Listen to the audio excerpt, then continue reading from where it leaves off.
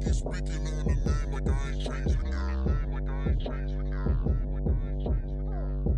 I had to come through, I had to save the day. Always moving forward and it's at a steady pace. If we go to war, I'ma feel just like I made your They keep speaking on the name like I ain't changed the game. So I had to come through, I had to save the day. We always moving forward and it's at a steady pace. If we go to war, I'ma feel just like I made your pain. Like I made your pain. Feel just like I made your pain. Like I made your pain.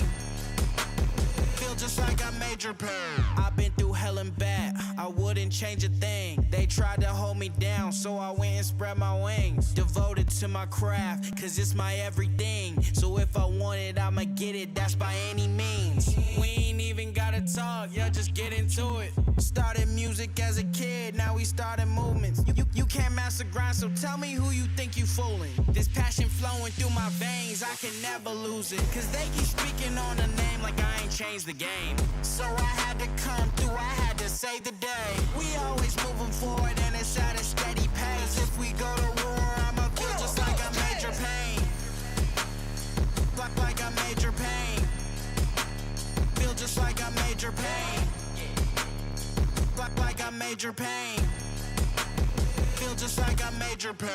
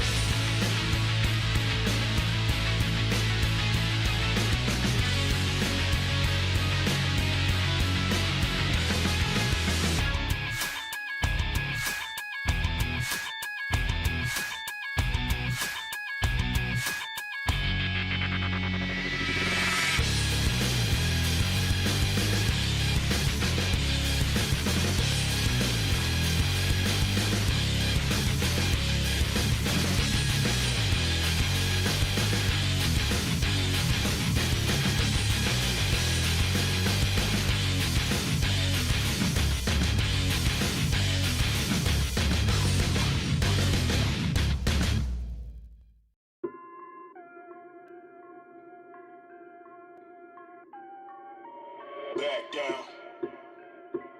We don't back down. Back out, waiting for nothing, I get it right now. Seizing the moment, no time to lay around. Will we ever stop? Hell nah, that's not likely. Will I ever stop? Hell nah, that's not like me. Back out, waiting for nothing, I get it right now. Seizing the moment, no time to lay around. Will we ever stop? Hell nah, that's not likely. Will I ever stop? Hell nah, that's not like me. My plate need filling up. Talk about it, I seen enough. Off-road in a monster truck. Never cried or complained. Jealousy not in my veins. When they laughed at all our pains. Bottom floor, sky's the limit, huh? Breaking every box. What you know, get at your feelings, bro. I can see it in your eyes. They can sense it in your soul. I just take the good with the bad, then I made it go. We don't back down. Who they talking to? Right now, I'm the one to bust a move. we don't back down. Who they talking to? Right now, Had to get it like this. back out, waiting for nothing, I get it right now. Seizing the moment, no time to lay around. Will we ever stop? Hell nah, that's not likely. Will I ever stop? Hell nah, that's not like me. Back out, waiting for nothing, I get it right now. Seizing the moment, no time to lay around. Who they talking to? I'm the one to bust a move. Who they talking to? Had to get it like this. Get it like this, now passion like gifts. Thirsty, get a sip. All this hustle, never quit, I'm posted up. Making plays, never fake it like I'm late. Call the firefighters, but the building burning down quick. How the devil wasabi when I'm walking through the lobby. Drip all on my drip. They get mad and still wanna copy. I can't even blame you though. I see all the things that you really don't. Walk up to the mic, blaze it up. They start flocking. Mind on $1 million in miles per hour. Used to play the small pond. Now I'm swimming with the sharks in the ocean. Deep waters on my breath. Keep it up. All my life I work for it. All my life. We don't back down. Who they talking to? Right now, I'm the one to bust a move. we don't back down. Who they talking to? Right now, Had to get it like this. Who they talking to? I'm the one to bust a move. Who they talking to? Had to get it like this. Who they talking to? I'm the one to bust a move. Who they talking to? Had to get it like this. back out, waiting for nothing, I get it right now. Seizing the moment, no time to lay around. Who they talking to? I'm the one to bust a move. Who they talking to? Had to get it like this. Switch up quick, then dip and never look back. I don't take no else, no, I don't take no. I get my checks and flip and double then style. I don't take no else, no, I don't take no else. These switch up quick, then dip and never look back. I don't take no else.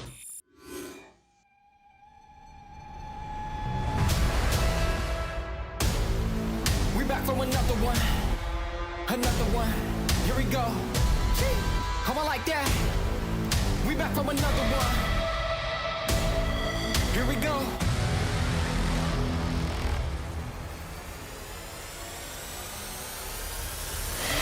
We back on the scene like we never left. Time to go put them back on the shelf. No, we do not need permission. We came in alone, now we leaving you by ourselves. Now nobody wanna play me.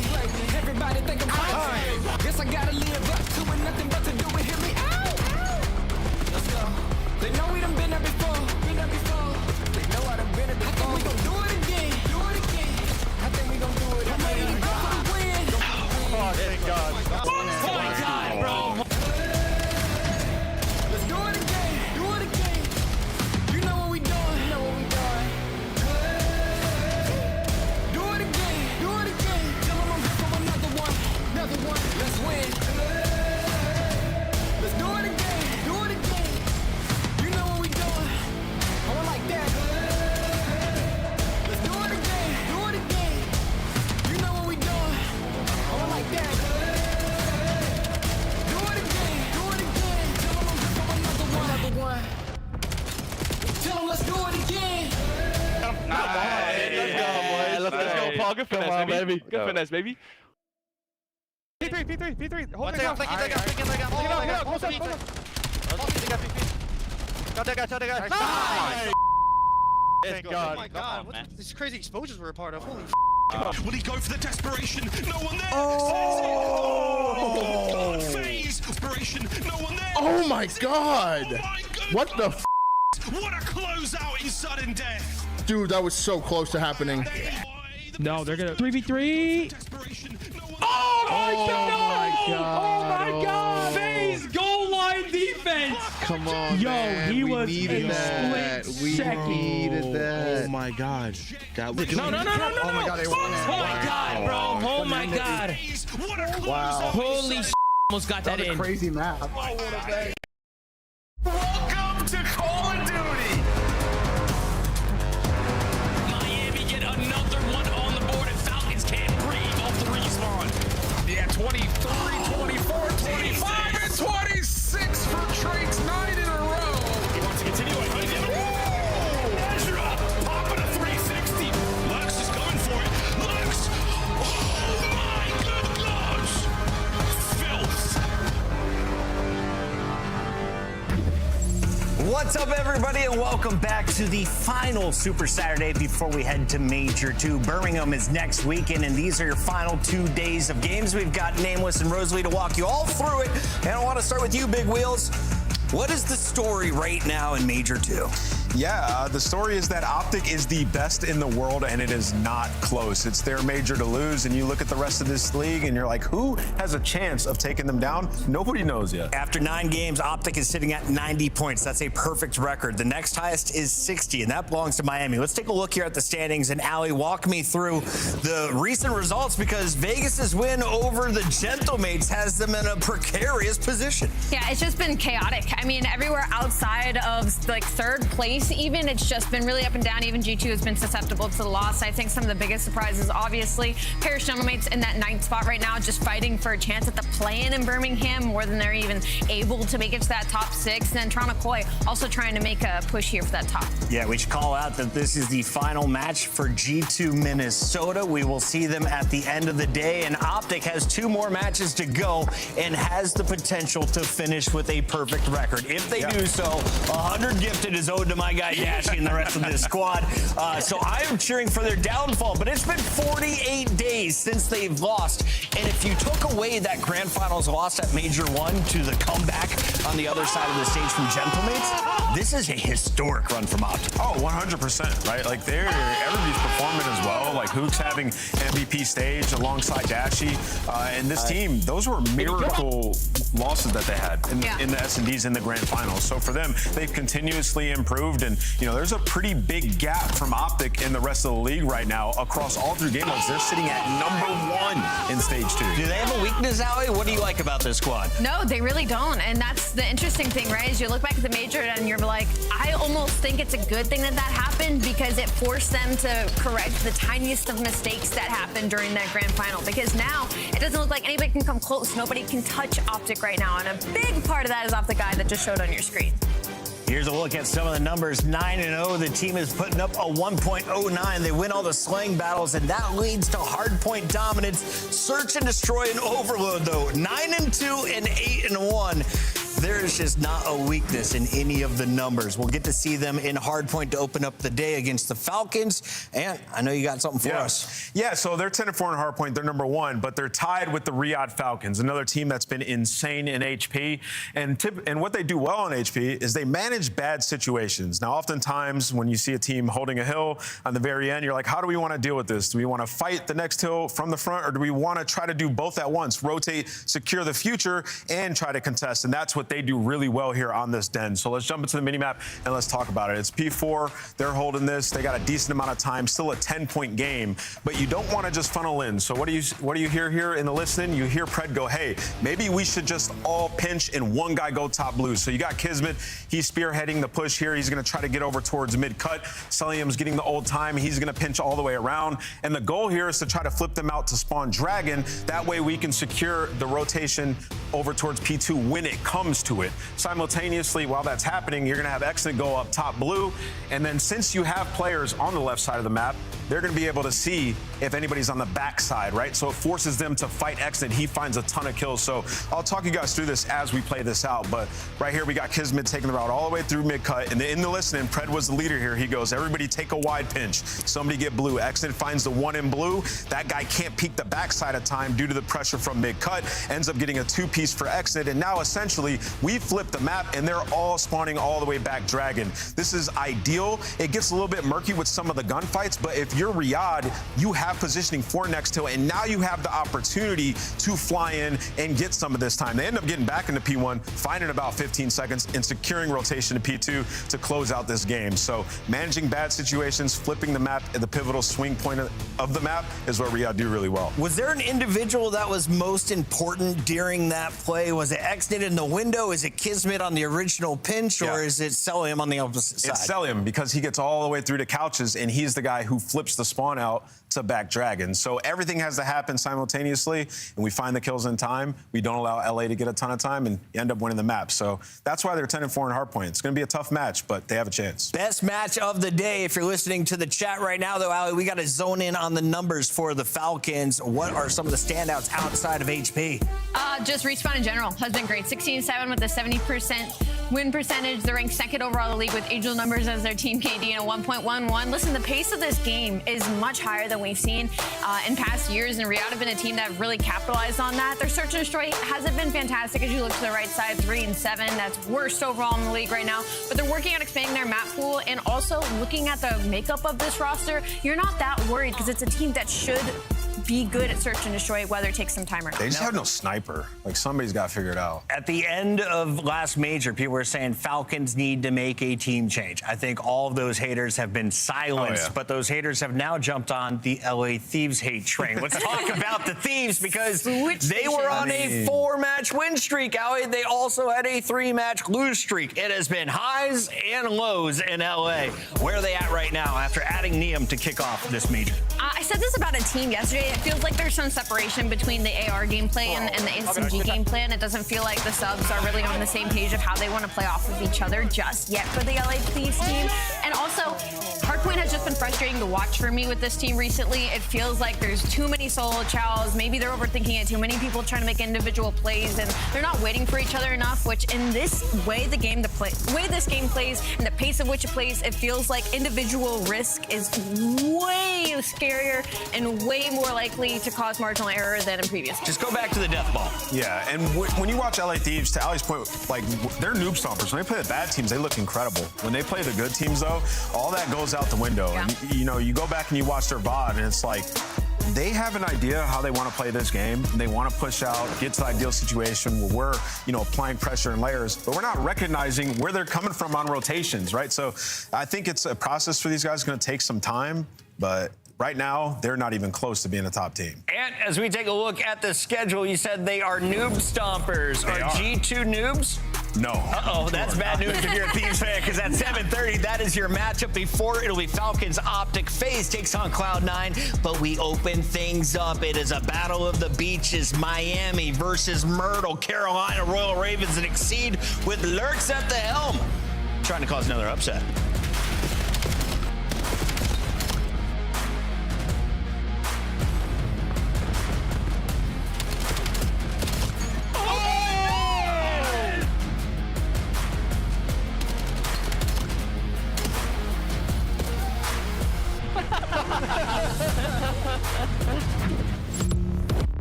COD Champs tickets are on sale now. Come see the best teams lock in for this season's grand finale in fabulous Las Vegas.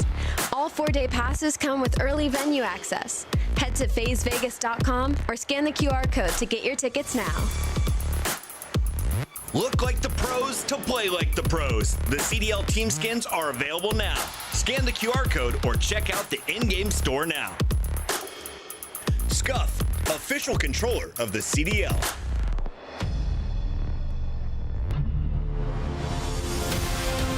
Let's find out who's built for the big save. Heretics ready to dive in. Finds two. 4 and Snoopy. Come on, what's the ball? But Hydra with the switch impossible. He's making top room. So damn happy. It's Saints. Down a bruiser. Dominance on the grandest stage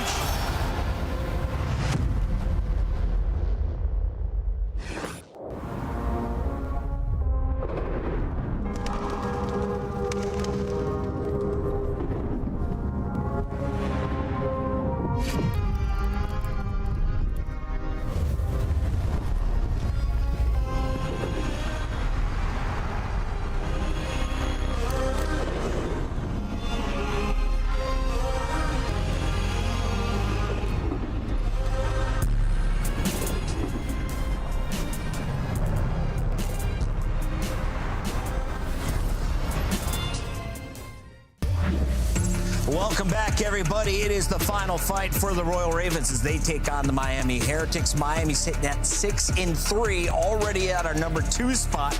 We have squads like G2 right behind them. So a win here keeps you in that position, which means you're playing the bottom of the play-in squads. Let's start here, though, with Carolina because they had a big win yesterday, and Exceed popped off at short range with the sniper rifle. Today, you're taking on one of the greatest snipers in the game in Super. When I look at Carolina Royal Ravens, it's like they're on an upward trend, right? Like you finally are getting Lurks and the kind of Rook of the Year numbers out of him. Nero's finding some consistency, and then you're getting some more out of Exceed and Craze. But the problem with Carolina Royal Ravens in this matchup is, one, they are slightly below pace of play when it comes to Miami Heretics, and their only opportunities in this layout are going to be in both the hard points and the exposure and the black card to try and steal away. Okay. But also their search and destroy, yes, Exceed's hitting some snipes, but it hasn't been great going up against Miami Heretics that has the best S&D stars in the league right now. Not only that, the best sniper in the league. It's going to be a big feat to climb if you're Carolina Royal Ravens. And you said that man right there, the boy from Grove City, Ohio, Nero, is going to have his hands full today. Formerly an SMG, an aggressive sub, taking over the AR role today, is playing against 2 Rookie of the Year candidates from last year. Rancor, of course, that Rookie of the Year winner. Yeah, Chris, it's a pretty big AR gap in this series. Super and Rancor going to have a field day.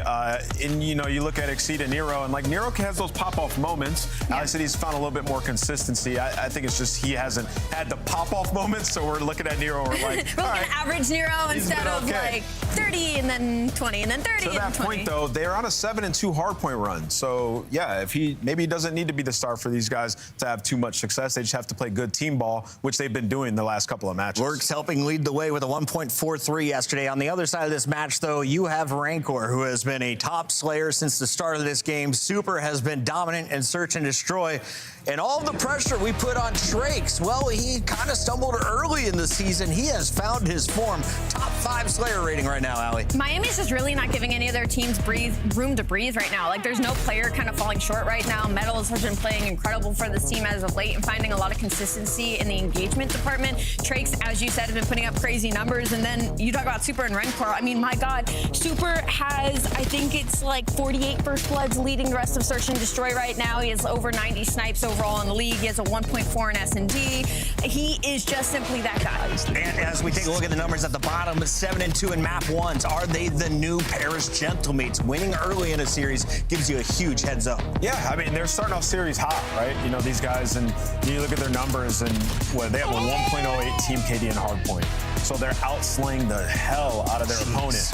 I will also say they're 7-5 in HP. So it's like not a crazy record. But you look at Carolina, they also have a top 4 team KD. So you might not be able to straight up go in here and bully ball. You actually have to make good plays. So this is a compelling matchup if you look at it from that aspect. Looking at the layout, I think Carolina did a really good job in vetoes. They don't have to play that den overload where Miami is incredibly comfortable. Kind of weird it wasn't picked in this situation, but exposure and black card are great for them. It's the only 2 maps that I think they could hang with the pace of play that Miami goes at. So heavy focus on Nero and Lurks. They got to close this out before 5. I was going to say. They have to close out in 4. Yesterday, we had a 5-game series to open the day. Do we have another game 5?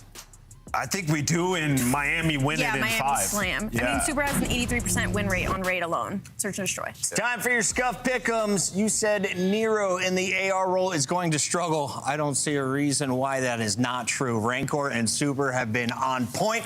I got Miami Heretics today. Yeah, I got Miami. Give me Miami Heretics.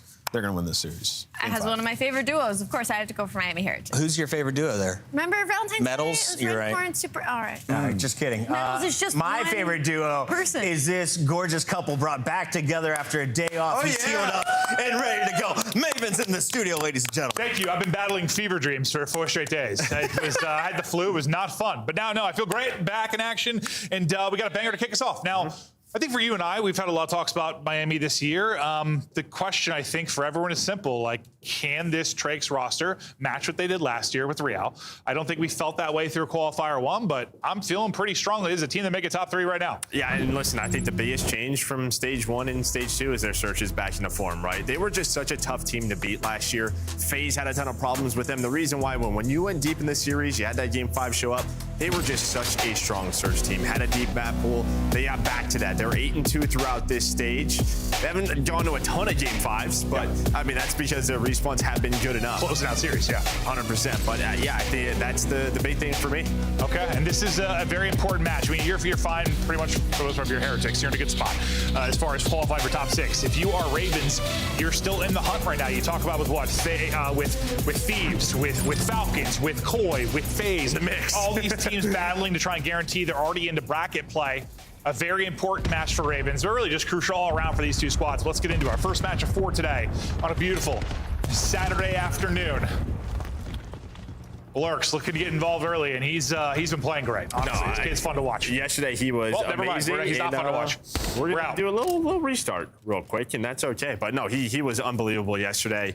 Just talking to him just feels like head's in the right place. I'm going to continue to kind of gas him because I think at some point, well, maybe next year, I think he's probably going to get a chance on a top team if he keeps this up. Yeah, you've seen enough where you think he's going to earn a spot because he plays arguably the most difficult role on a team, that fast sub. It's been really, really awesome to watch his development. I got to imagine we haven't seen the ceiling of what he's capable of.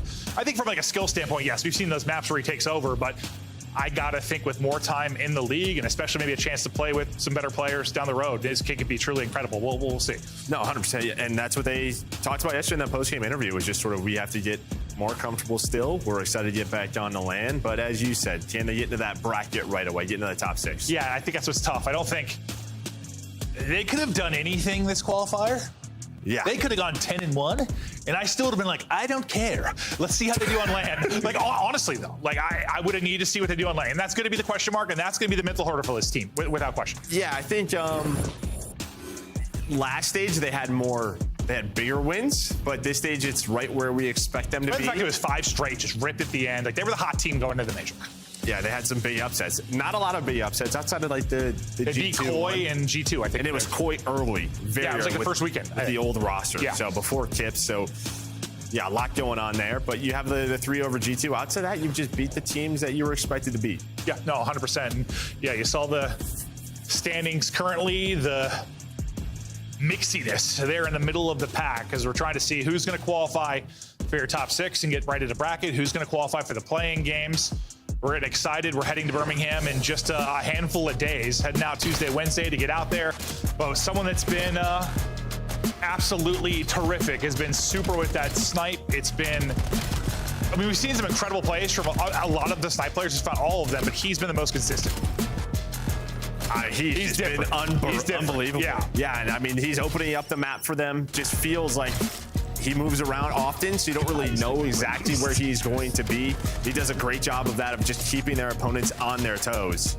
But yeah, we talked about sort of stage 1 and stage 2. He's another big part of that. Just individually, these guys are hitting next levels, but we didn't really see the super we saw last year throughout stage 1. We're starting to see that again. Yeah, and yes, they've been terrific. You can see there with the snipe. I mean, that's a bit of a gap. I mean, a massive gap there. We got our top 2 snipers, top 2 in kills going up against each other in this matchup. And I think, though, for me, still the story, I think it's been Trakes. He's been a monster. And I say that because I think we know how good Rancor and Super are. Not that they're going to be incredible every series, but we know what they're capable of. And I think we kind of know what Metals is. If you get around even, 0.90 even from him, you got a good chance you're winning a respawn. He's going to be in the right spots. He's going to try to be a thorn to the side of the opposition. But Trakes, like, I feel like he needed to put up numbers sometimes, just in case you get off comparing it to last year, right? With Real. With Real, yes. Like, he's going to need to have He was a superstar sub, and kind of played around him. Step into that. I mean, they were a top 4 team for a majority of last year, so we expect him to get back to that, but a lot relies on him. Getting closer and closer to Major 2. So excited to get back there and get screamed at by all the lovely, very intoxicated fans. But I need some Nandos. Yeah, absolutely. Right back into the mix, though, because we'll kick things off on exposure. Nice opening break here from Ravens. They'll go 4 for 1, and they'll get set up nicely here. They get some P1 time as 3 players outside the hardpoint fan out and try to pick up kills. Looks like Lurks is mostly worried about the long wrap or seeing if there was a split spawn that came in. They got the info to know everyone's in front of them. Now they're locking it down. And that's 2 big follow-up kills because you get like the 4 dead, and then this is what we've seen throughout BO7. That first guy who is going in craze, if he catches a timing, it earns a lot of time, but instead he got caught and you're like, uh-oh, is this going to lead to a break? But you follow that up with a double, and now, I mean, you're going to earn 40 seconds at this P1, so you are giving up so much time. No nades connect, there's not trophies, so Miami is going all in at this P2. Yeah, it's an early rotate, but it's time for the Ravens players to take some routes, and now the first domino is going to fall. Can Super pop a double, trying to finesse, not able to finish with a pistol. Now the pressure is here for Ravens. Metal's last one up, and he'll get picked, and after a great P1, it's a quick break on P2, and that's kind of the problem. Like when you rotate that early and give up that much space and time, like you had so much time taking routes for Ravens. Rarely do we see that, especially on the first P1. Yeah, because normally a nade connects, someone goes out 40 of route. seconds? Yeah. I mean, it's such a quick rotate from P1 to P2. This could get ugly quickly, depending on how the next 20 seconds go as we head to the P3. Depending if Ravens can flip this spawn, it's going 2 for 2. You're going to take the rest of this scrap time, and Trakes, he's going to make sure we are safe because they're going to need this P3 to get back in the game. Well, the name of BO7 is team goes down 100, and then we have a 10-point hard point at the end. So we'll see if that'll be the case here. Saw it a couple times yesterday. We've seen it many times this year. As Heretics still trying to find their footing in the game, but you know, Gun's gonna get hot at some point. For the Guns to get hot, you need to have some map position. You need to have early setups in the hard point. After losing a teammate, Rancor's gonna pick up the slack. Slack, his double's gonna shut down one side of this off a spawn. Metal's gonna be in trouble early. He'll fall, but it'll set up Rancor again for the kill. So he's been kind of your cleanup batter in the back line. He's doing a great job. You know, I thought Lurks had a chance there to like take a route, right? He was able to go down low dirt, but it was just the spawn of Metals right away. So honestly, it kind of helped him that Metals was right there and ended up getting caught.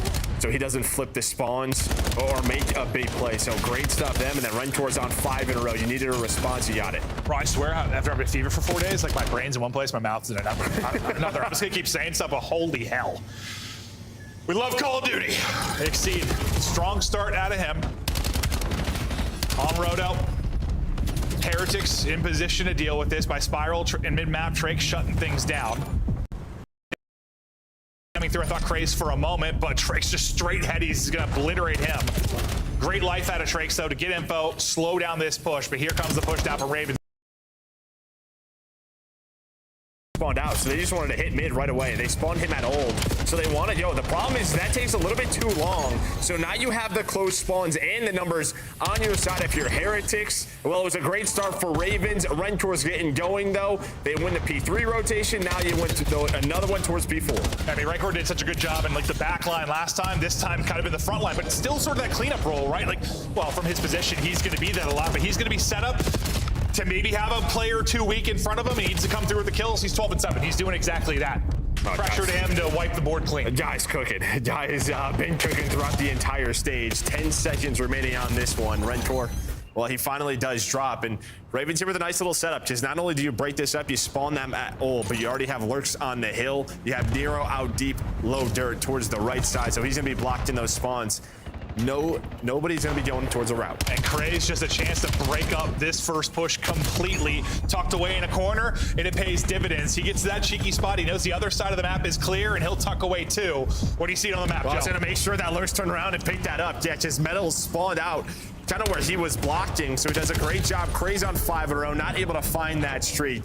But yeah, I was just worried that Metals was going to make the play with that spawn, but a great pick up there by Lurks. Yeah, I think on a hard play like this, kind of mid-map horizontally, you've got to have head on a swivel for those splits, and they're dealing with it so well so far. And yeah, after kind of getting beat up at 3 and 4, they needed an answer here, and they're getting that answer. Nice break from Heretics with what, like 15 seconds left, but it's still a win there for Ravens. They go up 30. We get ready for our second set. Now after that great hold from Ravens, you just want to make sure, well, you don't do well, basically how you did the first time through, allow Miami to get 40 on this. His Metal's on a little bit of a streak here now. Yeah, they're going to have that early control. Just continue to control. A window is Metals. So getting on that time is super. Maybe have a couple of trophies down. Maybe it's their turn to earn 40 points here. And see if Metals can find a streak. But every time we bring that up, that player dies. So that is on us. But a very sort of, I don't know, controlled, slow sort of hard point where teams are rotating. There's not been a lot of crazy breaks. Yeah. No. You didn't even see in the kill feed, right? Like, everyone is right around the same amount of engagements. Might be that moment when a team can go back-to-back, similar to what Heretics were able to do at 3 and 4. They went into a hole early. Bounce back out of it. Metals was on a 4 spree and died. Now right back into action on 3. I swear, more often than not, that guy's around even. And a respawn there in a very, very good place. Yeah, no, 100%. Trakes, timing, angle, not going to work out for him there. 3 through on the feed for Ravens, and they'll be set up on rotation to second. Did a better job. Did Miami really at first, but this is going to be different than what we saw the first time through. This is going to be Ravens trying to hold early. Heretics, when they had the chance the first time through, got broken nearly instantly. Same thing might happen to Ravens here as well, unless Nero can go massive. Nero's trying to hold. Craze is trying to push it out. The pressure is here. Let's go to the comms now with Ravens. Netting time. I'm going mid with you. Heard you. I didn't hit him time. I need that. You're long. Top box, on top of the box, Metals. Heard you. I'm trying outer. I got one. Box still there, Jay. Still box. One time. Yeah, I'm top of the tank. I mixed it him. Outer super dead. I got naded. Nice, good shit. Could be enter on you. That's good time. Enter on me, Trick. I got naded. One's deep left. I'm naded. That's fine. I need deep left as well. Yep, bump. Go. I sent a deep left. I'm box, deep outer. Box me, guys. I didn't see the deep outer. He could be laying out on the box. Box front. He went front box. Metals. Heard you. I ran through mid. He's gonna be front box, 100%. I'm deep back. I got back. Dead. One shot, you dead. 100% somewhere. On time. Time, Metals. Let's walk down the rest. Make sure you block. I spawned back, guys. One could have spawned in, There's 2 long. Can you look at my last 3 long. Yeah, I'm trying to get your yellow. I don't see him yellow. Drake's box weak. I don't see anything yellow. They're all boxes. Ace and D, and then they're gonna hit me. I'm fucked. I got one. I don't know what bottom. Nothing's playing. Top. Bottom dead. I killed him. One more shot. He's weak. He's dead. I'm bumping out. Hard block. I got yellow. Look long. I have one shot. I can't. I have long. Good push. Long. Dead. One shot. Exceed dies on 5 in a row, but an incredible sequence there for Ravens. Up 40, in a good position here to close out the map. Yeah, able to read these spawns. You spawn out towards top solar if you were Nero and Exceed, so you give that call out so you know there's some splits on the map. But I mean, this has just been, such a disciplined map. Not a lot of breaks. We had 1 break as soon as we got to that P2 in that listening from Heretics, but they don't really take advantage of it. And then this has been a perfect P3 for Ravens. And here we go. Maybe a chance to chain these 2 together the way Miami did on the first set. There's a couple of players trying to play their life, but they're being hunted down. And Miami, who have been sensational in map 1s over this qualifier, at risk of going down this series early. This would be a big upset and a huge win for Ravens in the scheme of things and the standings. They clear out the back. Craze is on a spree. 25 off the win, and plenty of time at the hard point to get it done here. Pressure to Heretics to break. They got to do it soon. Yeah, while you were waiting on Metals to go, and while he's going to go, he's going to find 2 from ringside. He was waiting for his teammates. He ends up finding 3, breaking the spawn, so you're not dead yet. Huge there from Metals. And yeah, I mean, the fact is you had to break. And even if you didn't break, I mean, just disrupt that time. You couldn't let Ravens get 5 or 10 more. It just becomes nearly impossible to get it done. But now, with them needing 16, you're still in the fight, still a chance to do this, but let's get ready for the P5. Yeah, this was not a good hill for them last time, but last time it was Carolina early on a rotation. They had the setup they wanted. We've had some crazy comebacks on exposure at P5 and P1, maybe another one here, but you'd see all over the map is Ravens. Very spread, taking their time, but 2 for 2 so far.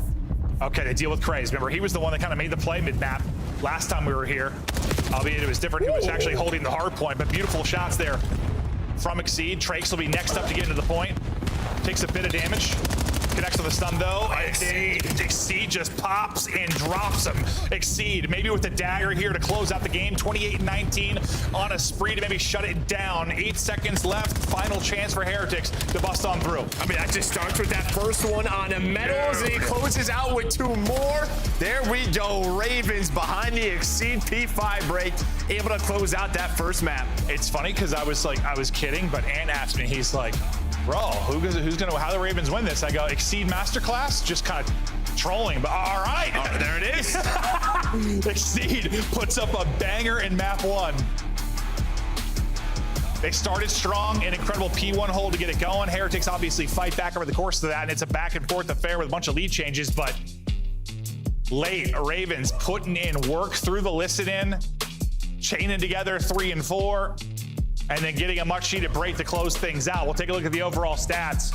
Exceed leads the lobby in damage, leads the lobby in kills, 24 non-traded, And I feel like a lot of the times we're talking about him, it's usually like his overload plays or the snipes he's hitting.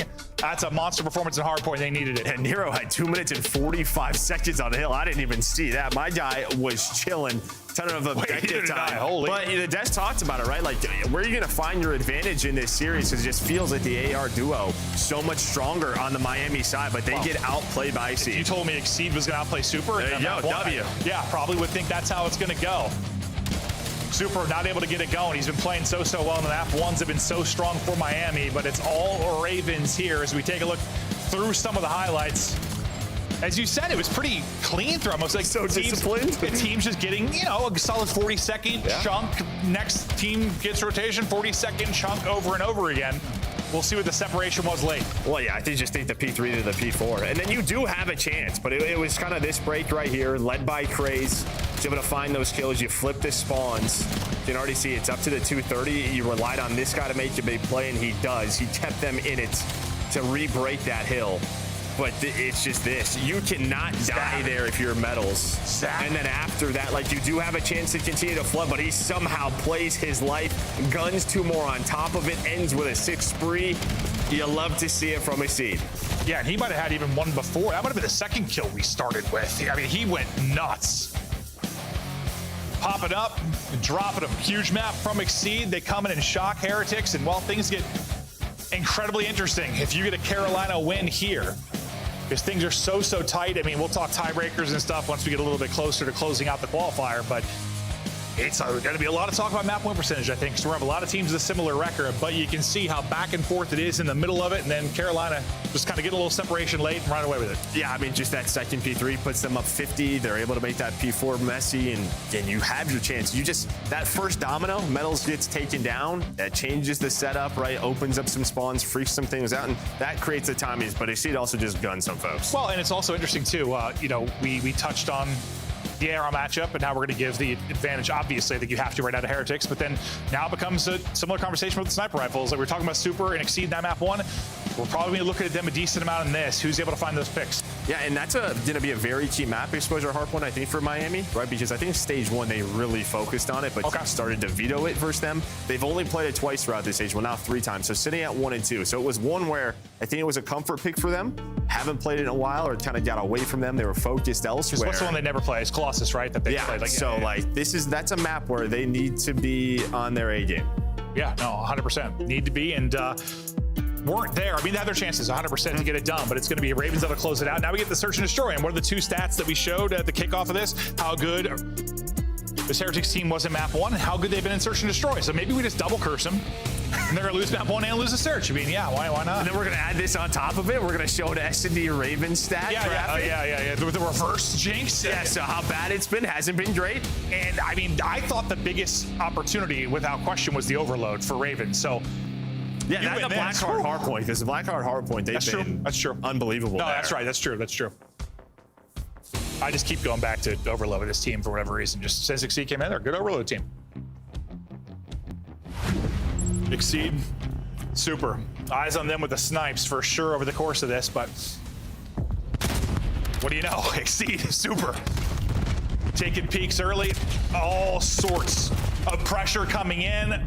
Lurks overstays his welcome as everyone is backing up, and that'll be an aggressive push and a first blood for Heretics. And that just might be RAC likes the sniper. This is where he goes in round 1. Let's put some double nades on him, make him back down. Dominance. Exactly, just run at him. And they don't allow him to regen, but now it's a 3-on-3. It's crazy. He's able to find metals. And normally once these fights start, this is how they go, where they continue to fight. But not what you want whatsoever. You get the opening goal win, and what happened here? Yeah, bros, what happened? I'm over here. You all got dropped. But yeah, that's why it ends up being a 3-on-3. You just hope that you get 1 trade in that, at least. Or 2. Yeah, or two. And that is a 3v4 early. Lurks thrown to the wind, but his teammates come up clutch. Yeah, what the hell happened there? I'd have to see how Craze catches metals there, if it's just a gunfight win or what. But it just felt like that fight, I don't know, maybe Metals was a step ahead of everyone else. Well, with Trake's out of the play, I mean, with him getting the first pick, it goes to a 3v2, suddenly it's at you. Like, yeah. You went from a 3v4 to basically a 3v2 in an instant, and okay, yeah, that becomes a very winnable situation. They're just not on the same page. And in Black Ops 7, you have to be. couple of steps ahead. And well, that's what we talk about in hardpoint or search, like just needing to beat these tight setups sometimes, like where Trakes is maybe able to help a little bit earlier before everybody else is dropped. Especially a map like Colossus, like, hey, you know how quick it can be. Well, we're gonna go right back to it. We like the party over at Statue, so let's do that party all night long. We're throwing more stat graphics at this to just continue to curse these guys. Yep, 100%. Super gets one with a pistol. That will be it. Just dunked on. Ravens with the pressure early, and well, their dominance has all been Statue side. Well, and yeah, that's just sort of one of the more default setups. You go 2 through P1, 2 through low Statue, nade stuns connect, and you just fly. It's exactly what they did. But yeah, you're gonna see everything just gotta blow up. Super, he's trying to hit a jump snipe there. Stuns, nades connect, like nobody can help. We are weak here. Lurks Nero, they find a clean 2. It's funny because I remember we casted this actually in Qualifier 1, and I think I made the comment that like Ravens sort of out Heretics. Do you remember that series? Like it was Major 1, and like Heretics were on the back foot the entire time. Like Ravens were just flying, which is kind of how we think of Heretics a lot of the time. It's kind of happening again, bro. I know it's something with this particular matchup, but I mean, that's going back months, but it might end up being a similar result. I think it was a 3-1 for Ravens. All right. Exceed though. Looking for another opening if he can into a 1v2 quickly here. Sees one, has to hit that, not able to connect. Became very interesting if he did hit it. Still winnable. Hoping for pressure and maybe to get his stabby on. But now we'll extend this 1v2. As he'll reposition. Same can be said for the opposite side and see how this plays out. They're just rolling together right now. It's just all about sort of these timings throughout the map. See, not able to find another gun. I think that's what he was looking for. But he's gonna get that bomb. Snipe still in hand, and while you are giving him absolutely nothing if you're Rancor Metals. Pretty much saying you can plant the bomb, we're cool with retaking. We gave you your one chance. Not trying to give you a chance at a peek again. And he's just gonna fly right in between both players, get dropped. He had his chance, just had to hit that snipe. Yeah, he had a nice little snipe trade at the start, right? Super gets one, and then Exceed follows it up into the 3 versus 3. But finally, Miami able to close out that round with numbers. Good stuff from them. And yeah, give Exceed absolutely nothing. I mean, Metals even played that super safe. Didn't even hold the stairs. Wanted to make sure that he would just run into both of them. There's a little trades at the beginning. Seed was there. Ready for that second one is, yeah, well, another opening dual win there for Super. 2 guys have hit the most snipes in the league so far, continuing to hit snipes. Might be the only thing the only graphic that the trend is continued in this matchup. Everything else may have been a lie. But we're slamming monsters, getting twisted, enjoying some Call of Duty action. As Rancor looks for angles, Super, maybe another chance here for a snipe. Tries to get across. Doesn't look like Super hits it, but it sets up his teammates in the backline to go 2 for 1. So one player back there in Lurks. Rancor is trying to play his life, get back to his teammates. Trakes kind of loses the tracking there and loses the gunfight. Smoke out. Now we're into the madness. 1v2. Yeah, check for Exceed this. again. He's just hoping someone runs into him. And well, Rentor, he's got a better gun for it.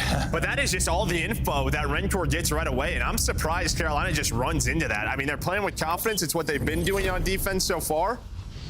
But they got spotted, and Rentor gets enough early info where he's saying, guys, they're just hitting through B. So they were set up for it in lobby, able to close out the round. All right, Rencor's cheesing. Closes out the round. Now finding some flow here as they bring it back to 2-2. On the first blood side, Heretics, you're leading that 3-1. They found the bloods, now starting to turn in some round wins, and Rancor, team on his back for now. It's 5 straight for him after a monster round there.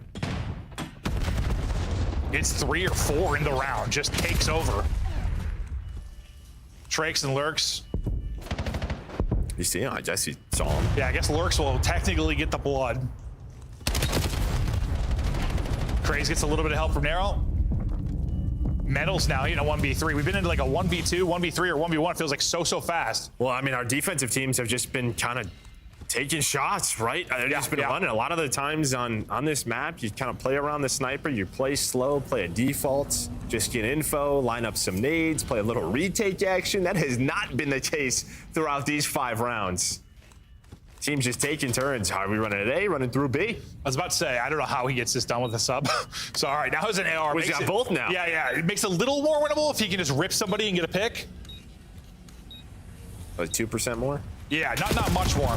not much at all. He'll get dropped. Around win to Ravens. They answer back after losing back-to-back. I mean, getting a 3-on-3, and then, I guess Trey just sees Trakes there. Maybe a name or saw him cross, whatever it is. Just knows to check that. But you're kind of relying on Trakes to make the play. Well, I don't know who even got shots in first, him or Nero, because Nero actually got the kill. Well, I just think Trey saw him get there. Yeah. Like, he's in this corner, guys. Like, let's just jump him. He got jumped successfully. Yeah. Back and forth we go, similar to the map 1. Yeah, I guess the question is going to be, is someone going to slow down on defense? Or maybe you're just trying to not to give the snipers a chance to get comfortable? I think that's why I made that comment in Major War. Like, I thought these teams kind of played a similar way at times. Like, they want to run at you. Ravens just kind of their best stretch really was that end of Qualifier 1 when Heretics were still starting to get this stuff figured out. We're thinking Heretics for this matchup because, well, Heretics have found their flow now as they're on 5 straight, similar to that's what Ravens did at the end of that qualifier with 5 straight. Trakes going, opening it up, add another blood to the Heretics tally. That's great tracking through the smoke. It really is. And then he just goes right for the bomb plant, uses that smoke to his advantage. Plus you have Super over top. Hello, sir. Still numbers as Super wanted to keep going. Yeah. He's pretty confident. But the fact is he gets one. Needed to get one and was able to do that. Trakes is very wet and stinky. Just laying in this nasty pool of water. Nice win from Metals. Pick up tunnel. You went on the other side as well. All smiles there. Yeah, nothing worse than like, when your socks get damp. Yeah. It's not great. No, it's not comfortable at all. There, you see another shot of it. Very soggy is Trakes. Maybe those CDL uniforms, though. It must be waterproof. That's true. Probably are. Replay to see the snipe from Super one more time. Easy by his standards. Yeah, he doesn't even see this, so he puts a shot in, just not ready for that angle. Yep, adios. Maybe he's ready for it, but they're down a man. Have to retake. He's just hoping to pick somebody. 3-3 we go. Is it aggression out of Heretics? Yeah, it looks a lot like round 1. Where they're just pushing it out B side. First to pick that up is going to be number 6 in Lurks. He's got to Nero. He's got to either stay up, or get a kill, and he's going to get both. That is okay. That just won the round. In Miami, they're just playing off a Rentor stun, right? Rentor stuns the A side, and then they just want to go through B, but not ready for Papa Nero. His bomb is planted, and now he's hunting for the ace. There's going to be number 3. Won't get the 4th, but he wins his team the round. Yeah, that is sensational. He will win his team the round, right? Yes, he will. Okay. Did he end up getting all of them? No, just 3. Because he died. Oh, yeah.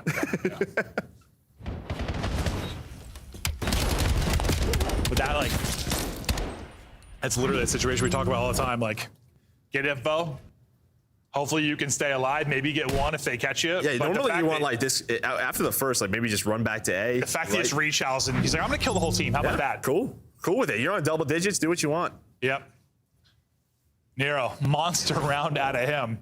And, well, it's fun. I mean, it was all about the AR matchup. We thought the advantage to Heretics, but Exceed outdoes you in map 1. Nero outdoing you in map 2. Hasn't been about the snipers maybe as much as we thought it would. Nero just right back to work. 12-4, gunning you to sleep. 15 seconds into the round, and Rancor suddenly in a 1 versus 4, but hold your horses. Can he get away with his life? Can he get back to full HP? Not going to happen. They'll send everybody, hunt him down. Round again to Ravens. Great shooting out of Rancor right there, I'll tell you what. Well, better shooting out of Nero. Yeah, but just so quick again. Not only is he just shouldering this, but again, just giving the info from to his team, because they are running down tunnel. Pretty much just saying, do what you need to do. It's just so funny. I joked with him about Exceed match. I'm not even looking at him. And then I joked with you. I'm like, unless Nero plays like the best player in the world, which he does sometimes. He does do sometimes. Which he does do. On 13 now. It is. Holy. On 13. 5-5 team looking for that 6th win. In a big win. A big win. Big win. Their final match. I think Heretics probably already safe for T6. Ravens. Well, this would just be another match where, like, again, we're trying to figure out sort of where everyone is, and then we're like, yeah, Miami, they're starting to separate themselves. Yeah, well, guess not. Nope, we're right back to Optic good. Everyone else, we don't know. Yes. Well, you're going to crawl out to Super Sniper. You're probably dead. Nero, his hot streak comes to an end for now. Heretics got to rip off 3 straight. Super. Adds to the tally, picking everybody apart. This is what I mean. He's just everywhere, right? Starts it off towards the P1, then he goes towards the B side. Teams are trying to avoid him, but so quick on the rotations, and when he finds the first 2 kills, it is clean for Heretics. No, it's like hide and seek or whatever you want to call whack-a-mole. Like, well, where is he going to be? So good at repositioning, so good at finding the angles. Super gets you your first 2, and Trakes will close it out. That's one part of a 3-part story now. If they can make this comeback happen, we'll see a snipes one more time from Super. 3 and 7, not having a great one. First flick, he takes 1 bullet. Nero also takes 1 bullet. Super's bullets are much stronger. And after the reposition for the second snipe. Here we go. Round 10. Can you stop Super Snipe? Can you stop the playmaking from Rancor, or does Nero just take over? It's like, boys, let me go. Let me get loose. Yeah, I think you're playing slow, just sort of, all right, what can you find us? I mean, the guy is literally trying to find any info, shouldering back and forth, but Ravens are like, all right, let's just not let him win a round. Yeah. This is what they've been doing. Then they start to go out towards A. They're starting to hunt. Well, these nades connect. Not gonna happen. Craze will get the first. Metals with a double though, and that'll be the difference maker. Pops, I thought a third, but it's actually 2 from Exceed. Nero closes it out, and that is a search and destroy done. So screw every graphic we showed you coming into this. I told you we were gonna show some. None of that mattered. Heretics have been the best map 1 team. Don't matter. Up there is the best search team. Does not matter whatsoever. Ravens coming and shock them. It's a masterclass from Exceed to map 1. Nero drops a bomb in map 2. We might still go the distance, but I still think map 3 is where I gave the best shot for Ravens. And you said maybe map 4, so they are in as good a spot as you could ask. 14 for Nero. Yeah, 14 for Nero. But yeah, just the entire team on point. Craze also has almost 1,200 damage. Did a solid map out of Rancor. Super Snipes were hitting throughout a couple of those rounds. But fact is, I mean, you had the one, round 1, where you had the 4 versus 3 kind of threw away. But honestly, yeah, you props to Ravens. Just how they played that, how quick they were. Even in that last round, you slowed it down, but then you all go together. So as soon as the fight starts, you're just in a better spot for the trades if you are Ravens. Obvious AR advantage to Heretics. Don't matter. Clearly does not matter at all. Snipe advantage to Super. Clearly doesn't matter at all. I mean, he hit some snipes, but Exceed did his job, and the other side ends at 5 and 4, and you let Nero take over. But not where we thought we'd be after 2. A chance here for a big 3-0 for Ravens. When you talk about map win percentage, they were probably the team in the most trouble. I think they were sitting around like 18 and 20. They get a big 3-0 here. Who the hell knows how this all plays out? Series continues on, though, after the break.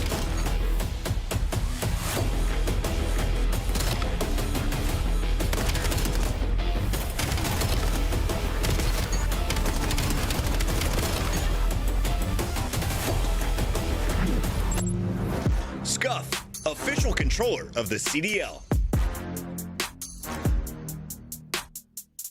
Monster Energy, the official energy drink of the CDL. COD Champs tickets are on sale now. Come see the best teams lock in for this season's grand finale in fabulous Las Vegas. All 4-day passes come with early venue access. Head to phasevegas.com or scan the QR code to get your tickets now.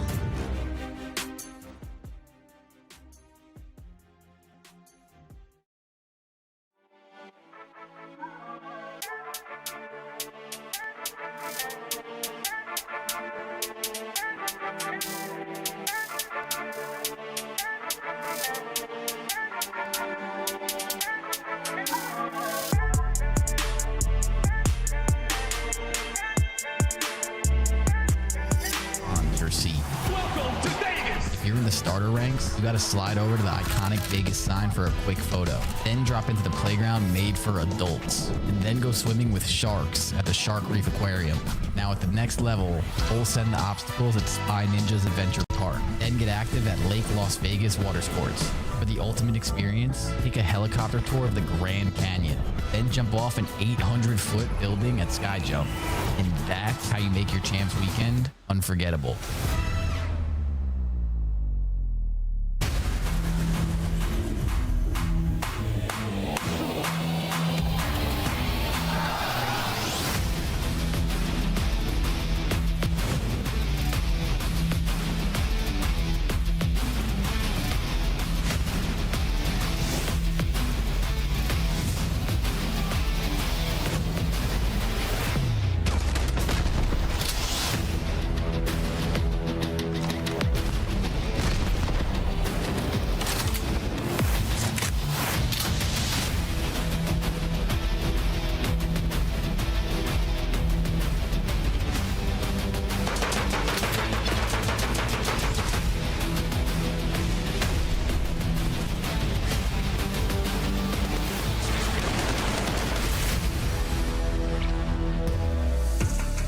We are back. Major 3 tickets are on sale. We're about to head to Major 2, but tickets already here to head to Atlanta. It's going to be a pro-am. It's going to be a whole hell of a lot of fun. May 15th to 17th, you should come tune in, say hello to Joe and I. We're going to have a glorious time. Joe's going to be wearing a swimsuit. Yeah, there's a good chance. It's going to be May in Georgia. So, yeah, there's always a chance. It's going to be real humid, and I'm going to be indoors. Yeah, so, I mean, it's going to be a classic sort of style event. And I think day one, we're off with like 4 streams there because it is a pro-am. So hell yeah. It's going to be one to check out. Hell yeah. It'll be a lot of fun. We got a lot of variety this year based on locations, different types of events with how Birmingham's playing out, with how Atlanta's playing out. It's poised to be a whole hell of a lot of fun as we get deeper into the year, but we still have a lot of action to come to you for the 2026 season, and we'll see how much action we have to come for you for this series. Could be one more map, could be 2, could be 3. I don't know, but we've been talking about these super ARs and how good they've been really across everything. This Miami duo has been so good, but that has not been the story so far in this series. Yeah, this is their stats and overload throughout the month of March, so you can see what they have been doing, not only finding the kills, putting the damage in, but also putting some scores on the board. They've been doing it all. I mean, they really have. Just leading so many stat categories that we've been tracking, but now down 0-2, so it doesn't matter at all. Down 0-2 and heading into, at least what Joe and I thought were probably your 2 best opportunities to get map wins for Ravens. We're through the overload and through the Blackheart map 4. See if we even get to the Blackheart. Heretics boys got to dig deep now. They've been, listen, it's hard when you're just, I don't know, you're just on this streak. You haven't been losing at all. You've been kind of running through teams for the most part. Now you're running into a bit of a hurdle here, down 0-2. We're just still throwing more. Dude, come on, we're throwing more at it. Throw a bad stat for Heretics, and let's see if that changes things. Holy hell. Because nothing has been true. All of life is a lie. Shout out enable, it's a simulation. He's an idiot. Well, this is one Scar overload. When Ravens made all their team changes, went on that run to end stage 1, like this was their home. So they have not played this much. This would be a real shitty throughout stage 2. I think they've only played it one time. They're 0-1. So this is when they started to turn it around in overload. Rancor, it's like time to light it up. 3 straight for him. The turret gets moving on forward. They call him the Spanish Sam LaRue, as that'll be 1 put on through. Defense good enough to make sure they're not pinned in. Actually, some big kills there from Ravens. Just make sure they're going to get out of blue and get forward. Because it could have got ugly quickly. Yeah, I mean, great start there for Miami, right? You've had a really slow start in this series, but it felt like the guns were starting to get hot there, especially Rancor in map number 2. And while he started off with that triple, he's up to 4 now, and well, Miami just right back to it. Okay, so ignore what I said. I thought Ravens, good job getting out. You're going to get a good position to not have these chained together, but that's exactly what will happen as Heretics able to win the next wave of fights. You clear the line again if you are Ravens, but you're already 60 seconds into an 0-2 hold. Bottom side of the map will be the next spawn. Trying to find a timing on through as Lurk's hoping to get into green and get in behind enemy lines, but he's going to get picked up mid-map, and the pressure is still flowing forward. Rancor is trying to get in around blue and disrupt. Able to get 1 before the heads turn and burn. Yeah, I thought he was going to find a timing there. Nobody was going to pick that up. I thought he was going to get 2, yeah. But at least able to find 1. That's going to be another 4 dead. Now, what do you want to do with this if you're super? A couple of players off spawn, so you have to follow Trakes. And well, they heard him or they saw him, so just able to slow him down, but you have possession. I thought he threaded the needle flare for a second. Yeah, I thought he was going to make the play instead. You're just going to chill.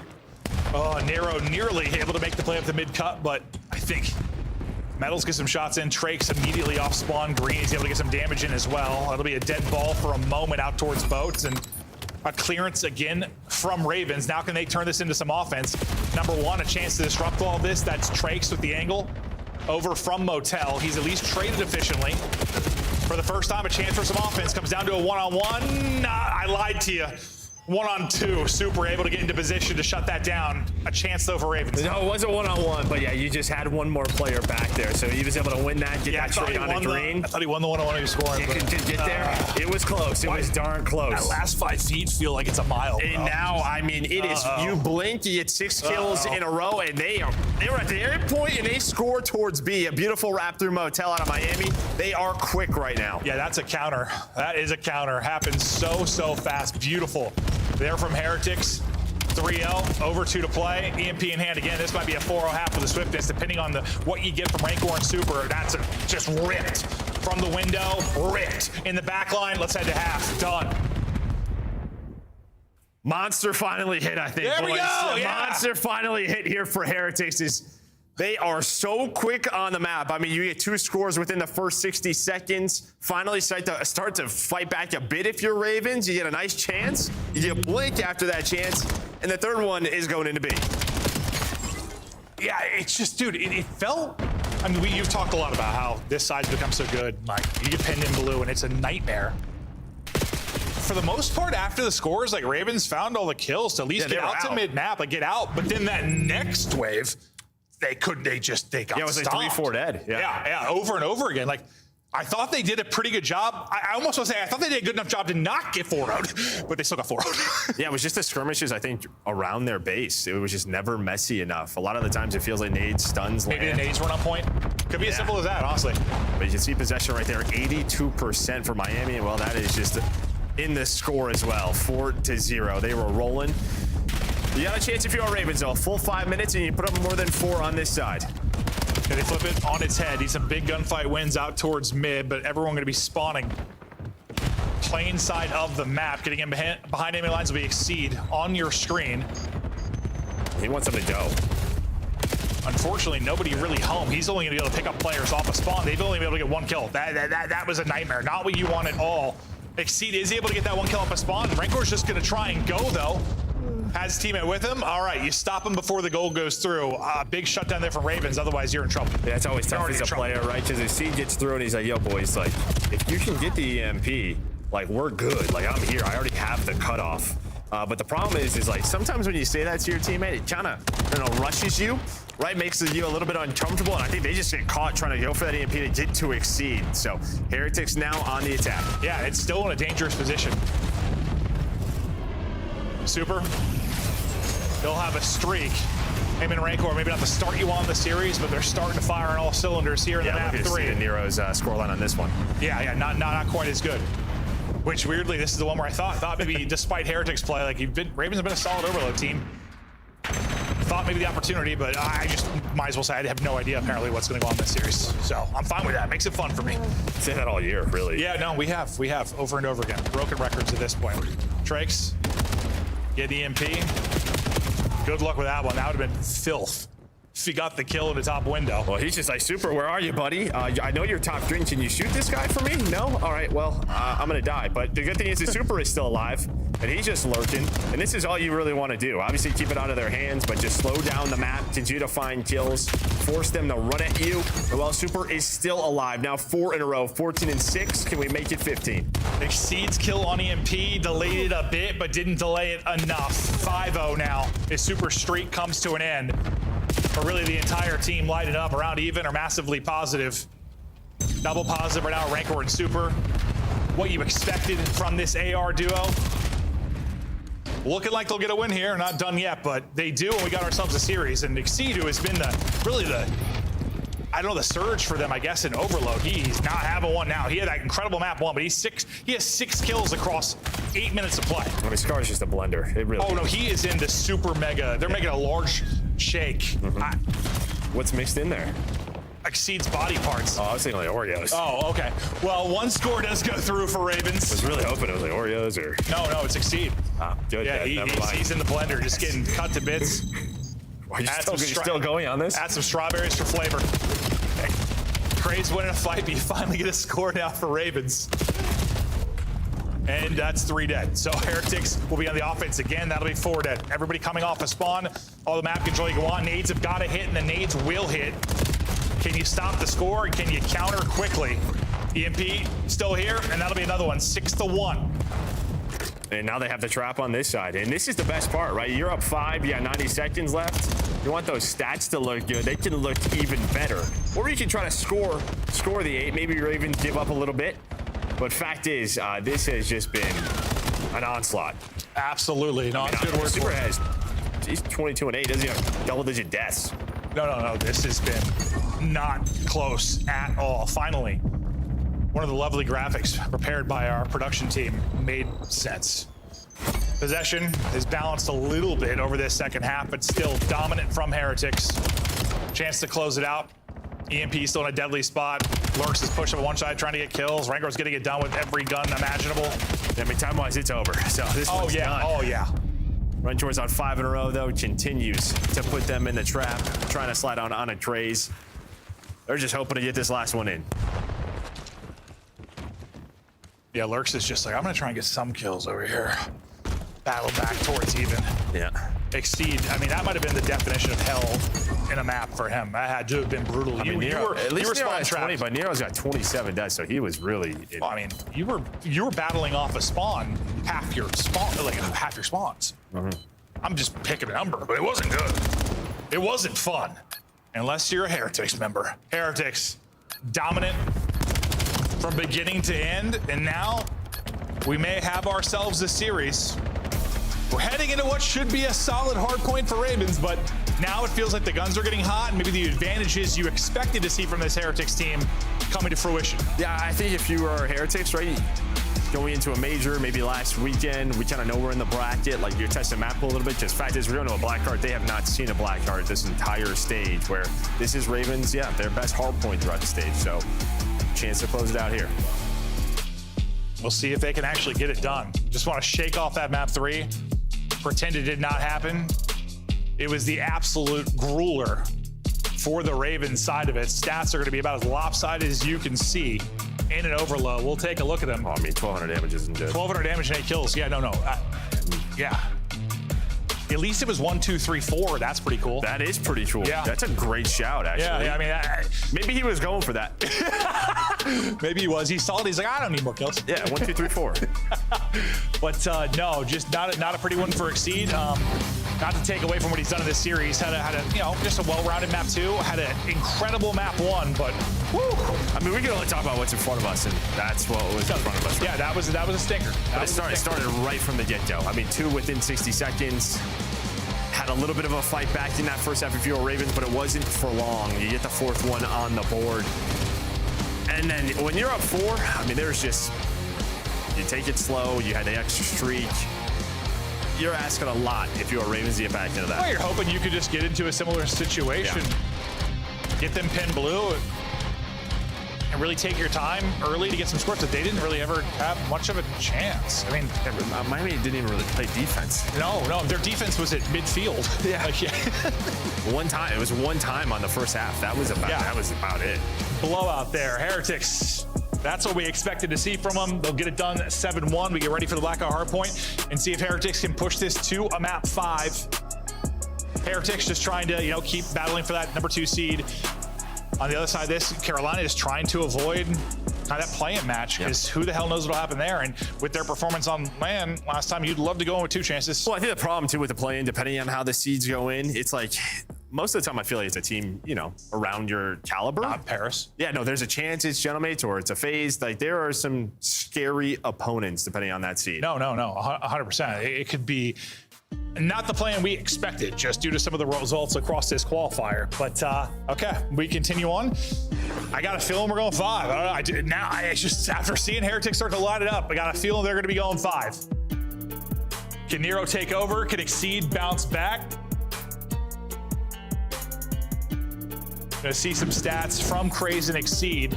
We go back to the map 1, and yeah, I mean, Exceed map 3 stinker, but map 1 was sensational. Led the lobby in damage, led the lobby in kills. Craze was right there with him. Everything you want to come in and steal a map 1. Yeah, and if you're talking black card with what we saw yesterday from this squad, honestly, I think you're looking at a player who's not on that screen, and that to me is Lurks. Lurks, yeah. Yeah, he was incredible yesterday here, and he can get going on black card. Okay. You're just hoping you just can't let Heretics get comfortable, man. Get some of these God ARs to their strong spots. Headies around the hard point and chopping you up. Hope to make the game easy, be ahead on Roto. We'll see. High fives out. Heretics ready to try and roar back into this, pull off the reverse sweep. Series stats so far from Rancor. It still has a 1-3. Well, I guess that one. Yeah, really, I'm sure. Yeah. I think that map 3 helped a lot. Down 2-1 with a 1-3. Is this Stellium? True. Yeah, no. FaZe get 3-0'd. Cell has a 1-5. Oh, well, that's impressive, I guess. Shout out Vanguard. All right, map 4 in our best of 5.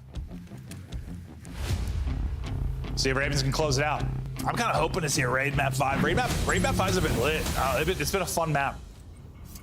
I'm shocked. Who would have thought raid would still be good? Well, Metals, we'll see you later. But Rancor, we'll find one. Trakes get to the action before he is gone, and it's just trade. But dude, I think falling off the map, edge to Ravens. Yeah, never what you want in a P1, and I see right back to it. He's like, hardpoint, I can play. And he is playing hardpoint right now. Opens it up with a triple. Give them this early time. You're playing a little bit safe here, but some splits come in. So how do you want to play this if you are Trace? He wants to go, but now you flip the map if you're Ravens, still 25 seconds left. Similar to map 1, I mean, you were just getting blanked if you are Miami on the first hill. Yeah, P1s. First P1s, real good for Ravens. Number 6 in Nero. Trying to get out. He's going to be in a 1 versus 2, and he's going to drop, but you'll take all this time. It'll be potentially close to 40 seconds again. One more push of this, though. Heretics will go, and won't get quite that much time, but still 35-1. And you get a 4 and you dead. got spawns. Yeah, and a 4 dead right as new pops, and Lurks is cooking in your kitchen. 6 straight. Yeah, I don't know how good of a cook he is, but probably not good. I'm guessing PB&Js and some nuggets. Chicken nuggets? Yeah. Yeah, your diet. I love that. I love that. But has the Hellstorm earned in nothing but perfection? You see why they love this map. Just setting it up. You had Nero on the one side early, then Lurks. But again, finding that 4 dead before P2 popped. Woo! I mean, Carolina looking good here. You said something also is actually true. Lurks would be the guy, and well, Lurks has been the guy. Quadruple positive to kick us off, and the lead continues to grow. Similar to map 1, I mean, Ravens went up pretty strong through the first 2 hard points. That's when Heretics really started to find their footing, but I feel like their feet have been cut off at the opening of this point. Just not 1 point through 2 hard points. That is tough. I mean, you are in a violent mood when it comes to these words today. Yeah, I had the flu, I guess. Threw me into a violent man. Yeah, well, the problem is compared to map 1, you also have a little bit of extra, right? You have the streak on Lurk. So if you want to use this now and just kind of blow this team wide open, you could have.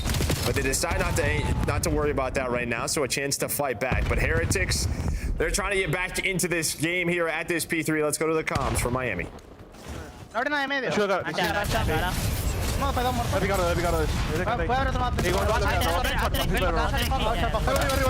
un tiro.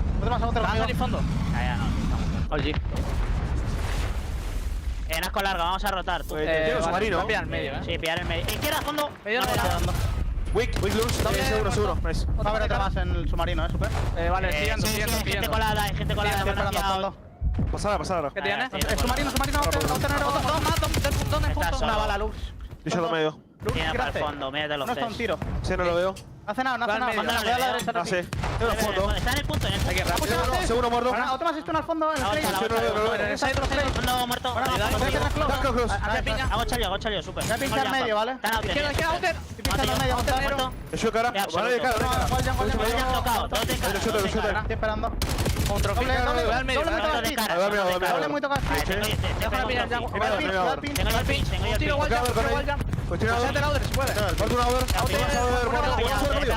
Vamos, Nero. Está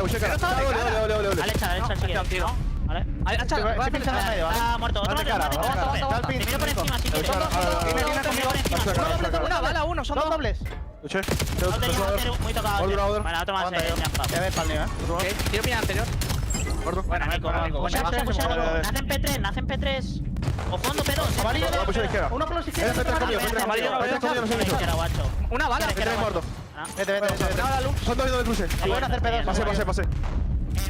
Super struggles continue. Lurks continues to be absolutely twisted, but Trakes has made some plays on his side of things. Yeah, I think you take this, though, if you're Miami. You're not that far out of this. And when we got to the listening, we saw that Hellstorm called in, but it was with 25 seconds left. Yeah. So, I think if they used that earlier, this scoreline is different. Instead, you kind of spawn them out for the P3.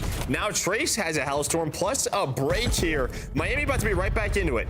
I mean, this has been BO7 all year. Now it seems to be Heretics' turn. Bit of finesse, beautiful finesse from Trakes. He's the bait, and Metals is the closer. Pressure again from the front. The streak continues, the streak will end. Ends on 7 as Trakes goes mental. You're right back in this, down 30.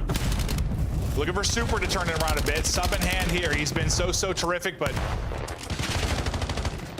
a slow start in this one. But yeah, they're battling. Yeah, and this is where it started for Ravens. So can you do it again here back at that P1? But Trace has just been getting loose, getting lost. Able to find the opener, hoping somebody can follow him up. Well, just trying to buy as much time as you can onto the contest. And, well, that's going to be a double for Rencor.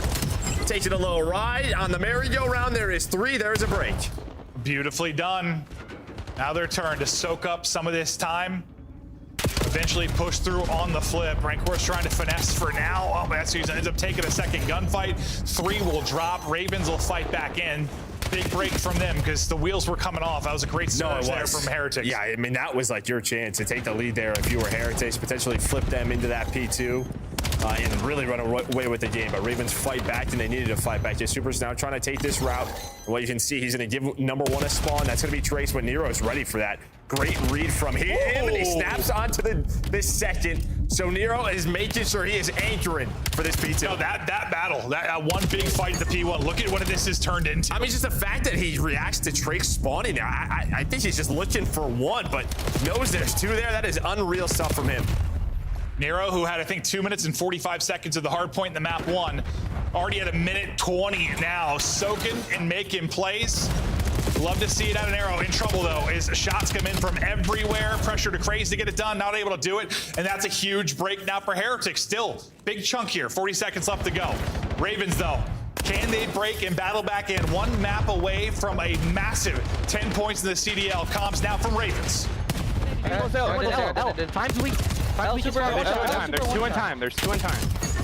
Nice one, Mark. Not even him. All good. He's front side time. He's just sitting front side. No, he went back to back side time. Just make sure we rotate. Yeah, they could go I'm nading over here. Here. Oh, Craig, I started pipes there. Let's P2 on me. P2 on me, Des. That's fine. Last guy's brand new. They spawn there. They spawn there. One's on me in the back, yep. That's fine. Let's repitch front. I'm already fucking. I'm sitting in the way. I'm sitting back way right now. Front, Trade. 2, they spawn out. 2 spawn out. I'm Both of them. One more in the back. He's on the block. I got split. They're spawning P2. You're back time. You're back time. Super dead. They're both. Oh, right towards league. Rancor's dead. On back to time. Weak. I'm shot him. They're gonna spawn the back on you. Nice. One spawn wall. One did. One spawn wall. Got me close, guys. Back right. Absolutely. Oh no, he's weak. Weak right side square. I'm reaching square. I'm reaching square. Square on me. Square.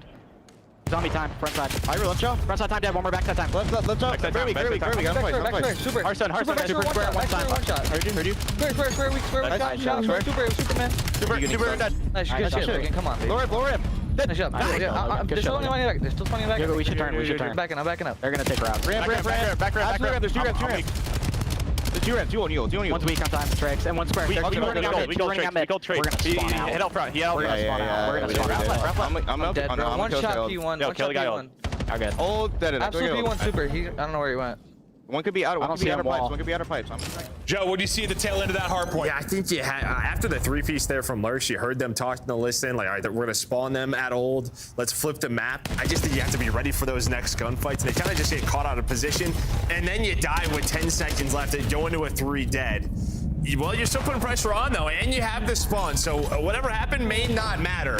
I just thought that was a really good chance to execute, potentially close the game out, but you have given Heretics a chance. That's because Lurks has just been walking through players. I think he got you 2 to get the pressure here. Heretics have fought back. Super will push it out on one side of it and take a one-on-one. And Metals will try to continue holding from the point. Just got to keep reinforcing this. Not desperation time yet, but you're chipping at this. Down 20.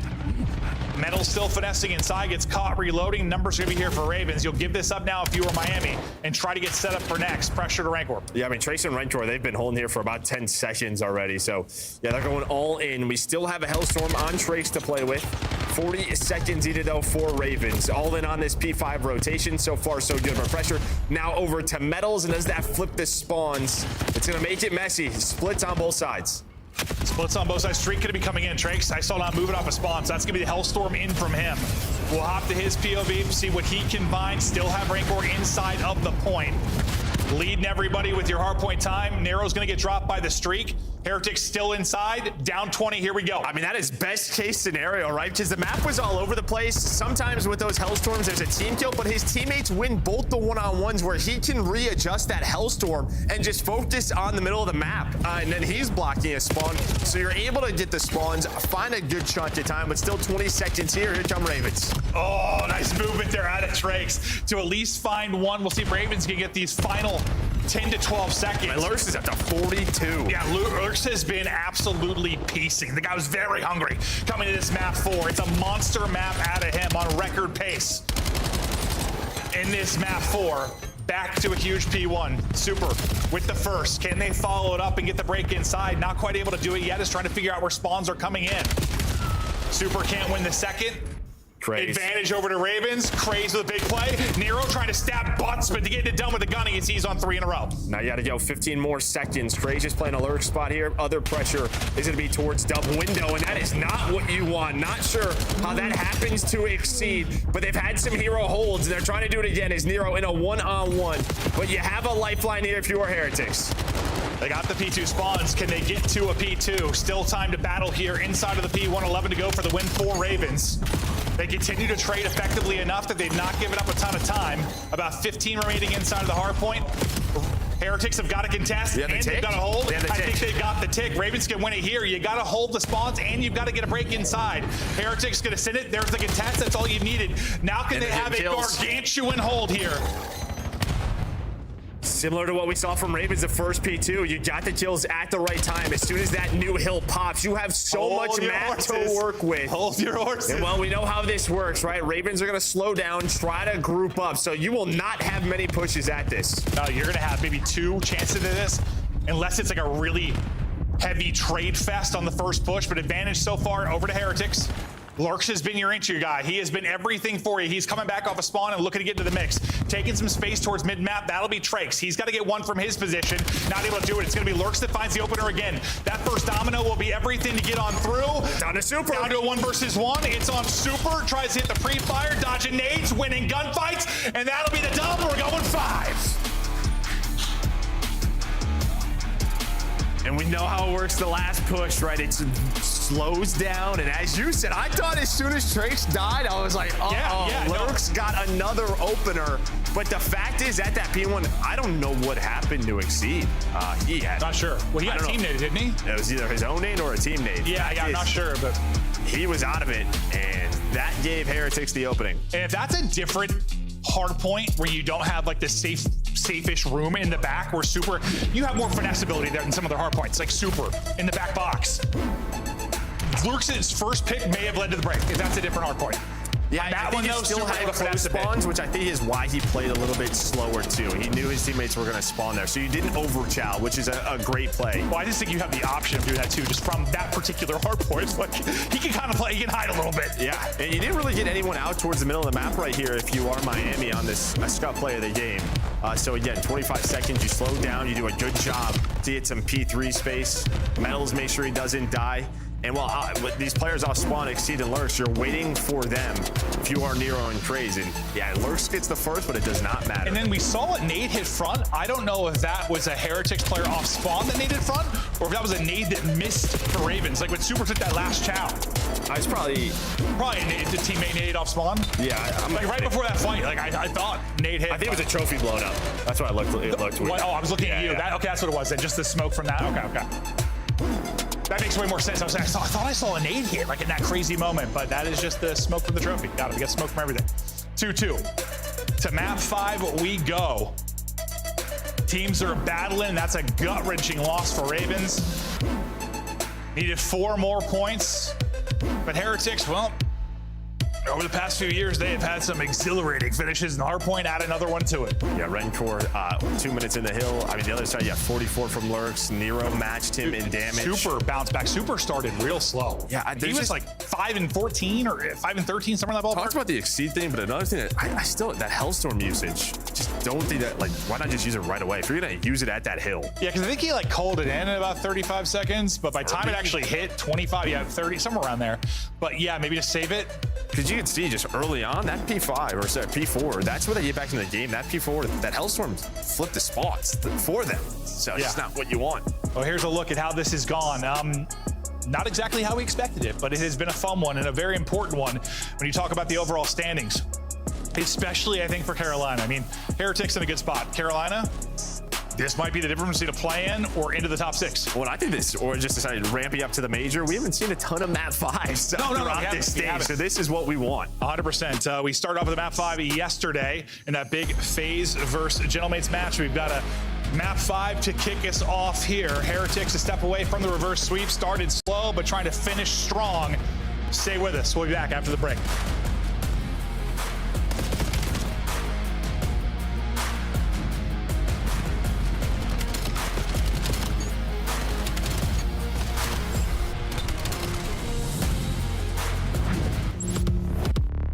Black Ops 7 returns to the Esports World Cup in Riyadh this summer. Scan the QR code to be notified when tickets go live later this month. Start the season strong with the 2026 Call of Duty League Pack. Grab yourself the CDL operator by scanning the QR code on screen or check it out in the Call of Duty store in-game now. Scuff, official controller of the CDL. Break was real quick. We're back at it. As soon as players are ready, we'll get into the map 5. Listen, we talked a lot about the search and destroy for Heretics and how good they've been over this qualifier. It's a mode they need to get locked in. We're not locked in that map 2. A chance to get it done now in the map 5. We'll see if Super can have the snipes on point. Or if, I mean, Nero just took over in map 2. He did. Yeah, 14. The Death talked about it. If it gets to a map 5, it is scary for Carolina because this has been Miami's playground, and Carolina have not played this much. Okay.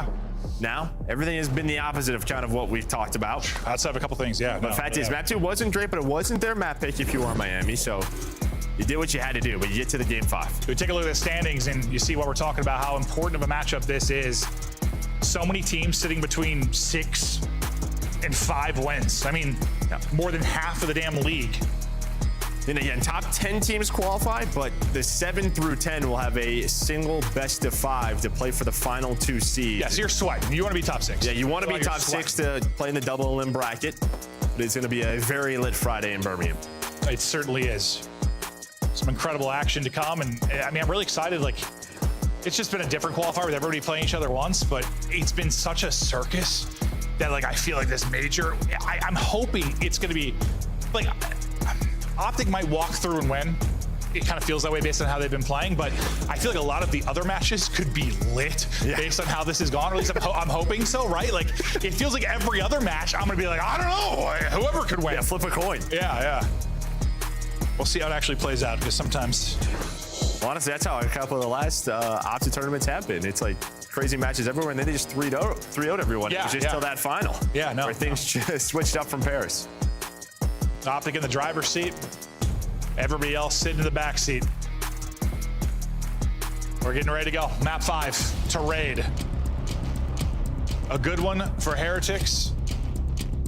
One for Ravens where we haven't seen it a ton. Who are your players to watch from either side? If you don't say, I mean, it's gotta be Super, okay. Yeah, well, that's kind of like the boring answer, right? Yeah. So I'm gonna go, give me Trace. Okay. Give me Trace. Yeah. Going with the subs. Oh, I like that. Because, I mean, the search we watched yesterday here between Paris and FaZe, like, the subs were just trying to take any and all timings, and there were some weird rounds. And Lurks is hot off a 45 or whatever the hell he is, ended up dropping. Monster map, unfortunately, for the loss. Map 5 now. A big map 5 in the scheme of things. Super, not able to connect, screen shaking, and snipe got hidden. Second one, though, it's going to connect. He's not going to miss very often. Metal's trying to get the position for the trade, and there's your guy. Crazy, the one you want to highlight. Gets it done with a sub, gets it done with a pistol. Super's going to get caught and dropped, and now it's all on Rancor. 1 versus 3. He's all in between enemy lines, and he will get dropped. Craze, the difference maker with the multi. I mean, that is all Craze, though. It's not only the multi, it's the fact he stays alive for so long, because you get the follow-up on the Lurks if you are Super. That was the guy with Craze, so who is your backup now? It's Exceed with a sniper. He tries to go top laundry, but while that's happening, everybody from Miami is flooding inside a ring. So you get the double, you waste a lot of time. Great plays from Craze. I mean, we saw, it's been like a crazy Neptune play there. Like, it just feels like once you're out the ring, like almost it feels like you're in the open, like you're in the battle, but there's so much finesse there. Yeah, just so much finesse. Climbing up and down statue. I mean, sliding back and forth between the headies. Lots of bits of cover to get in behind. Craze takeover in the round one. Rankle will be the low man on the B side of it. It's a fast hit up towards the site. Trakes with the blood. Trakes instantly traded. 3v3 now, and it's a quick transition through mid for Ravens. Rankor's mostly stayed. He transitioned off for a second, but got back in position. Is he gonna get caught, or is he gonna find a kill? Well, I thought potentially Ravens were just gonna run at him as the solo guy, but instead they're just gonna play this safe. Get this bomb down. Now the question is, did Rancor see Lurks, right? Because if he's still inside of money, they might just clear this. I think that was when he cheated over towards A, and he got back. I mean, the fact he gets one is massive. Yep. 2v2 now. Time dwindling. Exceed spotting. Now backing up. Beautiful stun. That'll connect. Slow down the push. Not going to matter. Rancor is going to slip through. 1 versus 1 now. 15 seconds to go. He's going to drop. Time to get back towards it. And Super should have it. He will have it. Around to Heretics.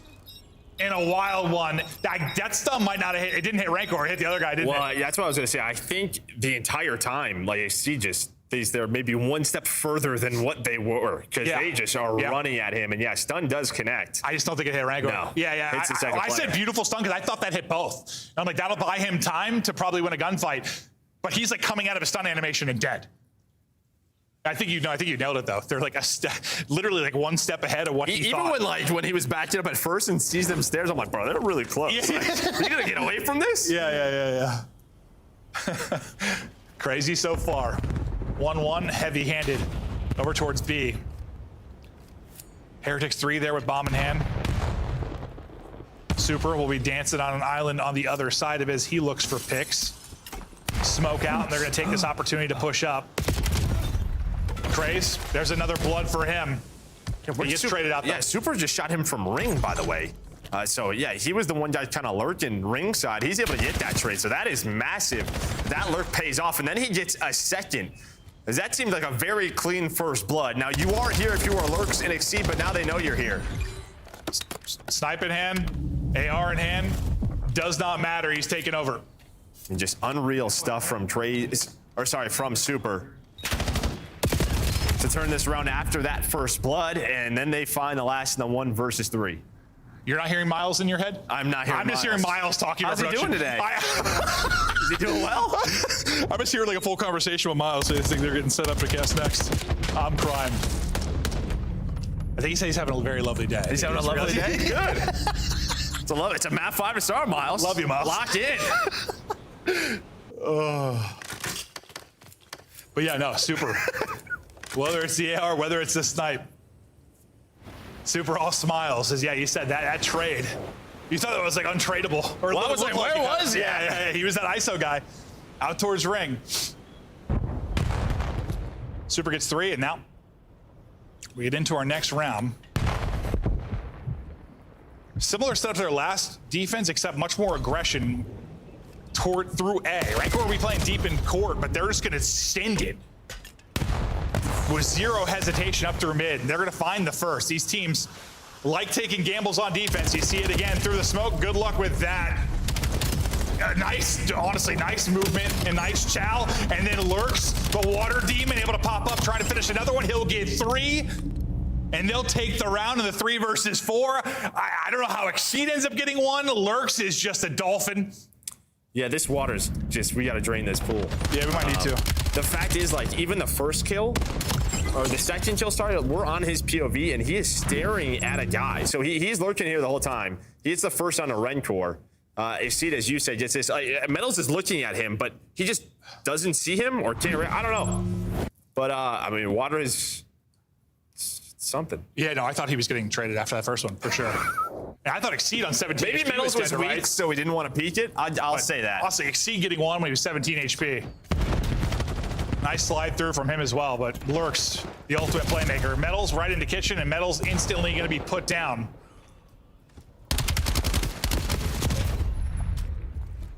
Nero, his turn to get involved. Nero, maybe trying to take over like he did in the map too. They just run at you, they drop you, and that's another great round here for Ravens. And that's a clean one there. CFC getting fired up with the boys, but yeah, no trades at all from Miami, just all through the middle of the map. Super just trying to get away, no chance. Ravens. They know they got away with one the round prior. Now 2 in a row. Yeah, they stole one, but now Nero maybe heating up. Dropped 14, I believe it was, in the map 2. I think on 6 currently. And what looked pretty good for Ravens, or sorry, for Heretics early, now slipping away. I mean, you're leading in Bloods. You're up 3-2. You've been 3v4'd. That was a painful one. Super now, he opens you up with another Blood. That'll be a snipe pick. Super having himself a map. And maybe Trakes is like, all right, well, if Lurks can do it. Trying to get freaky in the water as well. Metals tries to get saucy with the movement, but gets put down. And that's a frustrating one. Yeah, we've had a couple of these rounds, right? Even on Colossus, you were getting such clean Bloods. You're just nowhere near your teammates, but it doesn't matter. Revenge in the water, and Super hits 2 snipes. Don't allow Lurks to make any crazy plays this time, but yeah, I got a little stressed out. And nothing in the game frustrates me more than a good old clean first blood, and then suddenly you're into 3 versus 3. Yeah, I think it's just a big focal point as we head into the major. Is like, you just can't allow. I mean, we've had some insane comebacks from our top teams. So just like, if you have a round where you have an advantage, it just feels like you have to win it. Another 3-kill round there for Super. Snipe, hitting. Kid is different. That's a grown-ass man. 3-3. Yeah, I said kid, and I was like, that looks like he's my accountant. That guy's a CPA. Nero with the Blood. He will be traded. Lurks, the difference maker. Lurks again from Water Step. What? And it's a collapse from Super. 5 straight, 1 versus 1. Super, Lurks. He has a read. Oh, he's going to be... Oh, man, he's just so upset himself. Yeah, that is just COD time. Like, he has the read. Collat connects. He's like, dude, I know he's going to peek it. I know he's going to peek it. Has to be worried, though, that Lurks just goes through apartment side. Oh, Lurks gets 2 from Water Steps, and then, well, you want to slide and shout together, just not quite like that. Not quite like that. Things get scary, but Lurks closes it out. I mean, you get a 3-kill round into that from Super, and this map might be done. Woo, 4-3, Ravens. So how many of these rounds have been someone gets 3 kills? I swear, like most of them. Exceed, getting a little magic. Trakes out of it. Blood to Ravens. Well, and this has been that default from Miami, right? Just playing very aggressive through A on defense. Just, I mean, this is how the map sort of changed. A lot of teams early throughout these couple of stages have just given up the A bomb plan, played retakes, focused on the middle of the map. A lot of ring control, though, switching that up. But you lose a player from the nades, from the info. Now bomb is down, you have to retake. And Lurks is going to be as annoying as possible. Nero going to put it in another. Super, not able to find the angle for the snipe, and Lurks is going to get shots in. Another water route. Super is able to connect on 1. 20 seconds to go. Lurks hunting for him. Ow. Oh, no, this might slip away. It's Lurks, the water. Maybe going to get caught. Exceed able to put one through. It's all going to be on a rank war now. The water for now. The problem's time, though. Yeah, yep, you're just buying time. Does get a little bit scary in the 4 versus 2, but does not matter. 1 round away is Ravens from closing this out. Nearly let this series slip away after the 2-0 edge. But a round away from closing it out, as you said. And yeah, rank war, no real chance in that, as you said, due to the time. But they're feeling good. But we've had many 2-5 comebacks, many 3-5 comebacks. We ain't done yet. Yeah, once Super hit the snipe, I was like, oh, here we go. Here we go. And if Miami get back to defense, I think they're just going to have to switch it up. Yeah, probably play a little bit more B-side and give up that sort of a ringside plant and play that retake. We'll see if that's the call. Well, this is we're going B. Everybody out here quickly through Water Steps, though, will be the push from Ravens. Gets picked up, though. Metals is here. He's got to get 1. Gets 1, sets up the second. Beautifully done. Round should be to Heretics, but we'll see if Exceed Nero can muster up some magic. Nero get 1. That trade had to happen, and it did. All on Exceed now from Money Window. Yeah, there was a little timing there for Nero. Maybe a chance, but Trace turns around, makes sure they get that bomb down. So he's going to pick that up and plant it. 1 versus 3 for Exceed. Yeah, if he stopped the play and got away. Yeah. Maybe. Yeah, because there was a chance like Trace was low shooting basketball, but I think he just gets a calm, like, yo, look mid-stairs. Exceed dropped. 1 round of 3 done now for Miami. They stay alive. Pressure on. And this is who's feeling the pressure, really? It's the Ravens team. This is where the discussion is between the Heretics, right? You kind of see them looking at each other. What do they want to do? They want to keep up this A strong defense, play aggressive through ring, or just give it up. It hasn't worked at all because, the finesse ability that we have seen through Pool. Yeah, I mean, they had the one round where they just sent it up through A to mid, found a first blood, but I think that's when things went crazy in the round unraveled. They got 3v4'd, right? What do they opt to do this time? So certainly more of a presence over towards B. 2 out towards Water and Tiki. Yeah, they mixed it up in the fact that Rancor is now the island man on the A side, so that tells me everything I need to know about what their setup has been. Yeah, he's just trying to play info here. He's the one that cannot get caught. And it's basically the opposite of what their setup has been going through this, like you were kind of asking for. So this is what you wanted. You want to see if they could do the retake. They couldn't get it done through aggression over towards A. Can they get it done on the 4-on-4 retake? Well, Lurch is lurching, so he's got to find one. He's the key guy, because everybody else, this is planted for mid. So you see the blue arrows starting to scatter. You want mid stairs control. Miami are going to have to figure this out soon. Super's able to find that first blood. Smoke is down through mid pillars. You have to go. Ravens just trying to buy as much time as possible, and Trey's in his playground. Back to round 1. He was the master man over there at Statue. Gets it done again here, all on Super, not a clutch. Just no time to work with. Ravens, it was scary. Blood was pumping, but they close it out. They get the much needed 10 points. They get to 6 wins, and now we'll see how everything plays out with the rest of the squads. Yeah, on top of that, I think just sort of a notable win for them, right? I mean, they have like the G2 3-0. They had that early Troy 3-0, but we've been looking for them to have another big upset. Yeah. Really, to me, like first one of the stage. Yeah. That's, I mean, honestly, the Rocker one was. Yeah, true. Second one of the stage. Rocker. G2, it definitely was based on them getting the top 4, but this is the biggest. I mean, based on how teams have looked, a huge one. They come out firing in the opening 2 maps. Nearly slips away, but they close it out. Nero and Search and Destroy was terrific. I think at 1,400 damage in both. 14 in the map 2, 11 here. Took over, and the conversation around how the ARs were going to match up, that was certainly at play, but both teams getting in work. I thought Heretics, for that come from behind victory in that map 4 was going to be enough to propel them through, but it wasn't. It's a pair of 6-4 victories in the Search and Destroy. The Ravens walk away with a win, and sometimes that Nero kid's diffy. No, and there was just a couple of 3v4s that you won from Carolina in both of those maps, right? Like at least one where you're going to a round 11 if you close those out. But 100%. Fact is, they were just kind of a step ahead on raid, especially on attacking. They were. Map 5 banger to kick us off. Ravens get the dub. We got 3 more matches to go. Christopher Bucket, take us through it. Nero doing Ohio proud, as well as all of Carolina. Congratulations, Royal Ravens, on a big upset today. You had the Heretics coming in at 6-3, the number 2 seed. They were the favorites to lock in that spot. Now it's anyone's game for the number 2 seed, and Carolina is going to be much higher than people predicted in our standings. Yeah, what an awesome series, first and foremost. Like, both these teams, absolutely phenomenal. If that's a sneak peek of what we're going to get at Major 2, it's going to be incredible. And for Carolina, that's a statement win. You heard Joe and Clint talking a little bit about it. Like, that's their biggest win to date. Allie, as we take a look at some of the highlights here from Search and Destroy, we got to think back to the hard point. Miami clutching up. They were able to stall it out to force this game 5. Then we think Super's going to be able to take over with the sniper on raid.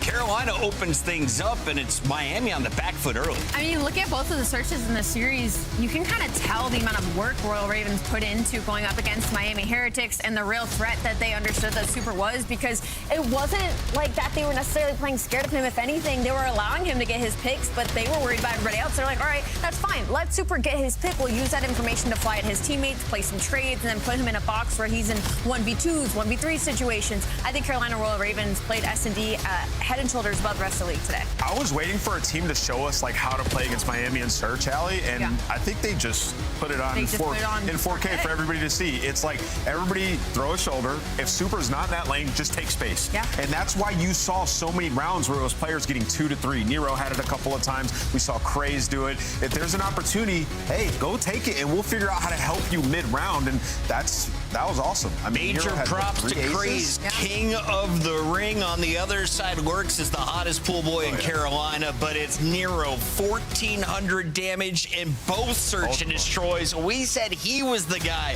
who might get bullied by the ARs and the sniper from Miami. Not the case tonight in search. Did not expect that to be the game. He was the difference maker. Of course, I have to echo that because, you know, you look at Nero, usually when you think of Nero having a takeover series, you're thinking of a respawn, like a right? game 3, but like, that was insane seeing him take over and search and destroy. And if he can keep doing things like that, it's only a matter of time for the rest of Royal Ravens catches up with him. Royal Ravens are officially done. Heretics could finish at 7-4 and steal back the... No, they're done. Oh, they have one more. Excuse me. They could steal that number 2 seed back. In the meantime, I'm told that Nero is ready to go. Let's go to our monster winner spotlight. Nero, congratulations on the win today. Lurks told us you guys could beat Miami. Tonight, you proved it. Oh yeah, absolutely. I mean, I feel like we can beat anyone. We've been putting in the work. And just gotta do it all in. Listen, Nero, congrats on the win, dude. You're popping takeover in the S&D. And I want to ask you a little bit about the approach to it. Obviously, you know, they've had a ton of success in search throughout this split, mainly through Super Sniper. It looked like you guys, any opportunity you got to take space, everybody was doing it. Was that kind of the play today or the plan going up against that? I would say, yeah, it was, because we watched like a bunch of VOD on like Miami, and we know we're super like sniping, so like we knew that like if he was somewhere, we could just take a slide like on the other side, and obviously we would have the advantage because we'd be in a 4v3 situation basically every single time. So. And hopefully, and because he's a really good sniper, and he has some insane shots. So yeah, you guys put that teach tape out for the rest of the league. Congrats, man. Yeah, thank you. That part, you know, big win. I want to ask you a little bit about practice because I feel like when we talk to you guys, you know, that is a conversation that we open more often than not. What is it like when you need to focus on a specific mode for you guys? I'm going to go with search and destroy in this one. How do you keep the other modes from falling? How do you split your time? What does that approach from Carolina look like for you guys? Well. For us, like I guess for our S&D, we scrim it every day. We scrim it at we scrim 3 sets. So we scrim like our first set, second set, hardpoint overload, and then we scrim S&D last. So specifically, so we can just work on S&D. Right. So it's not like we're working on hardpoint overload and S&D all in the same scrim. Yeah. We like have a specific scrim just for S&D, and it's been helping us a lot. Nice. Nero, thank you very much for joining us. The first of 4 matches officially over after your Game 5 win. Yes, now we just pray.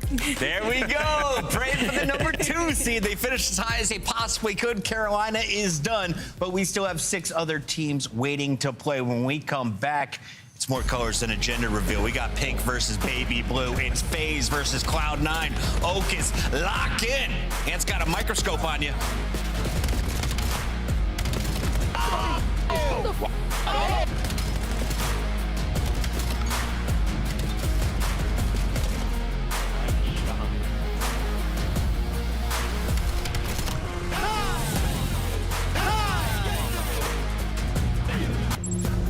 COD Champs tickets are on sale now. Come see the best teams lock in for this season's grand finale in fabulous Las Vegas.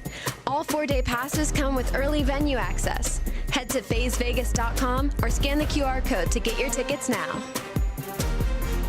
Look like the pros to play like the pros. The CDL team skins are available now. Scan the QR code or check out the in-game store now. Scuff, official controller of the CDL. We get it? Yeah. GG! Boom, let's go. I want to say that I was not trying to curse this. I did not. I thought it was 250 kills. So when we were up 70 kills, I was like, there's no way we can lose. Yeah. Now it makes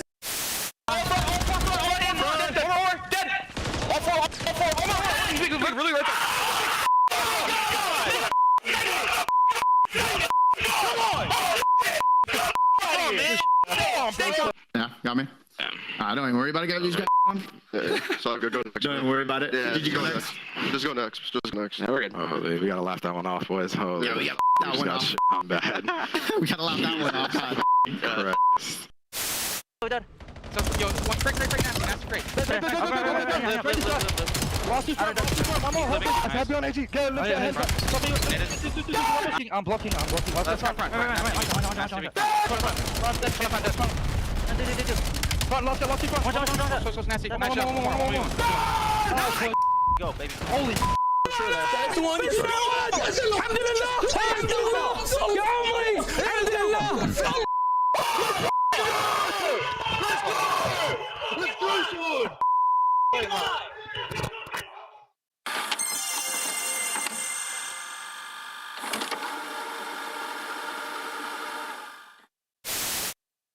Did you feel bad about eliminating Vegas Legion from Champs?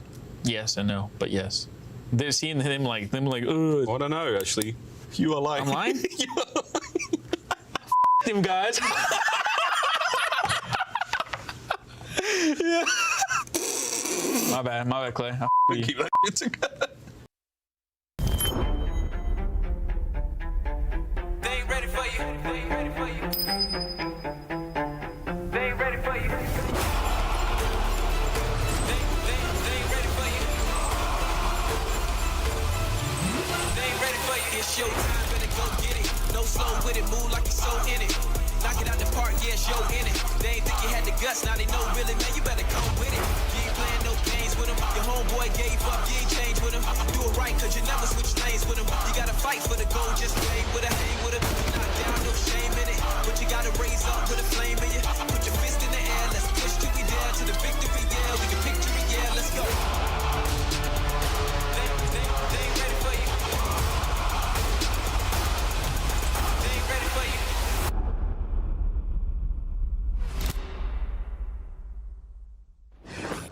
At COD Champs, the fun goes beyond your seat. Welcome to Vegas. If you're in the starter ranks, you gotta slide over to the iconic Vegas sign for a quick photo. Then drop into the playground made for adults. And then go swimming with sharks at the Shark Reef Aquarium. Now at the next level, full send the obstacles at Spy Ninja's Adventure Park. Then get active at Lake Las Vegas Water Sports. For the ultimate experience, take a helicopter tour of the Grand Canyon. Then jump off an 800-foot building at Sky Jump. And that's how you make your Champs weekend unforgettable. Let this be my official request to the Call of Duty League. Let me jump off that sky tower, 827 feet. I'm ready. Scan your QR code and you can be joining me in Vegas July 16th to the 19th. And it's like, yo, I'll stick to water sports. And Champs is always one of the best events, but this could be the best city to host it. And we're doing it in the Michelob Ultra Arena. Yeah, first of all, the arena is absolutely amazing. You look it up. It's going to be a blast. Come through to Champs, experience it. It's one of the best events you'll ever go to. Of course, we've got the phase giveaways going on the flank at the end of every show where they're giving away single-day passes. You can pick up your pass as well, and we expect phase to go far, potentially at Major 2. Allie, they've cleaned up their losing ways. They had a big win over the Gentlemates yesterday, and after tonight's match, you could be looking at a 6-5 record instead of 4-7. Yeah, it looks like they're finally trying to ease the waters. They've been kind of playing up and down to their competition a little bit. Consistency has been a bit of an issue, but what isn't is that Simp is still that guy. He has a better KD than all of Cloud9 combined, sitting at a 1.1, and 04 was taking over in that series versus the Parish Gentlemates. So if you can keep getting him playing like that, you're looking at a FaZe Vegas team that's looking to make a Sunday. And how crazy is it that our second seed is 6-5 overall match count? Bro, it's actually ridiculous. I mean, the parity in the league, we've been talking about it all split long. Teams just working on stuff, right? Trying to get to that final form, and FaZe is one of them. I will say, headed into the Carolina match, they had one match last weekend. It looked like FaZe had a breakthrough. 04 had one of his best series. The pace of play was way faster. Like, they look like a premium team in this game that can go in and win a championship through their last two games. And, Allie, you were talking about their Search need to get back on point. Well, Search in the last series, 6-1, 6-2. 04 had 6 first bloods across both of them. So seemingly all the problems they had early, they fixed through their last two matches. They gave up just 3 rounds in the 2 searches, and it looked like 04 was being played around kind of like they used to with a Beezy. Let's talk about the other side, though, because Cloud9's strength in the past had been the search and destroys. They're unable to pull off a win as of late. What do you need to see from them today, or what do you hope to see from a squad that'll be sitting out Birmingham? I hope to see their glaring wild card. That's kind of what it is when I look at this Cloud9 Cloud9 team is they're the wild card in that league that for some reason can take down teams like Koi and Gentlemates. They'll steal a search and destroy off you, maybe a random overload here and there, play you close to hardpoint, but they don't have a net. They don't have anything to lean back on. They're lacking some veteran leadership on this team, but they're making it work. Hyde has a 1.12 in search and destroy, some positives there. Unfortunately, Okus and him also are rocking 0.7s when it comes to the overalls and the respawns, so their engagement and their kills just aren't keeping up with the rest of the league right now. Doing the Zuma, baby. 4 and 23 and respawns this stage. Doing my guy Tommy wrong. And real quick, though, Cloud9 not playing for a spot in Birmingham. They're kind of statistically not in the running for that. But they are looking to play spoiler for everyone else. If you can take FaZe down, they finish 5 and 6. Even if you take maps off, you help teams like Carolina potentially out. Yeah, and you look at this match, if you're Cloud9, it's a fantastic opportunity because you know how hard FaZe is going to be going, right? So like you upset them, you could put FaZe in a position where they're in the play-in in a really tough spot. And you saw our Monster pregame, Chris, like their search has been good on a 4-map winning streak. You just got to find a way to steal a respawn. It's been so hard for them. Thieves are going to be playing tonight, looking for their 6th win. We've got Koi in action later as they will be playing in their 11th match. Ali, so many teams are going to finish 5 and 6, 6 and 5. Where is the bubble going to finish? The worst part is there's so many head-to-head scenarios too. Like so many teams beating teams they shouldn't have beat, so that's going to make all the tiebreakers really weird. I don't even think about it. It starts giving me a headache. After the head-to-head, it goes to maps and modes if there's more than 2 teams tied. So let's talk maps and map counts. Can you get a 3-0 if you're FaZe? We've got Blackheart, Raid, and Den. That's what all FaZe fans are hoping for tonight. Look, you look at that Blackheart through Cloud9, and you're like, thank God, we got something in this series that maybe. Okay. It's better 4 and 23 in respawn. Listen, the Colossus hardpoint is 1 and 8 if you're Cloud9, right? So you're like, okay, that's map 4, whatever. You don't get Den hardpoint that you're also terrible at 1 and 5 during this stage. So Blackheart technically is a good sign. The for best of the Cloud9. bunch. Yeah, I mean, FaZe are only like the best Blackheart team right now. So taking your wins where you can get them. Yeah, I mean, that was a priority for FaZe. This split was like they wanted to get good at Blackheart and Colossus. Yeah, that they gives played a huge edge. majority of those, so they just have a huge edge in this series. But yeah, I mean, for Cloud9, kind of playing with house money, you're not making it. You just want to play spoiler here and show the world what you got. And for these guys, we've seen moments from Hyde, we've seen moments from Nedry, even encourage Okus. Few and far in between, a couple of snipes. We need to see him. Yeah, we need more respawn development. 100%, Chris. 100%. Before we get into the pick'ems, quick vibe check on Twin. 04 has been the takeover guy recently for FaZe. Twin. He didn't even look awake. I mean, does he need to? Does he need to? He's 04. It's time to get into our scuff pick'ems. We're all going pink. The fans are going pink, but let's make it official. Alley Cat, what is our map count today? 3-0. I think FaZe are looking to make a sweep here. Nameless? I agree. 3-0 FaZe. I, too, will cheer for a catch-up match, 3-0. And the fans will, too, go pink. Get your tickets to Champs. And, of course, we'll see you out in Birmingham in the UK next week for Major 2. For now, Abuza, better hair than this man, Miles the Ross? Well, I think Monday, Chris, I shave it all off. But, no, don't do it. A man, no, I'm doing as I bloody well please, sir. But Abuza, a man gifted with strong follicles as well. Chance into what will be a very, very, I'll put on paper at least, a one-sided affair. Hey, crazier things have happened. And for FaZe, it really is a must win. It's like, we're not playing games, we're not trolling, we're finding the dub. Yeah, I mean, a massive range of places they could fall into in the bracket as well. Potentially fearful of even ending up in the play-in bracket, so got to come out and take care of business. Of course, these guys looked as locked and loaded as ever. I mean, dialed in with the most intensity I've ever seen. Draza, assuredly, he's seen a moose before. I think he has. Again, for FaZe, coming into this one, this is a very, very important matchup for their standings to avoid any sort of play-in scenario. C9 have been denied entry to Birmingham. They will not be making it. Sitting basically a dead last at this point in time. But again, this one for FaZe, as much fun and as confidence they should have coming into this, without question, this is not a matchup they can take lightly. C9 love to bring down teams that are above them in the standings. They love to catch squads unaware. It's a strong play from FaZe thus far in the pick and bans. No weaknesses, no glaring holes for C9 to find a way through. We'll see what happens on Blackheart. But by all accounts, FaZe should be in the hot spot. Certainly the expectation, but Blackheart being the only hard point map win that C9 have. Good opportunity to steal one away. Of course, the desk certainly touched on it, how FaZe might just be the best Blackheart team in the game, but just the way the map plays out, we even saw C9 just yesterday on this map have a very strong P1. Initial break, Nezra getting streaked out straight away, getting that rotation over towards P2. So these guys are capable of creating the opportunities, and whatever the hell just happened, the man with the Batman chair opens up for 3. I've never seen Encourage and Bruce Wayne in the same room. That's all I'm saying. He's got 3 and 2 FaZe now to try to find themselves back into P1. And we were giving a lot of love to the performance we saw yesterday from C9. Their P1's looking strong, and right now, exactly the same thing. An early 16. This time it's Encourage on the board with a big 3. Nezra lands a stick, and it is not even the explosion that kills 04, it was the impact.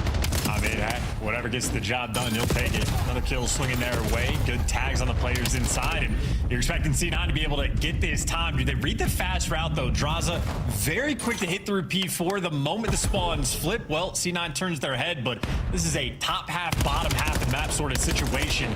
Nonetheless, though, C9, an opportunity. Secure the P2. Run this score up. P2 is good for now. Oh dear, Encourage runs in a bit of trouble. Can Hyde find a couple here? Sure can. Over the top. Gets himself now over to P2, and once again, Okis is on it. FaZe, first wave, ineffective. C9 still hold. A great playoff time as well from Okis. Jump off, clear out the final man, and doing little things right. P2 is where they screwed up on this map yesterday, and maybe they talked it over. Maybe they're figuring some things out much better this go around. Trades on point. Nezra, great cutoff kills as well. C9 opening, firing, very hot right now. Yeah, P1 good, P2 good. Still 20 odd seconds to go here. 3 through the wall hop. Okis with the damage in the first few, and it is another 3 dead. The last man up for FaZe on the time contest, and he's dead as well. FaZe, second wave ineffective. And now if you're C9, absolutely no rush. There's 10 seconds of this old time to go and try to flip these spawns. For the moment, only 2 men to beat, and they got 2 players going outer. Either one of them though able to take down Draza, so FaZe going to be set up. They will get this initial new time. On initial and all bases covered towards the backside. Set up here for FaZe ideal. The roaming man 04 gets one and done. Encourage takes down a missionary impossible Draza. There's another 3 dead as C9 have once again wiped FaZe off of Blackheart. Yeah, absolutely gorgeous. And again, needed the break, able to deliver, get the back spawns. 2 players in and around time, got a player floating over towards mid, and FaZe making the right reads for the initial portion of this break. And Draza once again gives you 2. Not enough to block the back spawns, but enough to get inside the tog. But it's Sim right now versus the world, or maybe his team will get the back spawns. Okis actually opens up with the route that he takes off spawn. So small mishap there, and FaZe trying to capitalize, but it's not going to happen. Because it's another 4-man wipe. C9, they're playing the game. You capitalize upon nothing. C9 wipe you off the board, they make a mistake, and then they wipe you down again. Absolutely clean work thus far from C9 New York. Rotation is on, they have that as well. A couple of players now through the front. Nezra, good for 2 normally, only gets 1 there. Okis on the back. Doesn't catch anyone out there. The Zaza duo get theirs, but Encourage takes care of 1 half of that, and now over towards time once again. FaZe, they get in, finally. 107 to 42. Let's see if it turns here. Well, what are C9 going to approach this? Well, Nezra falls before the play can kick off. A team nade or a self nade. Not really the best follow-up on this situation, so you got to hit the reset button. There it is. FaZe now team killing as well. I think maybe that'll be the opening opportunity. C9 just trying to head bash to the front. Well, they are head bashing indeed. The kills aren't terrible, but they have lost a man. They're down now. They're 2v2 on this hill, and FaZe have fought themselves back into it admirably. Good job, Sim. Catching a pair. Great work onto the 3rd man as well. Still, though, time going the way of FaZe, and they have finally been able to stabilize somewhat. Again, it was getting very, very difficult. C9 with such an aggressive and ferocious opening in the first 3 hills. Now FaZe are back in. Yeah, the beast that is Blackheart. You can outplay him on 3 hills. You drop the ball for 1 full 60, and FaZe just right back in the game. And Draza is soaring. Maybe a little too fast for his own good, or maybe the setup here for Sim to try to at least block these back spawns. Nezra doing what he can to tuck himself away, and, well, he just simply gets overwhelmed. He buys his teammates, though, a ton of time to work the back. But his teammates, doesn't look like they're going to give him too much. Abuza locking it down. Yeah, Abuza, good shots. Great hair. Force spree. Looking for another here. No need. His teammates are on it. FaZe looking to mount the comeback. What a great hold so far. Yeah, that should be that. Eyes on the players through the wall jump. Oh my word, good job, Abuza. The punch into the back. A knife would have been ideal there.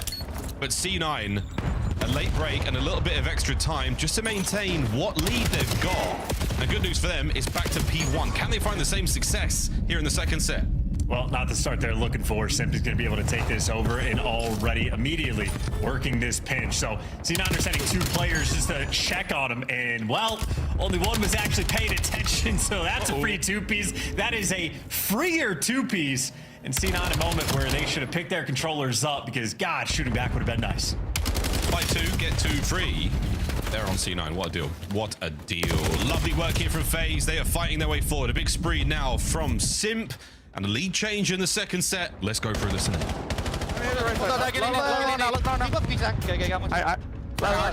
think we got 2 plays. One more. Nice. What's our side? Which one? For a second, Zach. Yeah. I'll take him out. You did you saw our door. Going down, okay, hard done. You're the all right. Don't seem long. Don't seem long. One left. Yeah. They're being dumb. Nice.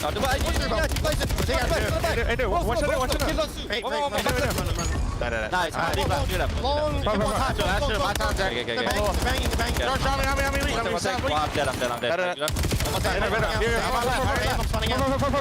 You're both on. One's gonna be on the back. I'm the back. I have short now. Bro. I keep it deep. I read nothing mid, guys. Nothing short. I'll give one more. Short. I push. Don't worry. Went deep. Left. Blue. Nice. Keep looking at it. I need you one. Every front. Dead.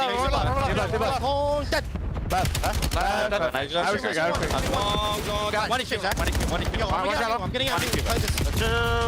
One shot. I'm going left now. What's gonna be the I help you. He's still behind.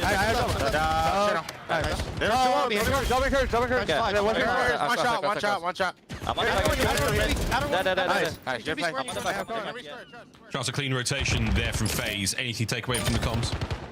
Not the comms, no. I think maybe the first few hills for C9, just a cold splash of water on the faces of FaZe because they have been wheeling and dealing since then. So great gunfight wins, great rotations, now trying to bully their way through the front. Finally, C9 get a semblance of stabilization, get control of the hill, they get the back spawns. It's everything they're looking for. Absolutely, and Encourage again streaking. We saw him do this, The other day, the draft's going on Hellstorm. It looks like Encourage, who does get brought down, he probably had one of his own as well. So a big old Hellstorm here to try to break this hard point. So far, successful. That's going to be the couple of kills there, but a massive 2-piece there from Hyde with an nade. Keeps the boys in the back. Abuza now breaking down through the front. 20 seconds to go here. C9 New York happy to see this. All over the top. Hyde. Great shots in the draws. Once again, finds himself on his back. And now, the scrap time being battled over. That's a big moment as well. That is a single frag grenade that gives you more value than a Hellstorm. So shout out to Hyde for that one. Problem is, though, on this rotation phase, they are looking suffocating. I mean, they are aggressive up the map, trying to play this containment game, and as Nedra's making moves, well, he's getting stunned and tagged up along the way. So 10 seconds are going to go by, and C9 nowhere near a spawn flip, nowhere near a break. Hyde by himself, though, trying to create the opportunity. Yeah, he's the lone man for now. This is going to be a difficult situation. He's got to help his boys get through the front, buy them some space and time, or will he be the entry man? And right now, it's not working out. FaZe, great defense. Here on time, Simp on the reach out, not good enough. Okis, not enough for the second. Nezra picks up the next piece on the contest. As halfway through this hard point, not tremendously impactful for either squad. There we go. C9 are in. Eyes towards the back line. And it's good for Hyde. It's great time as well. I mean, the final 20 seconds, that is not really scrap time. That is solid time rolling through. And now potentially, if you're starting to get some of these kills, maybe you'll be able to set up the spawn flip, but you need to win the first one. And, well, FaZe are just shutting it down. So we're in a situation right now for C9. One good break, you stay in the game, but FaZe right now in a good spot. What a close game so far. 216, 209, going into the final hard point of the second set. Encourage on the close left. Great work alongside Nezra. They clean up a pair. Okis through the front. Last man. No way. What a win from Draws. Now the dance is on and he's still going. Shots into Nezra. Trade's complete. And a man over the wall jump though manages to get inside. And it's going to be Simp now. The battle continues. And a big one from Chris Lair. there. Oh my, nearly the third. It keeps C9 a little softened. Abuza can't clean up, and the battle continues, but FaZe on time. It's these moments where you find out who is built different, and right now FaZe are just showing off the goods. Draza and Simp taking turns doing tricks on it, and a P5 where they just simply locked it down. Even with the mixiness, it is just a runaway show. C9 on final attempt, you run into the crossfire, or maybe you do enough to get the break, the lifeline that is P1. It's not over yet, ladies and gentlemen. The lifeline of P1 now is upon us. 0-4. Oh, what a hop. Shots in from Sim. Pressure now mounting. FaZe on the contest. Can we clean this one up? It's 2 from Sim. Last man gone. And C9 down and out here on Blackheart. What a battle to start the series. It doesn't take John Boy to lip read what 04 just said as well. I think the first half of that game might have been a little bit of a shock there for FaZe. Or so they do start to turn things around, but C9 bringing the heat there in the hard point. Again, Blackheart certainly one of the better maps, at least seemingly for the team, but nonetheless, the respawn's still going to take a little bit of work, but good. A fun map, I'd say, to open up this series. A fun one indeed, as close as FaZe fans could take. Very, very spicy stuff. Encourage, big spree from him. That 6 certainly helped the boys out, and everyone finding their way forward there in one way or another. But Sim, big man Chris there, the 4,400 damage there and 39 kills overall. Great stuff from him. Those 24 non-traded as well. Great stuff there in the objective. 19. Beautiful work. Beautiful, beautiful work. As that first game comes to a close with 219, a close score line. And for C9, these are just reps going into what will be the next stage for them. That's all it is. Some high pressure scrims for your viewing pleasure. For FaZe, this really is do or die. Exciting stuff. Well, mate, there we go. A little closer than I think all of us expected. Yeah, absolutely. And you're mentioning like the rep front of things. I imagine playing against guys like Simp is going to be fantastic work for you. Just can be making smart plays the entire time. If anything, I feel like Simp almost had a quiet 39 kills throughout this game. Those 19 objectives, so he was monster through and through. And Draza, a ton of clutch gunfights as well. I mean, genuinely, he had maybe 4 or 5 different sequences throughout the game that if it wasn't for him popping off, C9 almost certainly do win this map. So there's right now for FaZe having to step up and make sure you lock down these wins, and of course the separation towards the end as well. This is when your comms are at the absolute most chaotic, where things become the most difficult to track. The ability to stay calm in these types of situations, well, it'll set teams like FaZe apart. Well, it really was, and it was Draza and it was Sim. It was the world champions in there who, in those dying seconds, both pull off some pretty impressive plays. They buy just enough space to get the rest of the boys into position and get on that hard point. Avoid the very, very spicy C9 bounce back there. Well, either way, folks, a good start, and what a game flow indeed. C9, a commanding lead chance. Going into what, P3? After that, a little bit tough, but FaZe pulls well, that ends well for them. 250, 219. Yeah, getting virtually flatlined for maybe 5 hills there in the mix is certainly not ideal, but that is just how Blackheart goes from time to time. Appreciate C9's ability to try to fight back as well, but this is the meat of the series. In terms of hard points, there's not really any expectation for C9 to be able to take down FaZe, but they've had success in Overload, and they are a genuinely dangerous S&D team. So if I'm on the FaZe side of things, I'm taking this as now good reps to play against C9. They'll bring creative things to the table. Hyde has a very deep bag of tricks, a very sort of more open style compared to other teams, and they're willing to run it down and make aggressive play calls as well. Around 11 there from the C9 guys, where they 4-hit mid on exposure. If they're going to be making good S&D plays, you bring your A game against this squad. Genuinely a good look to have before going to the major. Yeah, very, very fun team to get a serious amount of practice in. We'll see how this one goes again. Whether it will be as exciting as the Ravens versus Miami from the previous matchup. A lot of pooled action there. I'm sure they watched it, and I wonder if it's influenced their gameplay at all. But again, at this point in time, FaZe, smooth-ish sailing. We'll see if they can catch themselves another. Second map on its way now, folks. Raid, search and destroy. For C9 again, S&D has looked very solid indeed. A lot of their major upsets taking place on the mode. We'll see though. Abuza, big man with the snipes, and on this map as well, we've seen him do some good stuff. E versus Okis, down the scope.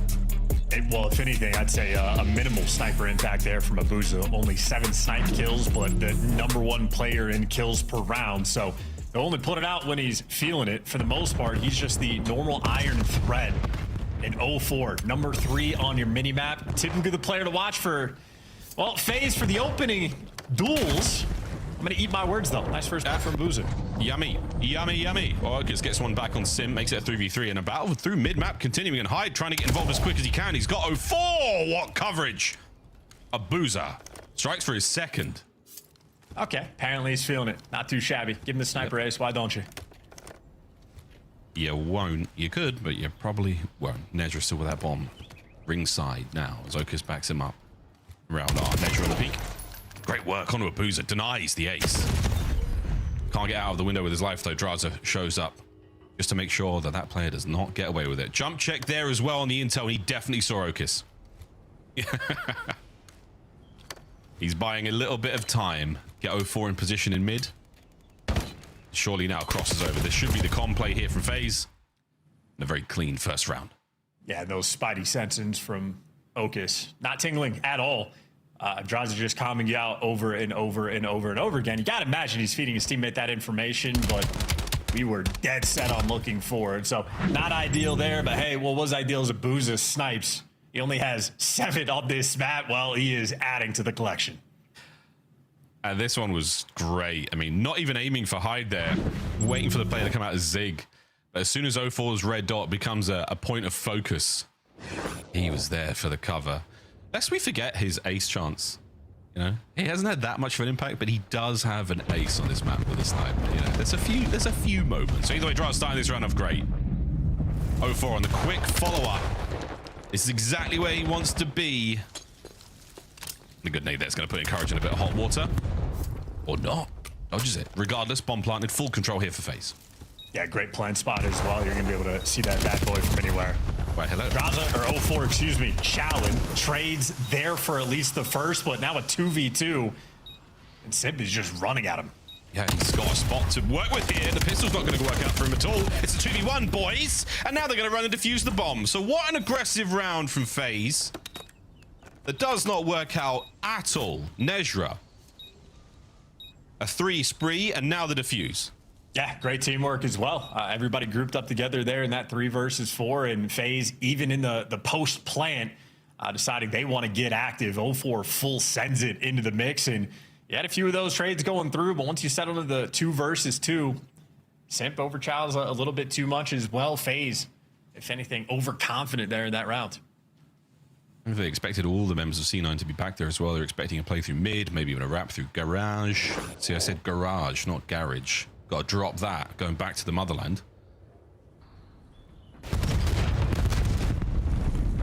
Big bada boom by A. Hyde can't cross though. The smoke doesn't quite take care of Draza's line side there from top laundry, so that's going to be an early exit from the round. Now 0-4 back to his home in the middle of the map. Encourage spots him out. C9 not actively playing for him, but maybe hoping for a mistake. And this is the C9 strat now to run this, you know, across towards A. Now you're worrying about conga liner players, and they line up, they trade effectively, exactly as they did in the defensive round last time. Beautiful work from Encourage there. Draza eliminated through the woodwork of top art. No bomb recovery yet in this 2v2. Uh-oh. That was certainly the mistake you were looking for, but nice shot from Abuza again. Problem is, are you really going to read this route from Nezra? This is the absolute world tour. Of course, though, by the time he crosses the entirety of the map phase, well, they've repositioned too. This Daft Punk has gone around the world, found himself a couple of weapons to play with, and great tags. Time not on his side. Positional advantage definitely to the FaZe boys. They've got eyes on bomb. Or do they? Who's that? Intel's on. Clocks are ticking. 0-4 playing for the insurance. There's no way. Even if you get this kill, you're going to find 0-4. And that will be that. FaZe take the lead. That's a turn POV, though. That's some new gen versus old gen right there. Nezra doing literally everything on the map. He just earned Marathon Pro. Got some more XP as well. Jumping off of every wall. And the other team throw 2 shoulders when they're out on time. No big deal. Couple of shoulders, yeah. Doesn't have to be terribly complicated, and it wasn't there for Abuza. It was simply encouraged. Unusual they didn't get a headshot there. Must have been a neck to high chest. Great shot, though, regardless. After Encourage found himself he got himself a good kill on a Draz there in Ring that round. Nothing from Hyde thus far, nothing from Sim. Sim carrying the bomb, and B-bomb site looking a little bit more attractive according to the minimap. You've still got Hyde there through money, able to get involved if needs be, but for now, yeah, I think we're doing it. I think we're going B. Watch the pull steps. Here we go. Eyes on the board. Sim up close and personal. Hyde gets his second node there for the trade. Oh my, a booze over the top. Draz now makes it a 1v2. And Encourage and Okis. You know where he is. Question remains, do they let him walk away with any kills here? The answer is hell no. Great bounce back, C9. Yeah, snapping as well in that round. FaZe really trying to force it through. It seemed like it took him a few seconds to figure out what the play call was going to be. 0-4, not quite Johnny in the spot, at least off spawn. And them trying to force it, just get picked apart, pull steps, Hyde. Makes the big play. Okis there for the final kill. Obviously, Draza is hazard backwards. Of course, makes Okis a sicko. He's not wrong, folks. He's not wrong. 4-4. Oh, excuse me. 2-2. All squared up. Going into our 5th round. And Okis snipe. Haven't seen this in a minute. FaZe taking over mid-map exactly where they want it. Encourage's smoke play is not going to do a whole lot, but it is going to give a little intel. Abuz is going to be the man there over by the B-bomb site. And FaZe, this 2-1-1 formation. Bomb plant, quick dip, post plant spot right now for C9. Shots onto the second Encourage. That is outstanding. Gives his boys more than the advantage in this round. And Abu's the last man alive on site. Here comes C9. The swarm upon him. A perfect round. I'll be picking him apart. He's playing a game of peekaboo with those players up towards mid, but you got really bad Call of Duty timing as the FaZe players working through Zig, but just simply wins the gunfights. Trying to face smash through the garage in the back, and not an easy thing to do. A lot of hiding spots for him, but again, they had those arrows dialed in on him. They spotted him in the back van. Not only does he get the 2-piece, but credit to Hyde as well for the assists. Great teamwork once again coming in from C9, and Encourage gets the credit as the cleanup man. He's had some great pieces, lovely sprees over the last few days of play. Figuring it out individually here at the pro level. And then figure out as a team. Well, thus far with the lead, this is exactly what you want. A couple of high cal rounds snapped by. Enough to deter somewhat, but Okis, the only man over by the A-bomb site right now. Here come the reinforcements. The cavalry is on its way. As long as he can hold, there is a mean flank about to hit. And the damage is already dealt. Can Sim get in here and provide some support? He's already been suppressed. So a great hold here from C9. They've stopped the bomb plant. Didn't stop the first blood, though. Simpy's jumping in the kill cams, and he is finding nothing extra. Nedra wins the gunfight, but that means this bomb getting out of dodge over towards that B site. FaZe very quick to push out back laundry. Abuza responds to the pressure well. Bomb planted for basketball. That will be Draza's domain. And as soon as they get that information, there are 3 players coming through that driveway. Isolate Okis, take care of him. Believe he was running snipe, so he has to world star somebody in that situation. Good play call here from FaZe. Man on the tree. Tags in from Nedra. On the dance, he goes. Hyde now pressures forward. And FaZe every step of the way. All the space they give up keeps that clock burning. Yeah, it couldn't let him out. I think Nedra probably needs to run a Draza there once his teammate gets that initial intel. But either way, 2 versus 3. Tough situation. And FaZe, again, played the map well. This time, bullying out back laundry makes more sense when Simp calls out, hey, there's at least 3 of them. Driveway and Art, it is chaos over here. Take the bomb somewhere else. So, interesting dynamic. I think FaZe has. They're developing quite a few tools on Raid, whether it be 0-4's plays through the middle of the map, or Abuza with the snipes, or Abuza being the guy going for the bomb plants to free up his teammates. A dynamic team FaZe is trying to be. It's something that many teams have got. I mean, you typically have the guy that always runs the bomb. The second you catch that kill, you might not get eyes on it, but Hyde got plenty of eyes there. A big change, though, and Sim gets himself into the middle of the map, gets himself into trouble, and Hyde, oh my goodness, the timing. Did he see the player? I do believe he did, and now the dance is on, but Simp finds his second in the background. Oh my goodness. Simp with 3, Draz with the last. What an awkward and uncomfortable moment for C9. Yeah, and Sim's confused because meanwhile, where he's getting spotted every single step of the way. He got spotted at pool steps. He got spotted running back down towards pool steps. So C9 technically were tracking it the whole time, but where Hyde his knife out thinking Sim's going to challenge him. Sim's just whistling as he's just walking through the team, picking up free kill after free kill. Like, I don't know what's going on, but this is nice. I'll take this. Very frustrating round there for Nejra. It was one of those heavy exhales after that round closes out. At 6 and 4, he's having a lovely map. Battle through mid, doesn't work out. 04 finds the timing, finds the kill, and it's a headshot and a hide. And now a quick plant again. Another mix up here. As Nejra sleeps with the fishes. Encourage unable to cover this one with a bomb plant going down. A 4v1. That should be that. And it is. FaZe decisive on the attack.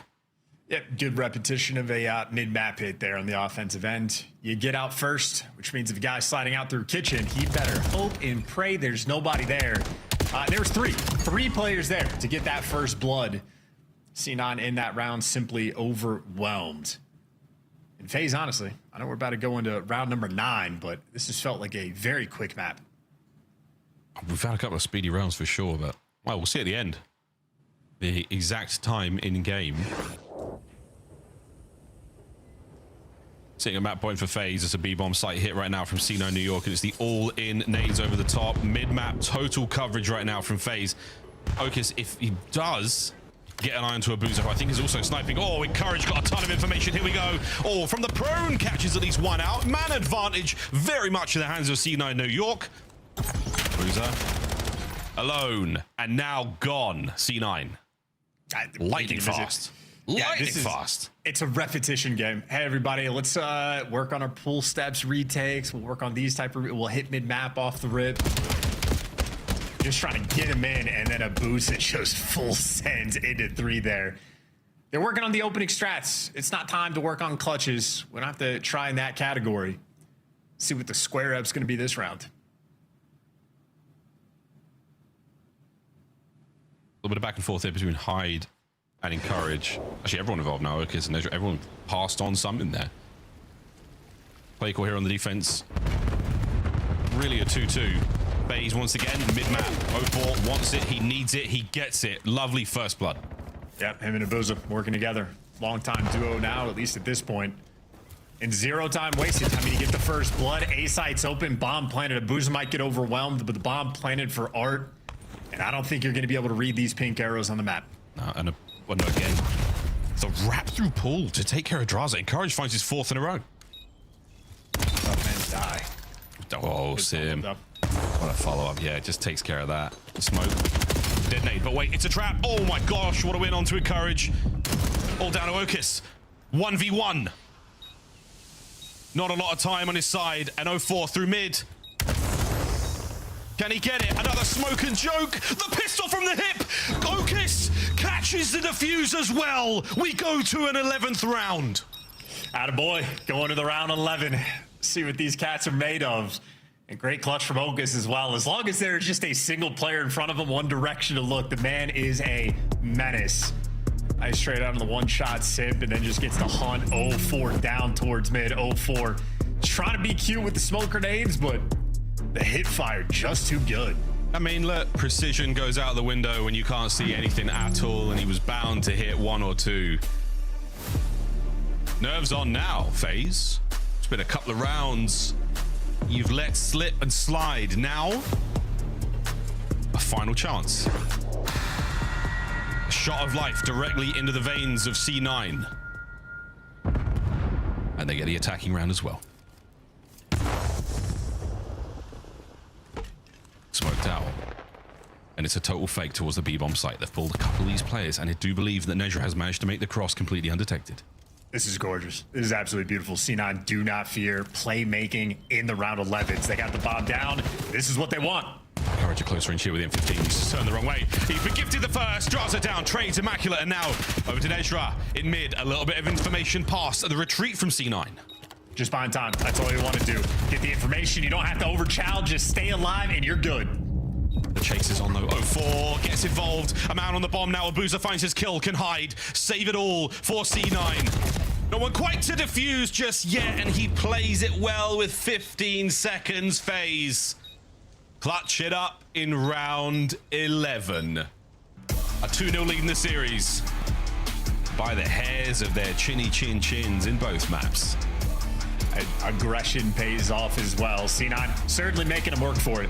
Again, a perfectly calculated call there in the round 11 at the very least for the opening break. And Courage gets the first blood towards mid as well. The stars beginning to align. Then I think it was Twin just straight up ran at the guy top art, and Ogus not able to escape with his life and time, and Abuza so aware of, hey, if the bomb is planted for the middle of the map, you got to be cautious about pull steps as well. So calculated retake effort, and in spite of the fact that FaZe much more on point there in the first bloods, got 7 overall.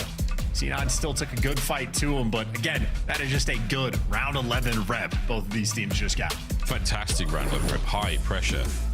No egg on any faces here for FaZe, but a nail biter indeed. Now we get to go to a den, and again, both squads happily to see this one go through. Should be an exciting game either way, but hey, we're on call for the FaZe 3-0. That's what the pundits want. That's what our desk thinks might be happening. But we'll find out exactly how it goes down after this very, very quick break. C9 New York, FaZe Vegas, Den overload after this.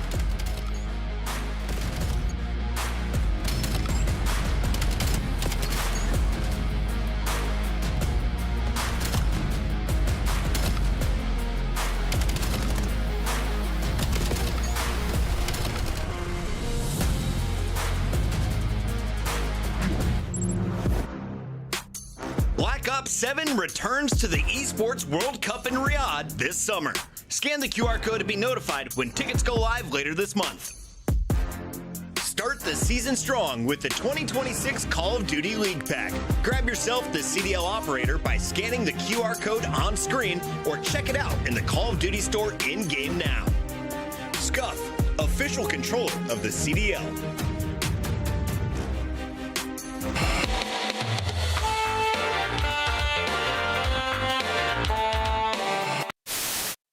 Cubby, I'm Sean. Man, nice, man. Stay on, just lay it. Live. I can help. I can hold the front. You're good. Stay down. Stay down now. Already front. Let's get in time. Bust up that. Absolute front. I'm done. Nice.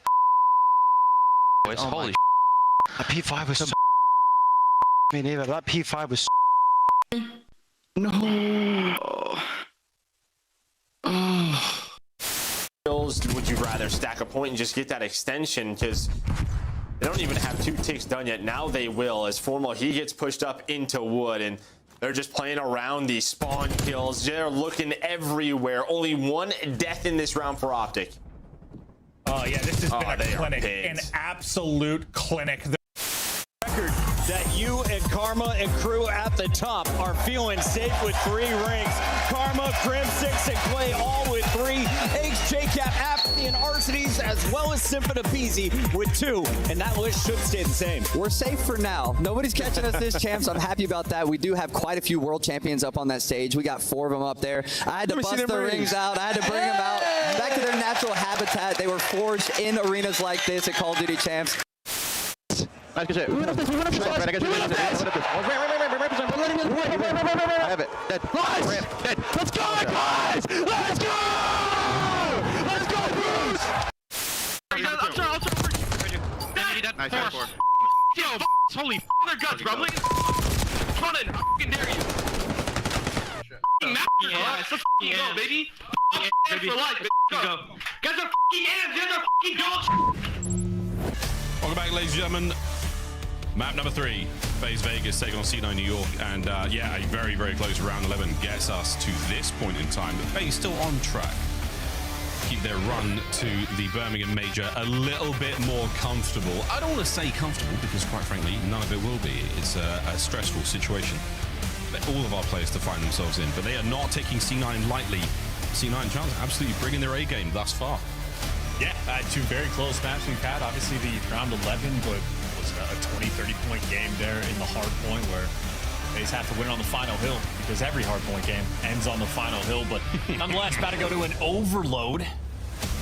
most unpredictable years we have had.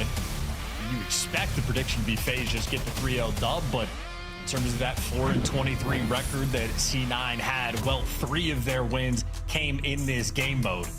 And the stats not particularly great though, but that's true for both teams. Yeah, really not that impressive. At 9th and 11th, this should be a far closer game of Overload than you would expect. But the whole series has been that way. I mean, quite frankly, the Black Hole was super close. Round 11 is about as close as it could possibly get. Again, it's a test of the mental fortitude, the resolve of C9. Week after week after week, tough matches, big crowds, and pressure on for FaZe.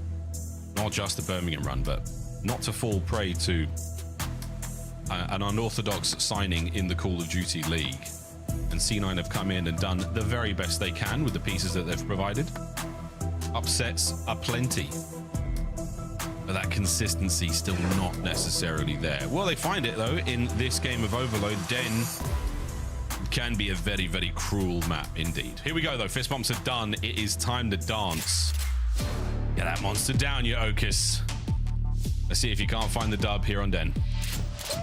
Well, certainly not the favorite map for this squad, not one they've yet to find success on, and maybe the picking bands.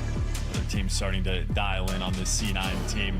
Very mixy map, or at least where the teamwork needs to be at an all-time high. Every single route you take off spawn, basically in any given situation, going to be a very important decision you have to make, and C9 trying to ramp things up, see if they can improve upon that 0-4 record. I mean, 0-4, sort of tough. If we start this one off with 0-4, that would be something, wouldn't it? Well, to mid we go. The battle there for the bottom side of the map, an incredibly important one again. Allows you to provide a lot of pressure on towards mid, but that's not going to matter too much because Sim's already in spawn. And the guessing game begins now, and this is real annoying stuff. The stun onto the man up top as well. Great trades. 0-4 gets his. Technically 3 down for a moment, therefore FaZe. Yeah, how frustrating that must be for Hyde to be the first team on his team to die and the second person on his team to die. So getting spot trapped for a bit is FaZe now, working the device through the middle of the map. Hyde and Nedra good there for 2. Imagine the device guy gets shot in the back, but he actually finds the route through. So the C9 player just letting him all the way in. One gunfight and he get the time. And I was thinking it's a gunfight and Courage wanted the knife. But C9 just not in the right positions on the minimap. They get punished straight away. That was a masterclass. A little stutter step, but now 0-4 on a 6 spree, cutting them down. He does himself a Hellstorm to run with, but he does not have the EMP. The EMP is on a move. And Hyde finds at least one. The spree continues right now for 0-4. A big pickup, and now he's still alive in your spawn. He's still finding kills. Opportunity to make the run forward. Draws, yeah, the nade is certainly going to help. You don't have a teammate. A lethal down range, see if that helps as well. Well, you just got the middle of the map open for you. Booz has got that. Sim's trying to push up through Dojo. You're deciding what option's going to work out the best. The moment Sim gets the kill, that is the go button. Everybody on FaZe group up together. You get the next kill. Now you're running it home. Yeah, that last man down over the top. Draws does get the dunk. A couple of kills as well. 0-4 right back into position now. 9-1 overall, but in position for the top spawn as well. He has messed up the spawns of C9, and that kill was enough. Here comes the run. Easy run unless the nades are present, and they are not. Quick and easy.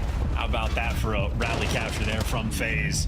This is an indication, again, every single route you take off spawn has to be on point. Every single little bit of teamwork has to be on point on Den. If it isn't, well, it looks like this. FaZe trying to end this round early. And FaZe are really running this one. This is a very impressive gameplay.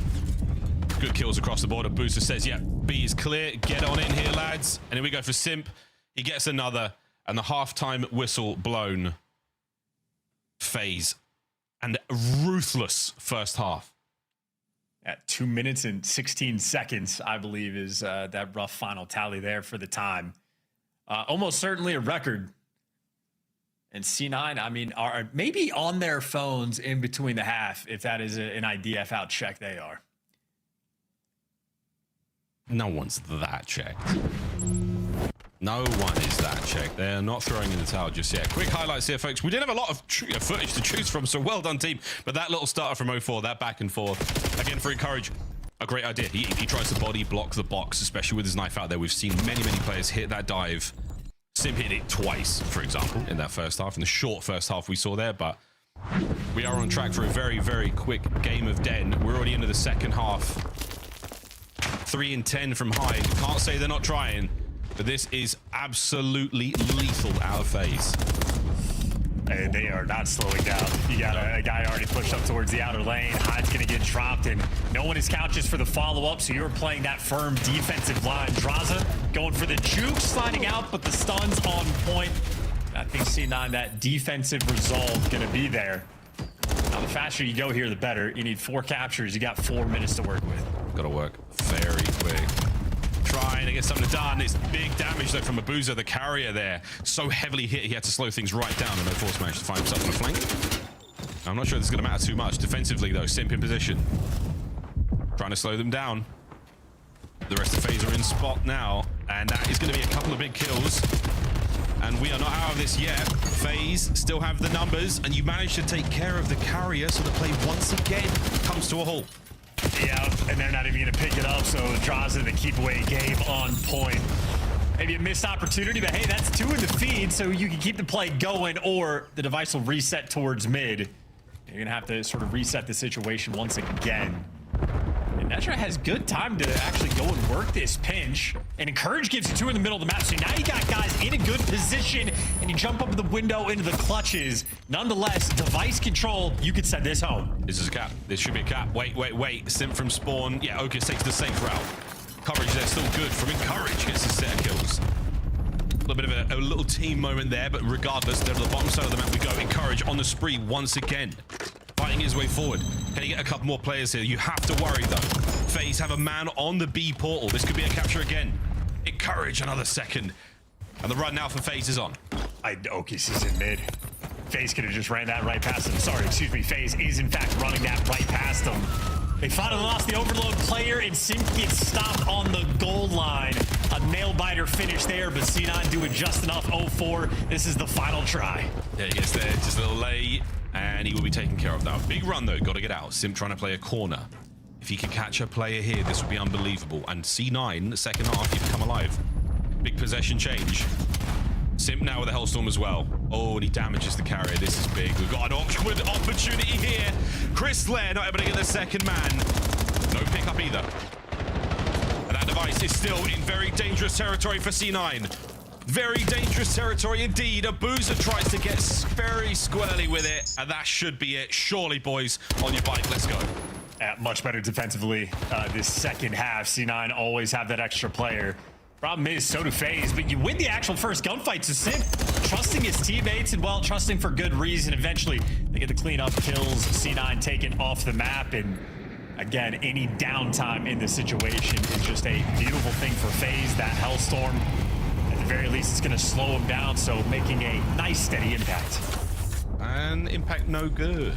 Pick up now from FaZe. Draws once again on the way forward. A looking a little clearer, but he's got to get the EMP through mid. Not going to happen just yet. What a juke. Oh, a lovely dance. Finds another. Now over to B. We lose him out on A, and it's going to be a single gunfight. 0-4 needs to win right now. Connects, and it's good. Can they get the EMP through? In position by Broken. Taken care of. Draza just gets it across the line for the 5th. Good enough. More or less going to secure this 3-0 victory from FaZe. Taking care of business and winning some extra gunfights too. A little bit of flavor on top. Yeah, a couple of gunfights. A little bit of a stat action here, and wicked work from Draza. They line up for him, and that will be another capture for FaZe. 6-1, final minute. Here comes another Hellstorm. Min-map presence not there just yet. As Simp narrowly glides that one through. Final 50 seconds here for FaZe. The 3-0 is complete. Yeah, caught in the Hellstorm, just let the other team know that you got it. Squaring up and maybe have a little bit of a kill race on this team as well. Abuza currently leading the charge. Simp, though, pistol or otherwise, hungry for a little bit more. Flying, absolutely flying. And again, impressive stuff. We've seen a few teams have these runaway moments in Overload. Streaks upon streaks upon streaks. Again, captures net you a lot of points. Objective kills, all of the above. Fantastic stuff. Well, C9, a valiant effort in the first 2 maps. In the third, Den continues to be a very, very sore spot for them. Will we be able to get this one through for lucky number 7? Yes, indeed we will. It's a hat-trick for Draza to close things out here in this 3-0. C9 New York brought down, and FaZe are sigh of relief.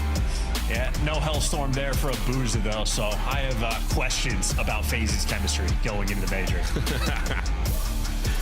The other three deliver, and out of focus is C9, and maybe lost the focus just a little bit there in that overload. First two maps, nail biters. Very close competition on the black card of round 11, where C9 make the better play call, I'd say, in the round 11 as well. FaZe, though, just a bit of a skill diff, a bit of a team diff there as well, at least in the end. Yeah, lovely stuff. 3-0 for FaZe. GG's to those guys. Great sprees again. We saw Encourage get things going in that second half, but when you have a half like that, it does remind me of the way the game played out as it initially came. You know, as soon as we got an overload, making comebacks was so hard. If the first half was strong, no coming back. We did see a few comebacks at Major 1. FaZe, and of course, when we think of FaZe, we think of G2, massive turnarounds in the scorelines there. This was another example of a squad that just outclassed in the mode. Not a hope in hell. Den overload, all yours, FaZe. Take it. End the 3-0. Moving on the next matches here today. But Charles, takeaways there from C9 though. Really good looking on the Blackheart. The raid was awesome, to be honest. That was a really nice round 11 and a good win from FaZe either way. Didn't hate what I see. Didn't hate what I saw. Desk, how did you feel? Pick your jaws off the floor. You know, I was thinking, don't cut your hair. Don't shave it. Unshaven. Are you actually cutting it off, Miles? I was going to give myself, I was going to shave Birmingham DreamHack Major 2 into the back of my head. Oh. Yeah, I'll join you. Let's that do actually it. goes real hard. No, he's not going. We'll be rejoined by Miles and Chance a little bit later in the show. For now, we got to talk about the 3-0. That was almost a 3-1. Round 11 goes to FaZe in the search and destroy, and then Den was FaZe back to their overload ways that got them to their position in Major 1. So, Allie, what was the most impressive part of their win tonight? I think just like the situationals, like getting put in kind of weird, uncomfortable spots just because of the way that Cloud9 plays compared to the rest of the league being in the spot that they are. But other than that, I mean, and it was just kind of simple. Chris Slayer taking over. Chris Slayer. He's had an incredible split too. We saw some good things out of 0-4 as well. He was in absolute takeover mode in the first half of that overload. I mean, Den overload, dude, you just can't play FaZe on it. They're too good. Yeah, I think, the first two maps of the series pretty close. The Blackheart, we saw get all the way down to the wire. Simp ended up ending with like 37 kills, started to pop off a little bit. But in this series, once we get to this Den, like Ali said, it was pretty much wraps. If that round 11 goes the other way, maybe we go the distance. We saw, Nedra started off great on that Blackheart. Maybe could have had some success on the Colossus. But coming into this one, it was all about FaZe just taking care of business, getting this 3-0, and locking themselves in a top 6 position. It's exactly what they did. A couple of close maps in the end, 3-0. This final game, they definitely outslayed Cloud9, but I was starting to think, who's got the best routes on FaZe? You were mentioning last time, Ant, that they've picked up the ball, they've made a few runs, not nearly as successful as they want to be. Yeah, when I was looking at some of the deeper analytics for FaZe and what happened in their overload, it's like, okay, they don't have a ton of possession time, but they were top 3 in runs. So getting the ball instantly going to score, and that's fine if you're finding all the kills like you are versus the C9. But for them, it was about manipulating the defense, and that's what we've seen over the course of the last couple series. I think it's a good sign if you're a FaZe fan that they are in championship form. FaZe is evolving, and we are joined by the pimp himself in the Monster Winner Spotlight. Welcome in, Simp. Chris Lair, always a pleasure to watch you. Tonight, you looked in final form. How's the team feeling going into the last matches of the qualifier? We're feeling good. I mean, that series honestly was a little trolly some situations, but I feel like we've been doing a good job just getting from the start of this split. And I mean, with that 3-0, I feel like we got good momentum headed to this event. And you guys were able to take care of business against the Paris Gentlemates. I feel like that is a huge statement before Birmingham. What was the celebration like? I mean, we hopped on the couch and we watched the match back. That was about it, to be honest. Love that. Celebratory Mickey D's, but you never really know. But I mean, that game 5 was crazy. I can't lie. I mean, not the game 5, but that series was just insane in general. A 2-0 finish puts you into a top 5 position, at least for now. Congrats. Yeah, Simp, you guys back in your search and destroy ways. I think it was 3 rounds you gave up versus the Gentlemates, and now this team you just played, they were on a 4-win streak in S&Ds. They've been good there, and you guys win that round 11. So talk to me about the development there throughout this split and getting back to being dominant in S&D. What'd you guys do? Honestly, I think we were just overthinking a little bit earlier in the split. I think now we're playing a little more loose, a little more free, and just making plays, talking to each other what we want to do. And I mean, I think we've been really decisive, especially in overload as well. I feel like that's the biggest change overall. It's just being more decisive. Maybe being a little bit more comfortable with each other. You know, and talking about comfortability, you guys in that new jerseys. I'm gonna hit a different angle here because I mean, you 3-0 Cloud9 is only so much to ask about. I want to see the new drip. Do you mind backing up a little bit, showing the jerseys, the collars? Yeah, no, I mean, new addition here. I like it. Nice with these new jerseys. I can't lie. I hope you saw the Look Vegas at the face pants too. But oh yeah, nah, these pants are on. No, oh, what side is it? Rate them on the comfortable scale, like 9 being the comfiest jersey and pant combo. I would say the pants are a little tight. Pants are a little tight. Got it. The jersey's nice. I love this jersey, honestly. 5. Chris Lair, you are a 9 out of 9 on my scale as well. Thank you for joining us here in the Monster Winter Spotlight. Thank you, guys. That is Simp. Allie just told Simp to back that thing up. She definitely did. She definitely did. And we're going to back that thing up to our scuff play of the game. It was round 11. Allie, back us through this one. This is one of the round in Search and Destroy.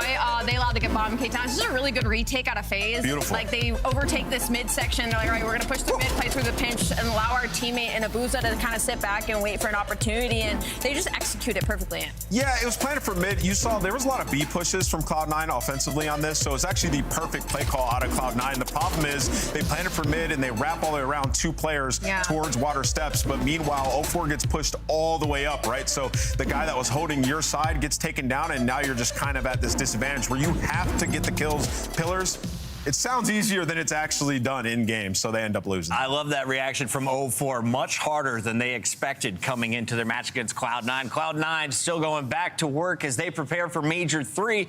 They'll be one of the 2 teams on the sidelines. We got to get ready for the next matchup, though, and this is the biggest one of the day. Allie, why should everyone lock in for Optic up next against Riyadh? Because Optic's undefeated, and Riyadh is one of the only teams left in the league that might be able to take them down, especially the way they've been looking this split.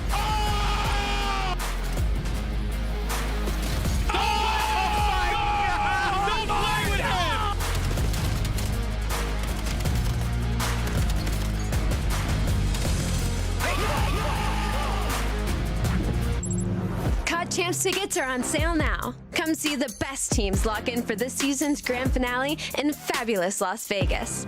All 4-day passes come with early venue access.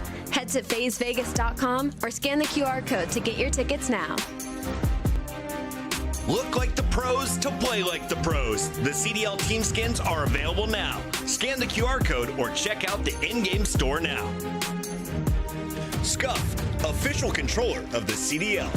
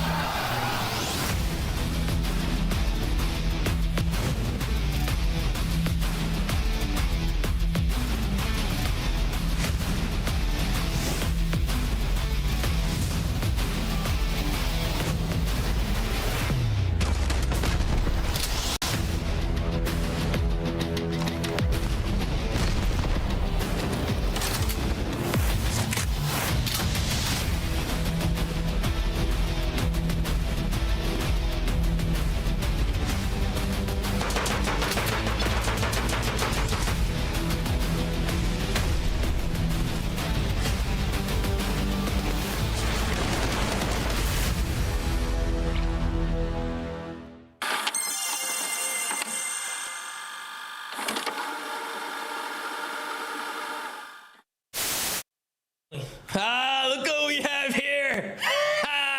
I'm the only one in this call with 0 rings. We're not gonna talk about it. Two of them. They're all there. They're all there. I'm pushing you. Behind you. Oh, no. Yeah, I knew you were so screwed. I thought I had that, guys. Whichever bomb site they choose to go to, 30 seconds on the clock, and well, if Easy's been seen, he will drop off the map. Oh, do they have flag? Oh, they got flag. The call.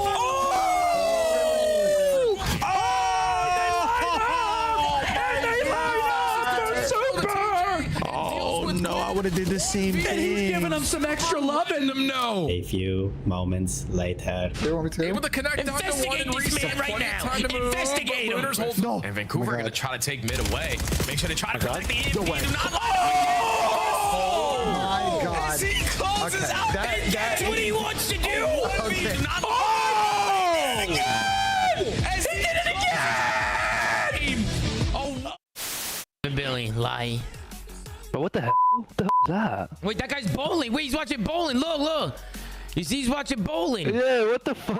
I gotta troll, bro. Wait, is he trolling? Wait, is he trolling? He has to be trolling. Wait, is he trolling? He's gotta be trolling, right? Wait, he's gotta be trolling, right? Nah. That's not right. That's an Easter egg from the CDL. On T bridge. Yeah, our bridges. Our bridges shield. What's left? I'm cutting mid. I'm not sure if I'm getting old, but I swear to God, Joe, sometimes when Celium talks, all I hear is.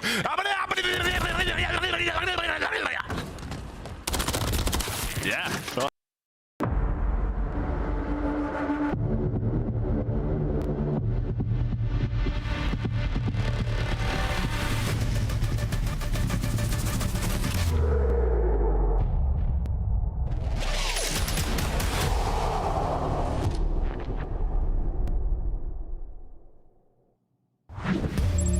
9 teams have tried it, 9 teams have fallen. Optic now taking on the Riyadh Falcons. And if you've been around the CDL, you probably know the history between this duo.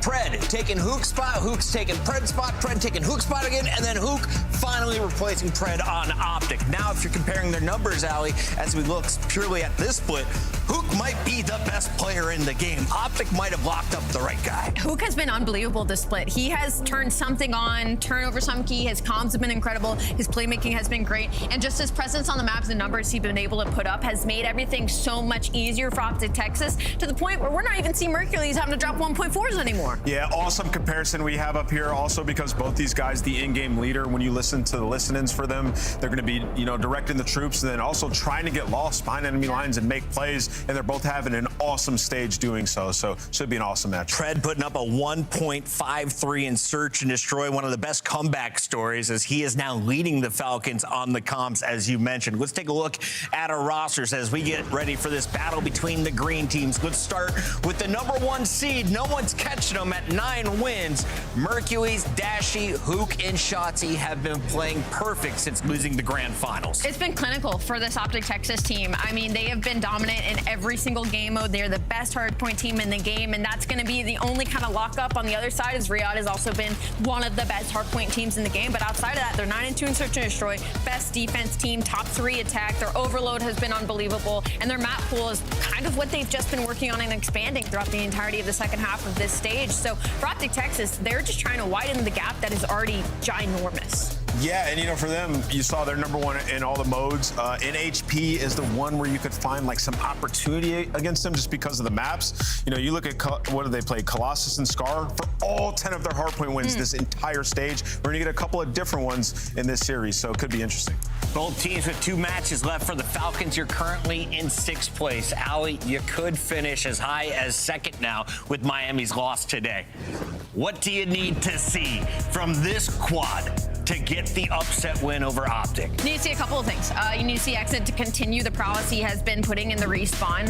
He's been putting up exceptional, consistent damage for them, which has helped them being one of the best hardpoint HP teams in the game. Talk about Exit. And then, then also on the side of Kismet, he's been playing a lot more free in Search and Destroy. He hasn't been pulling out the sniper as much. During our interview, we talked about, focusing more on just playing to our game instead of other people's. And so we need to see that in this Optic Texas series as well, should Dashy pull out that sniper. Yeah, all of a sudden they got some lockdown maps for them. Where the black card, they're terrifying on, and their overload's gotten a lot better. Exposure, they're the best exposure overload team we have in the game, right? So you look at them, it's like, okay, you got a good foundation. You have to figure out your S&D. To Ali's point, putting away the sniper in the last couple searches has helped them, but that's been raid specifically, so could be tough on exposure. Den, exposure before we get to a raid game 5. Ali, how far are we going in this one?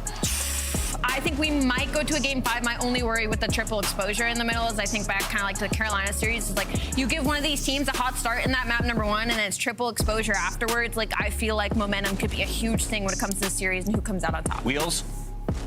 Yeah, I mean, look at the map side, it's good for Riyadh, right? You get your best overload in the game 3. You look at the Den, Optic are 0-3 on dead hardpoint. So you have that going for you. You've been playing it a lot as well. And then the exposure, Optic haven't even played it throughout the split. Split 1, they were 4-1 on it, but it's just been a while. So in terms of map set here, this is as good as it gets. If you're the Riyadh Falcons, you have to seize this opportunity. Can we get a vibe check? Pred looks locked, Kismet was dialed in, and Exnid is so focused right now. He's dialed, bro. Exnid's got to keep up with Hook today, right? That is going to be the challenge. Pred has to keep up on the calls, and everybody has to look out for shots. It's time to lock in our Scuff Pick'ems. Rosalie.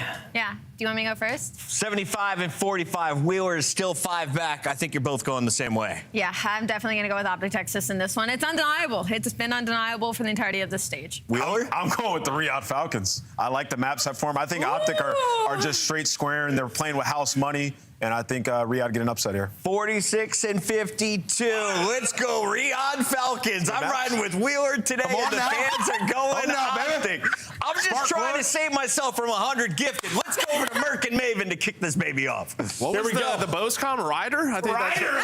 Yeah. What you doing over there, buddy? I think the maps are good. Optic are squaring. Okay, They really are. listen, it's not crazy. We'll see. But listen, Optic are like approaching their final form. They're right there. Listen, they're perfect, but I think the big thing is you've talked about me, and then we've talked to the green room. Like if they one more hard point, they get even scarier. No, I mean, this is the Tom from JP, from the team. They know. We're not really trying to play black card, so focus is on Den. It's going to be open. They're 0-3. I mean, they've had some close maps. If you watch their scrims live, they've won this map. It's one of those things where it's going well in scrims, but in matches, you got to figure it out. Yep, 100%. And they get one more hard point. They get the Den to work out for them, and they become far scarier. Are they the favorite to win the tournament? Could they win the tournament without being great on Den? Absolutely, but it could be a big piece for them if they're really trying to even further the separation between them and the rest of the pack. Now, on the other side of this, for Falcons, you just watched what? You watched Ravens get their 6th win. You watched FaZe get their 6th win. You desperately need your 6th win. Does it need to come here? No, because you play Surge in your last match. But if you get it done here, you're feeling great. No, you're feeling great, and obviously you're handing Optic their first loss. Right? But Feel real good. I mean, listen, joke around with Amos, he's not wrong. You have a lot of strong maps here for Falcons. Optic obviously are just squaring up with everybody right now, testing this map pool, getting it prepared for next weekend. They have no fear. No fear whatsoever. They're begging people, beat us. We'll play you on your best, come out and try to beat us. But this is where you think with Optic, not winning this yet in the match, this is this chance for Falcons to walk in and steal one. We saw a theft in our first match where Ravens came in, stole map 1, ended up leading to a series victory. We'll see if the same could happen here as Pred is lining them up. He's 6-0. He is perfect through the opening. That streak will come to an end. What are you saying? I mean, you got everything that you wanted if you were Falcons. Exnid was able to pick up the first P2 push. The problem is you get off the hill if you're Pred, and that opened up the back spawns there for Optic. So you just kind of flip the map, right? And when we talk about, again, just taking advantage of your opportunities against this team, you can't allow that to happen. But those sort of hut spawns do come in there. All 3 spawn up, and now you have to deal with this. A simple mistake there for Falcons, and it's going to lead to a lot of time potentially for Optic. I mean, look how far pushed up you have Shotzi. I mean, he is in your spawn.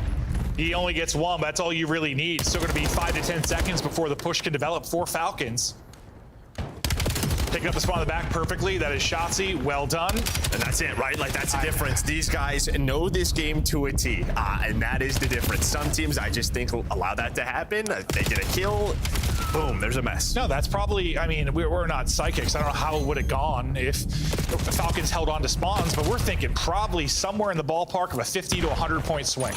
Because that's a full 60. Yeah, normally P2 is pretty messy, but you would think they would have a lead. And instead, they do not. Well, and just they the lose rotation. Now they're getting smoked. Could have been 30 to 60 to Falcons. It was a full 60 to Texas. Like, it's as ugly as it can be. Now Optic are set up beautifully inside of a P3, rocking, rolling, ripping, showing you what perfection looks like. To the comps from Optic. Out of pushing it. In it. It is shot. Keep the heading. Out of me. I got one. Go down. Still there, I guess. Yeah, still down on you. Yo, what's 10 a bullet. 10. Still 10. Hold over now. I got time. They're nading. Yo, Con got me at. Nice. Let's get this time. Kind of weak. What's their shot? John, you guys got. Yo, what's the last two? Come with me. Alright, I'm gonna go outer fast. They could be red. I'm gonna cut low red, baby. One there. Lord, dead. Take it to it. Back new. Dead. No one here. Not weak, not weak, not weak. Top blue kiss. Top blue kiss. 2 seconds. On the back. Yeah, just play like it. Like, I have her pinch. I have her pinch. I'm back there. I have red. I still one back there. Nothing pinching. In red. I'm pitching mid. Fast. Save. One back there in the right corner. Back there, right corner. I keep going red guy. Yeah, two back there. Yeah. One's going close right corner. Close right corner. Red and 2 on time. Red got me, and I don't know if they went in the back. Yo, red. Still red. Respawn small. Still there. Dead. Other dead. One back there. Back door weak. Nice. There's one back there. High ground. There's a trophy back there. I need it. What's your smoker? He's hard stun. I'm trying this. Dead. There's both there. Both in the back. Yeah, both there. It was a nice opening hold from Falcons, but it's a close roof side spawn for Optic. Next push, they battle in, lead, start to grow again. Yeah, I mean, we were on board with Hook, right? He was the last one in the comms saying, hey guys, you know, wait for me. He doesn't, so then he takes his time, and somehow Shotzi just like got in between a couple of Falcons players, which leads to that break. But we saw Dashy, the pistol hit, and of course it is. Also a Hellstorm in the pocket, and Optic lead. Into our second set of rotations now. Optic trying to do a better job at the P1. Falcons trying to maybe avoid a late P1 blunder and get a better opportunity at P2 because it was a full 60 seconds to Optic Texas. Last time through. Dashy, couple in front. I think his aim assist gets dragged and he gets put down, but it's Shotzi to clean up the scraps. He's 18-9. Leading the lobby, taking over. Spree, one more bullet would have continued, but that'll come to an end. Yeah, I mean, everybody just dies on Fred, right? He's in the middle, and at first, it looked like he was going to go all the way through Dojo. Then he wraps back, waits for his team. They just get smoked by Shotzi. Now you have a 4 dead. 10 seconds, you are going to fly forward. If you are Optic, you're going to hunt these players down. Well, it's just down to Xnid, and he does a good job of finding two. He's got to buy some time. Could have been cleaner there for Optic, still might be.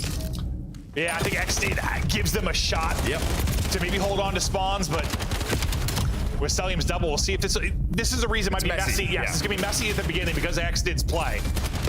Hook got a bit of a spree at 4 straight. He'll try and bust things wide open. Chance to get to 6, and he'll get it to 6. 7 in front of him.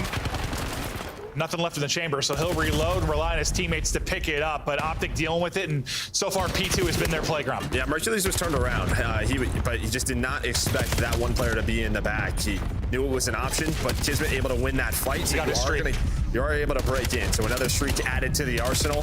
The crazy thing is you had 37 seconds after the first P1. You're just about to double it. Yeah, no, 100%. Lights out. At P2, and well, the chain from P2 to P3 is where things started to unravel a little bit early on in this game, and he got a chance to do it here behind the streak. Sneaking behind enemy lines with Hook on the deep rotation. He might get 1 or 2 for you. He's gonna get both, and the streak might set you up near the point. Not able to connect on anything, but maybe providing some opening lanes for you to at least get aggressive on this. Nice combo on the nades there from Falcons. That'll be 2 for Cell. You deal with the first streak. Still 1 in the pocket of Texas, but well. They're going to call it in right away. Looks like pushes right back into the tablet. So go for a round 2. And well, you get the first kill if you are Falcons. So holding on right now. Mercules, though, does respond, but you are all the way through. The rest of the players were through the middle of the map on Optic's side, so no one through Dojo. It's just Mercules. Shotzi, though, guess what? He is behind enemy lines.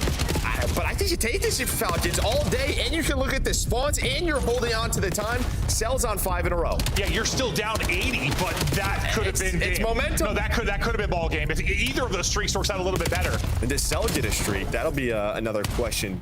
He's getting close. 6 straight for Cell. Falcons starting to put themselves into some better positions. This transition off a 3rd, going to be a big one, and we'll see how it plays out. Some tags in, rethinking that gunfight, repositioning, all headshots for Cell, 7 straight, 1 off the streak. He does it again, though. Shotzi summon, he just gets behind them again. He did it the last P4. He found the opening, and he's able to find 2. You still have the close spawns, but you need a couple of more kills to give yourself a little bit of breathing room. It makes sense they want to play Den over Blackheart because he can make those plays easier here, right? 100%. Like him just finding an opening that doesn't even take a gunfight to get behind you. The streak does come through for Cell, so you'll have that to work with now, trailing by about 60. There's just not many openings on Blackheart to just catch. I mean, yes, you can take a long route and stuff, but not as easy to be elusive, that's for sure. But Shotzi continues to make plays, but hold up now. Yeah, you've handled Falcons this. have absolutely handled it. We'll see when maybe they get better value out of their streak, Joe. Yeah, they could use this to break an early P1 setup. Mercules gets aggressive through Dojo side, and that's going to be the call. So Cell's going for it right away, but you're within striking distance now. 37 seconds. You see what this does.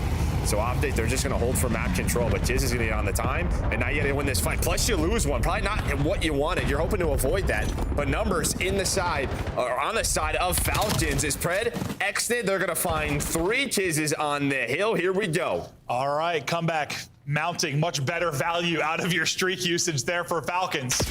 Exit waiting, finessing to the point. We see Cell getting cracked with a sub in hand. He's able to clean up one. There's the flip on through. You've got spawns for next. 25 seconds remaining, and that is exactly what you want. You're going to get this time and hold the back line. Now, just no late hard point blunder. Well, one is going to spawn in the back. That's number 7 at Mercules is going to pop. They didn't pick it up last time, and they're not going to pick it up this time. What can Mercules do? Because now everything unraveling. And again, it's just like they're not even turning around that it's an option, right? The player in P2 is not blocking that spawn. So yeah, it unravels again.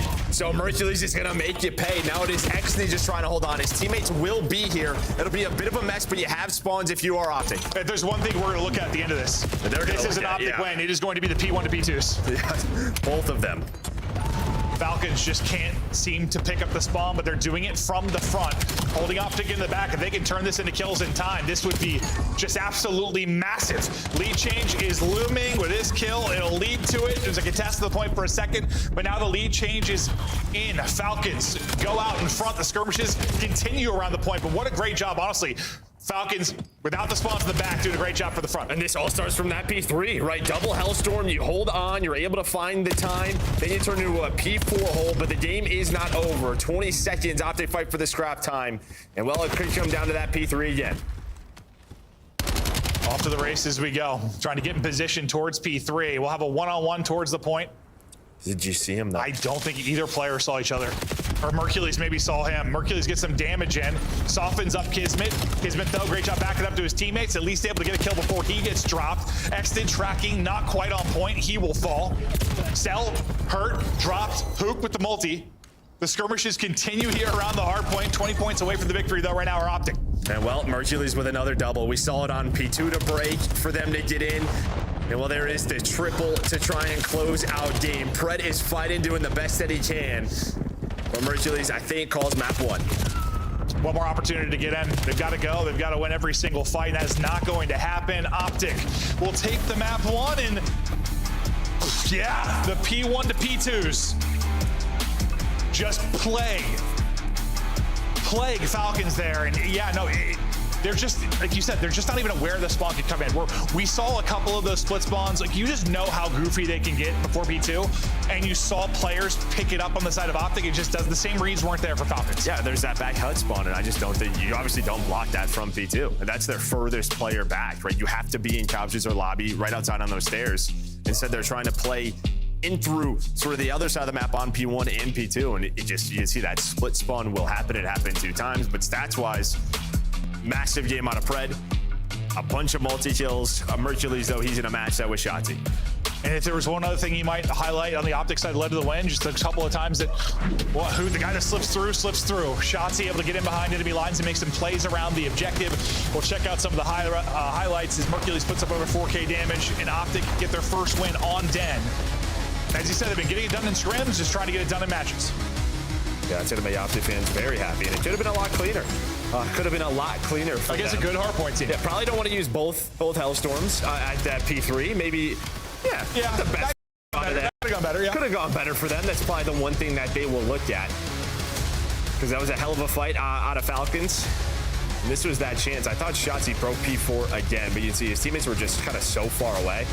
And you get the next kills out of Exnid. So this is the P4 that almost ties the game up out of Falcons. You got that Hellstorm from Celium to flip. And yeah, that's when this spawn flip will happen. And even with that, he did a pretty good job at that last P2. Oh, he did.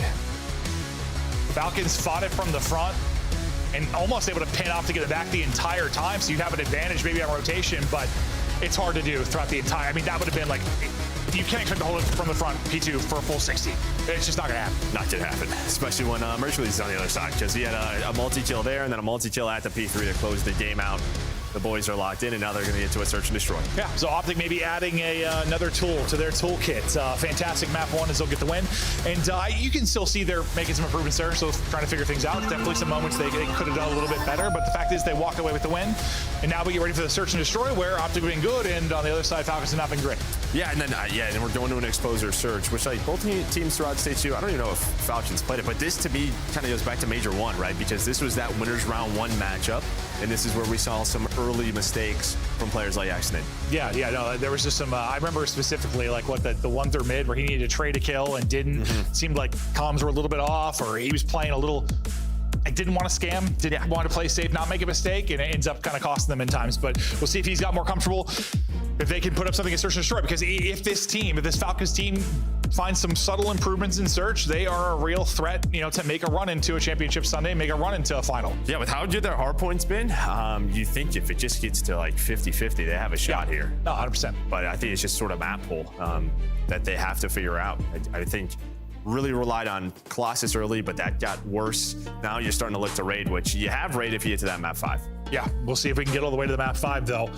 Optic, after taking that map 1, making things a little bit more difficult. Optic trying to, I think there's something to be said where it's like, first time playing everybody, having 11 matches. I would love to end it perfectly and say we had the best qualifier of all time. But at the same time, what's the important thing? The important thing is the major. You want to work on some maps that maybe haven't been your bread and butter. So they'll be playing some things and squaring up quite a bit, but they've been able to get away with that and also get series victories. Next test will be the search and destroy. What do you want to see more of from Falcons? Like, what has been the issue? What do you think has been the big issue in search? Is there anything that stands out? Like, I know we've talked about Exton's struggles at times, but yeah, I think just sort of being on the same page like mid-round. I think their openings are fine. They're getting some of these first bloods, but it's kind of step 2 to me. All right, like, I don't know. When do we want to go for these plans? Post-plan setups? I'm saying give Exton the sniper, let him get cracked with it, and then maybe you don't have to worry about those plays he makes. Yeah, you do have kids on your team, so yeah, maybe you let him rock it. I don't know. Maybe he slide to that role. I feel like there's no way Exton can't be twisted with the sniper. The way that guy moves, maybe he's horrible with it, though. I don't know. No, I'd like to see it. I honestly would. Then he's not probably in those positions where he's overthinking things. Just let him fly around, try to hit snipes. There's a reason I'm not coaching. Maybe they've tried it, though. Because I'd rather do this. Maybe they've tried it. Maybe they have. You're right. Exposure, though, into the mix for the map 2. Exton gonna have a whole heap of Optic players in front of him. Damage into 1 or 2, able to walk away with 1, and he's just flying at you.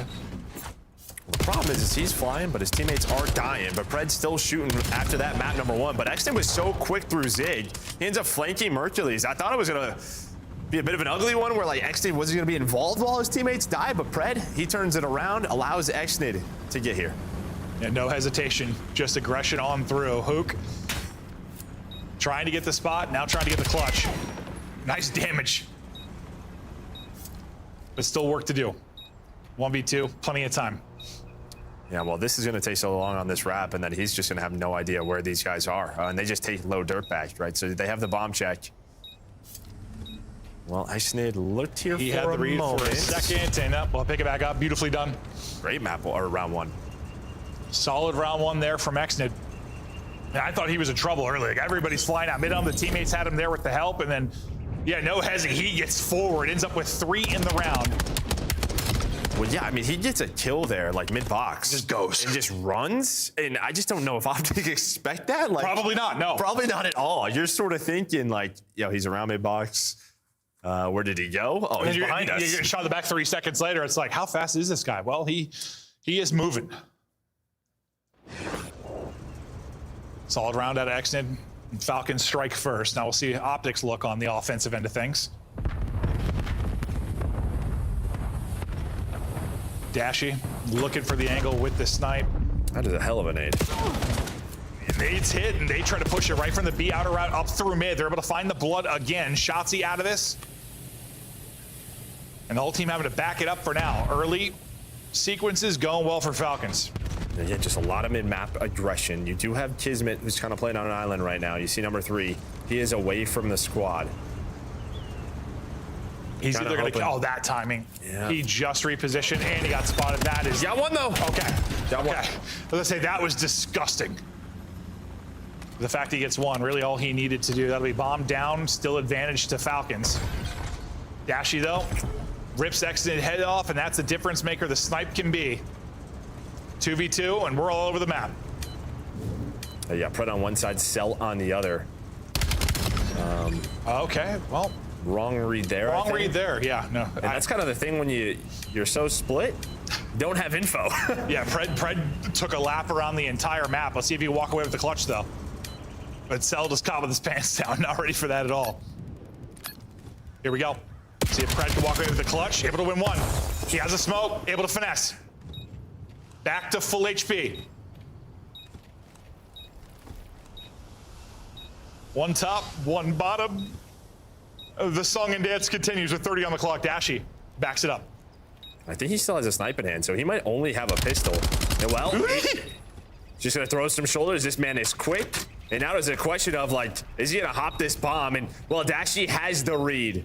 I mean, just completely outplayed in this one-on-one. Bro, he's got Pred doing. But it may not matter. And no, he got to it. Got to it. He got Okay, to it. well, outplayed until the final seconds. Yep. Oh there my we God. go. It was just such a long one-on-one. These guys are doing circles. Pred was chasing ghosts for quite a while. Dashy just a step ahead until he wasn't. Pred wins the round. That was a circus. And this is what I was kind of talking about, sort of step 2 in the rounds, where Falcons kind of throw, you get the first blood, it's a 3-on-2, then Exnid dies, Cell gets caught, but Pred, he bails you out. Yeah, I think Dashy's just thinking if he chows here, I got my trusty pistol, I'm gonna melt him. Or I'm just gonna waste enough time. Or enough time, yeah. Pred doesn't miss a bullet though, and clutches up Pred 4-0. 2-0 lead for Falcons. Pred by himself on this side of the map, just playing a little bit of dodgeball, able to dodge the nades. Nothing connects with him, so they don't know he's here. Dashy brought you back to a 3v3, I believe, with the snipe in the last round. Or the 2v2 or whatever it was. This time, he's had a snipe in each round. This time he gets the blood. And yeah, it's like if he doesn't get that blood, do Optic go? But I think after the blood, they slow down. And if they don't slow down, maybe they run into Pred. And now, yeah, it's the opposite. You run into your old teammate who's laying on the ground. Yep, total opposite. That was a really good example, though, of how first blood can change everything, though, yeah? Without a doubt. Yeah, I think Optic are going there. And Pred might get traded, but he's getting one. Exit stomping. 1 versus 4. And behind a couple. Damage into a couple, but not able to close anything out until Hook re-peeks and Hook gets dropped. He's just saying hi. Goes for the world star. There was a snipe. Yeah, There was a snipe. Do it. Hey, it looked all right. Didn't hit the shot, but I like what I saw. Give it to him. But yeah, that first blood from Dashy changes the plans. They're able to put the brakes on and catch him. Pred wants to be the pop-up surprise, but no, you nail it. I mean, he dodges all the nades. That's like the key. They have no info that he was there. So oh yeah, I would honestly, if it was the first blood, I thought he was guaranteed a kill in that round. You saw everything hit in front of him, like 2 frags, 2 stuns, nothing hits him. And that's usually the ISO player, a little bit of dodgeball, right? I mean, yeah. You're trying to catch somebody.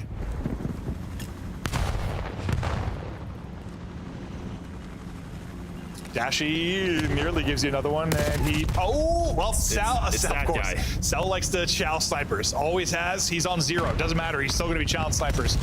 Gets first bullet in, the flinch will be enough. Shotzzy though, he'll have a, one-on-one the other side as he pushes on forward. Kismet will be dropped and isolated. Cell will get put down by the wall bang from Mercules. And waiting this entire time for his lunch is who? Pred is gone. And it's Exit by himself again quickly. He's a bullet. And that'll seal it. And well, that's the first time we don't really see aggression defensively from Falcons, and does not look great because, yeah, you just gave up so much of the map. You allowed him, honestly, it was just kids playing for info, was worried about the snipe, and then, like, yeah, he's just solo chowing low dirt by himself when he has 3 teammates window. Fact is, they just cannot let that bomb go down that cleanly. Cell, struggling through 4 rounds, 0-4. He's only done 100 damage. Not great. Cannot get involved. They're going to need him to turn it around. But the fact is, you're 2-2. So, not the end of the world. If you looked at the kills right now, I think it's a little more lopsided, but that's not going to be the case. Back to round one. Extended straight out. Looking to chow. Nobody there from Optic, but looks like it'll be a quick plan in. We'll see if Trophy is there for coverage or the nades are going to connect. Looks like plan is in, but Dashy. He has one per round. Another snipe. Yeah, he's got one per round right now. This is exactly what you want. It's another first blood. Well, it's 5 rounds, 4 snipes, but it's close. This is round 5, right?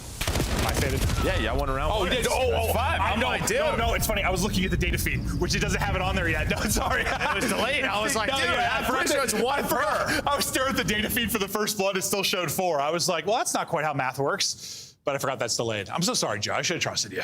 And well, that just leads to a perfect. I'm not looking at that thing ever again. The 3 times I've referenced it, it's delayed and I've said something wrong.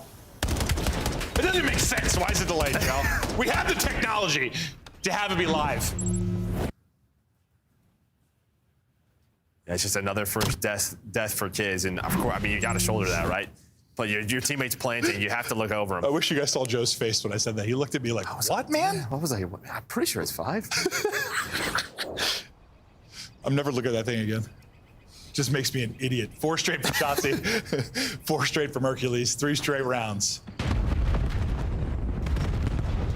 With Dashy with the eagle eye coverage. They get pushed up. Not connecting on that one.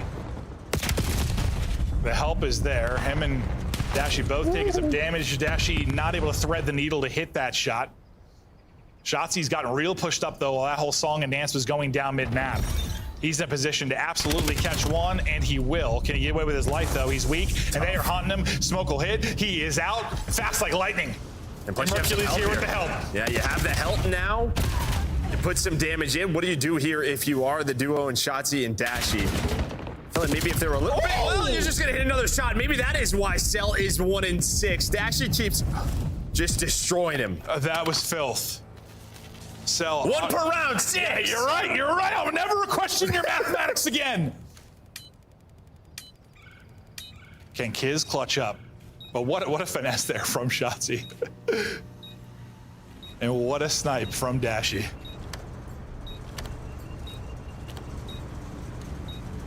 It's a grenade. Oh, a little short.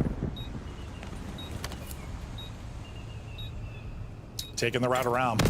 But he's gonna catch one. He gets greeted by a nade, but he's still able to get the kill. Hold up. Great damage into Dashy. Pushing it out. Ring around the Rosie again. I guess that's the clutch routes for Dashy. Not able to win it. He'll drop. And there's enough time to get back to it. 2 crazy clutches from Falcons has them still in the hunt. Well, that's just... I mean, they had all of the info. There was a detonate at the ground and Kismet run into it. They knew he was there. Did it hit him or was it just short? No, it hit him. I thought it did. I think Shotzi dies, and then Shotzi dies. I think he's telling Dashy just to pistol him, but it never comes out. Yeah. I got to see it again. I couldn't tell if the nade was just short and he took damage from bullets, or if the nade hit and he didn't take damage from any bullets. But the fact is there's a nade there, so they knew he was coming from that direction. Yeah. Good old Shotzi dead nade. Okay, well, there's been some weird ones, Joe, but it's a weird year. I mean, listen, any other team, and we're like, what in the world? But it's all good. We'll allow them to make some mistakes. Yeah. Just not mistakes you want to see next weekend. True. Get them out now. Get them out now. Just like me being sick this week. Get it out now. Get it out now. I don't have it next week. Fast one there for Falcons. That's when they've had their success. That's what a Kismet bulldozer. Yeah, let's saw last defense a little bit. They just know. It feels like the map gets stagnant.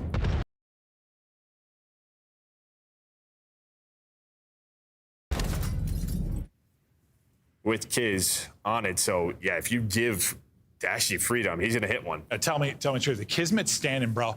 Mm-hmm. He's got a good balance, good foundation to stand. Yep. So you run into him at full speed. Can you knock him over? Knocked him over? I think I knocked him over. You might. I don't know, man. That guy's a wall. I believe in you, too. Just go for his knees. Go low. I'm taking out his ACL, MCL. He'd still play Todd. It's true. Doesn't need him. True. Oh, what is wrong with me? Dashy's been so good with the opening snipes. It's just unfortunately he hasn't been able to walk away with either of the 1v1s. Yeah, when the hell did this guy get this, by the way? Great question. Okay. Pick for Exton. Give him 2. Exton's feasted. 7-5. Hellstorms maybe on the optic sheet of maybe a little practice there. Gotta figure those out.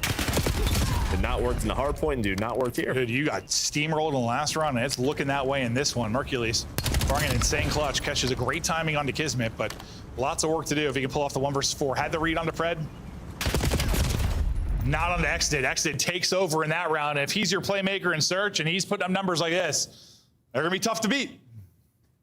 Well, I'm assuming because he's just running up dirt to find 2 kills. So he must have gunned someone and then maybe killed Shotzi in the Hellstorm? Because he got a 2-piece. I believe that was the play. Let's see. Oh, no, they just run into him. Okay. I knew he got a second, but I wasn't sure of the second one. That was the most awkward gunfight of 2026. Oh, he had mute field, so that's what it was. They didn't see him on the Hellstorm. They didn't see him on the Hellstorm. The mute field play. I love that. Good shout. Because that's something we're not going to really notice until we see a replay well, like that. I'm like, how is he there for free? Does Shotzi not see him? But that is how. There you go. Good old mute field play. Incredible there out of Exdid.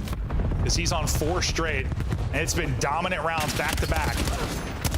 Pressure now to Optic to bring this back. I mean, in fact, he's 2-7 and you're still up, you got to feel great because we know how prolific he could be in search. Shotzi trying to give you a chance. Pred, though, nice little snap back to. Well, I think you do have a chance. You're not going to expect this. Kiz is in your spawn, and you had a chance on a Dashy to turn into a 1-on-1. But yeah, fact is you just had everybody in the middle of the map, and Kiz was on like a long route. Like, yo, don't die on me. And well, they all died. Yeah, Mercury's position isn't this. Maybe he got a shot, but even if he gets a kill, probably getting traded. You see number 3, like he's just. Oh. And then Pred had a nice little bunny hop and snap out on the hoop, but not quite enough. Optic staying alive in this search and destroy, and for Falcons, you're just looking for that closeout round. This year, seemingly the hardest to just close out the search. Will be Dashy with the opening pick with a snipe. Well, he's gonna catch an 8. Maybe a little bit of trouble, but no follow-up for now. Who's gotten to a good spot out mid-map.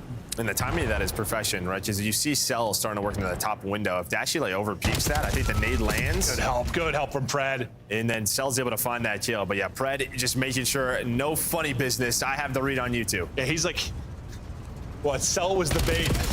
And Pred was the finisher. They are fired up. They know search and destroy is where the improvements needed to come. It's a big search and destroy win, and they are pumped.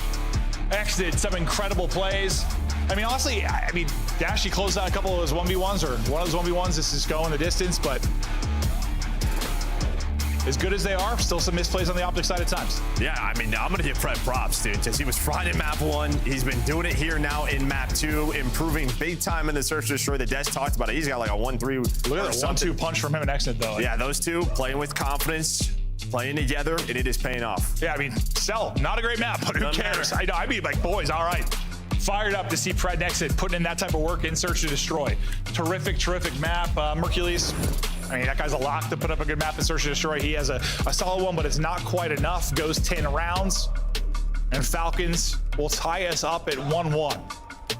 And now you get to their exposure overload, where they're 3-0. Nameless thinks they're the best exposure overload team in the game. They have shown that. But Optic is also undefeated on this one. So yeah, quite good at overload. Yeah, should be good. They had their first loss last weekend. So we know they can be incredible, but this series continues to deliver. We'll see how deep we will go. It's Falcons that really could use 10 points. Again, they still have kind of a cushion when you think about the fact they're playing Surge later this weekend to get their 10 to get 6 wins. But you do it here, I mean, you're basically guaranteed T6, you'd think, for this Falcons roster. We'll see if they're able to do it. The battle continues, though, with the Map 3 exposure after this quick break.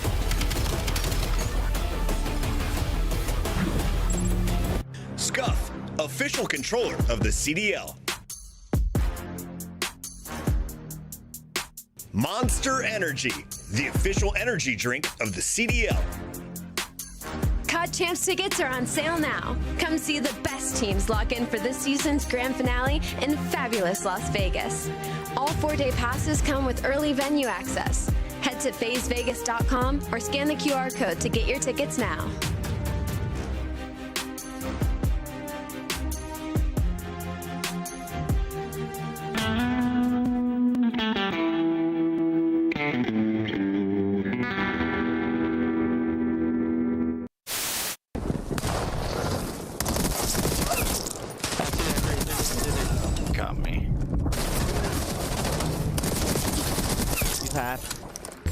Grab the overload device.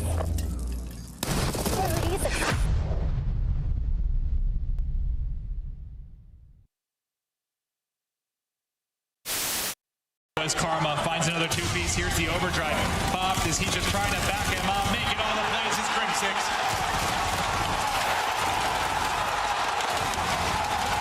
The curse has been broken. The dynasty has been cemented. They are the greatest roster in Call of Duty history. Optic Gaming are officially the Call of Duty World League champions.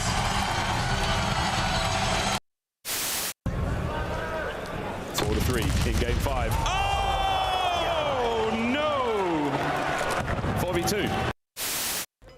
This guy don't play for the win. What?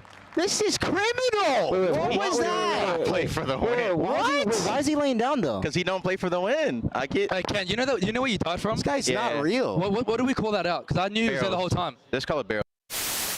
Stay on Spire. Just play 2 once. Take your life, dude. He's in. He's just running. Just run. Fuck you know, baby. Come on. Come on now. Come on now. Come on now. Yo, this guy was f***ing so much.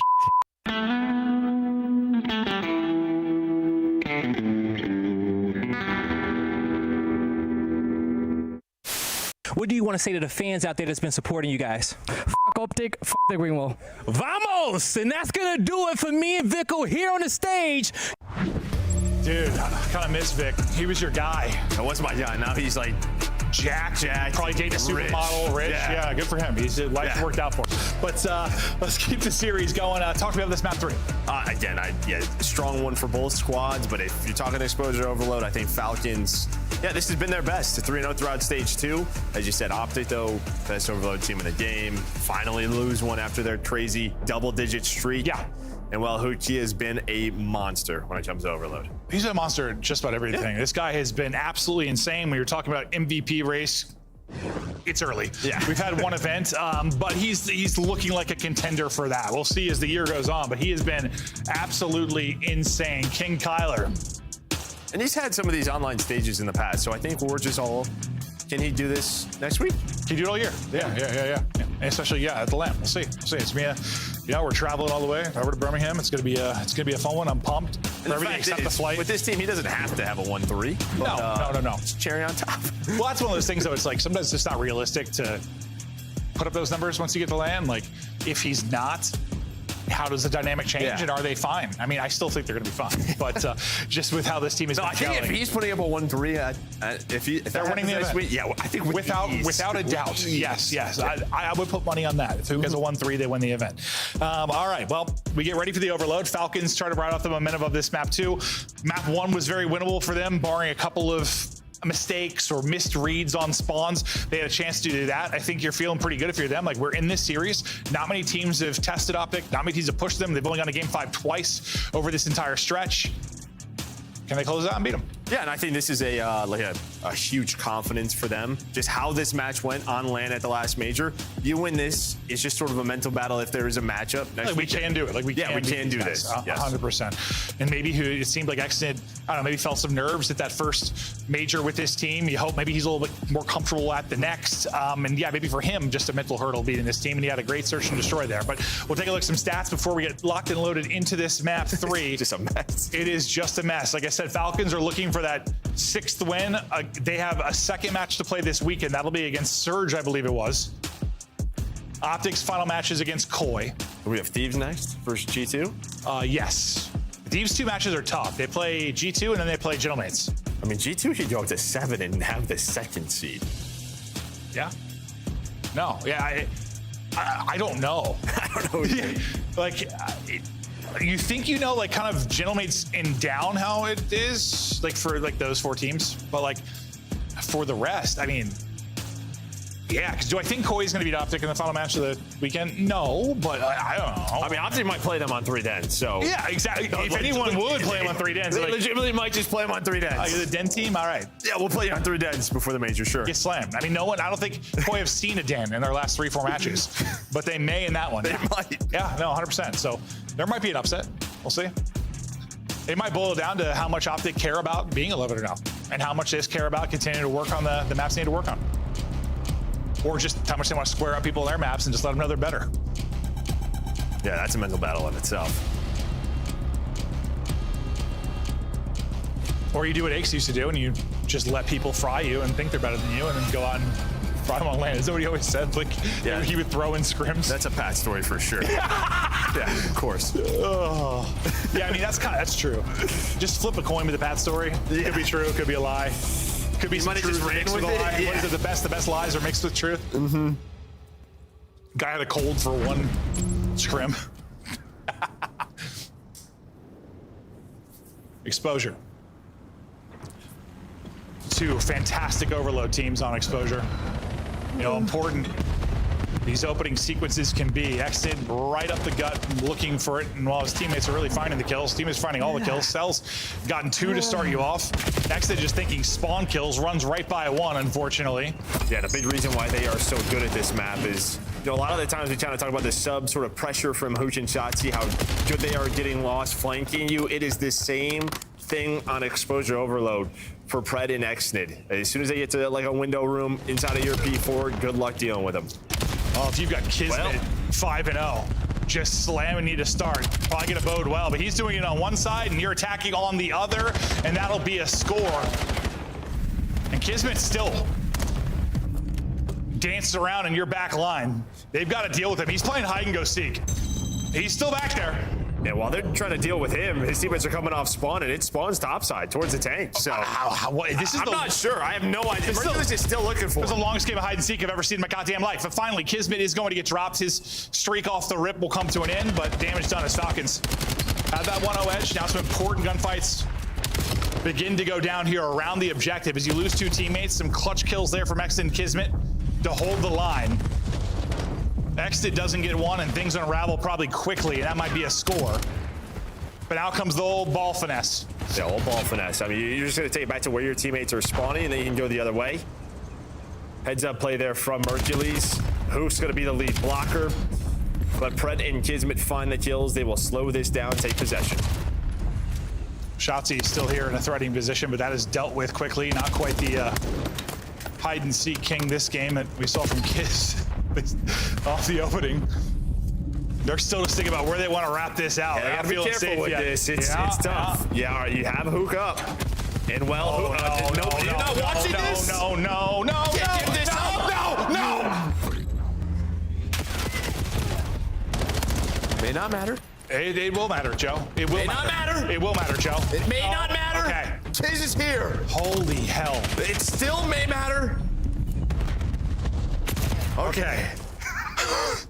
That was, dude, I started sweating actually. I was like, how? Can't give that up. You spend all this time ball finessing just to have Hook come and steal your balls. And now, okay, you get to trade on him. They need to get this. Get it out of here. Get it out of here. Run forward, please. Lord Almighty. What is happening? That is a challenge. Hook's in behind again, but thankfully Exton will get it done with the pistol. It's a circus here early in the map 3. Let's hear the comms from Falcons. In the corner. Come to me. Yeah, go. No, wait. Okay. Take space left the G. I hear you. Back right, dashing. One shot. They're both wait. I'm taking these. SND. I'm dead, AG. SND. One shot, bro. I'm trying to get to No, tower. Yeah, here, tower. Taking right. I'm talking about shit on. I'm getting right. Down on me. Down, Dashy. Needed tower. SND on the ball. One shot, P1. One shot, One shot. One shot, P1. Tower, Dashy. One They're going A. Nice Dashy. One shot tower. Settle box. He was SND. Dashy tower me. I'm nading tower. I'm playing right up here. Right tower. How about best server? I didn't stun him. He could be like in a break maybe. It's one left. I blocked it.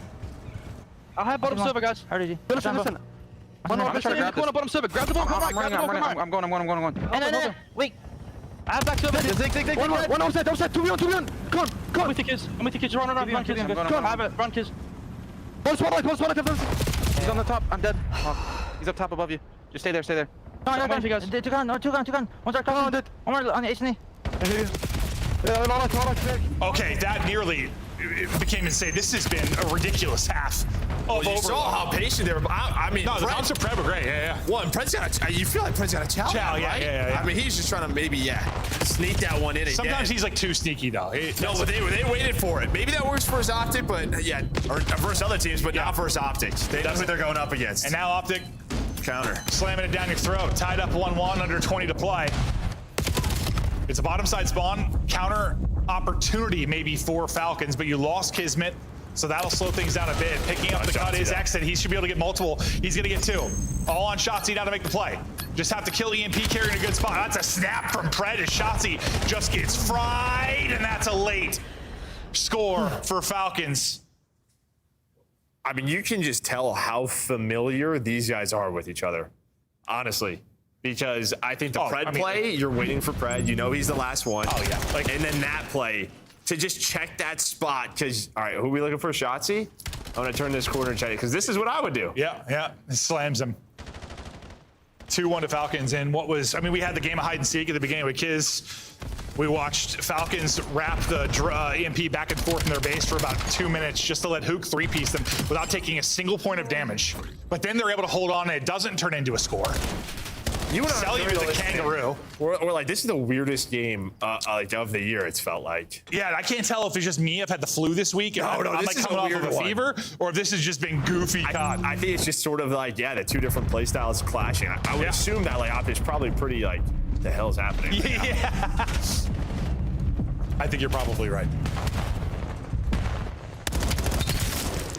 Time of possession stole away to Falcons. It has been throughout the entire game, and they've got a 2-1 lead behind that. Pushed up his Kismet.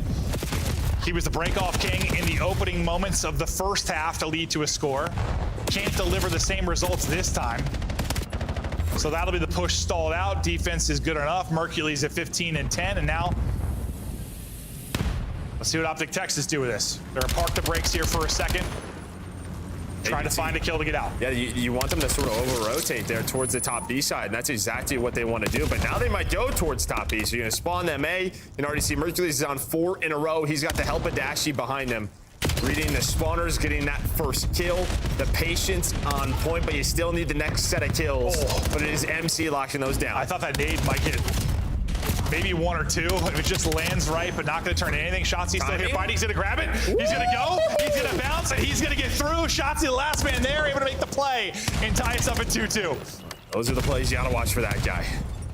Just able to sneak in, just able to find those timings. They didn't work a lot of the first half, but he's going to keep going for them. Able to tie this up. X-Nid will delay this push. He'll drop EMP carrier, and he's just going to grab this. I thought he was just going to run for, but no, wisely going to wait for his teammates to help him out mid-map.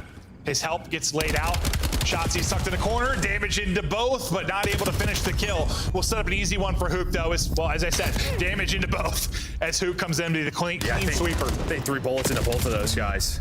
But you just continue to fight if you are Falcons. And well, right off a spawn, Shotzzy's back to it. The hipfire, perfect, straight to the face of Pred. I swear, hipfire is like questionable sometimes. Yeah, but there was not questionable. Not at all. I was like a hungry hippo, and well, the little balls were Shotzzy's bullets. He just jumped over somebody. Sure did. Well, hippos probably can't jump too high, but that's all right. I'm not a zoologist or whatever deals with animals. Drone is top side, they'll fight for control. Cell had a dud in the map too, but started to get back to himself here in this one. One of the better pistols in the game, and he wants to get active with it. Wide open goal. It's just whether the utility hits. Stun is a little bit short. He'll go up high and stomp on his face. Also put it through. Lead back to Falcons. Well, the thing is I think Optic thought they had a chance to stop that, right? So you see the spawns, and Pred is already there. A lot of the times, it's about the free counters that this map gives you. But you don't push on through. You try to wrap back. You try to stop that, and Pred's already there for the cutoff. So you deal with the danger, and you hold on to this lead with 2 minutes to go. Shotzzy, though, once again in a corner. His kill will delay the push. Kismet will get one. They'll grab that. They'll scoop. They'll go, and it'll get through. Pred getting another one in. 4-2 advantage with 2 to play. And now you know what they're thinking. Can we get possession of this and park this thing? Yeah, bring this all the way back. Throw it back. We'll see if they can get in position to do that. Or if Optic can keep applying the pressure to not allow that setup to really come through. Pred just trying to stay up, being squirrely, but Hook eventually going to take him out. You've got advantage in map position for now. Hook finding some big ones. Hook finding another 1-5 straight for him as he's peeling apart the Falcons' onion.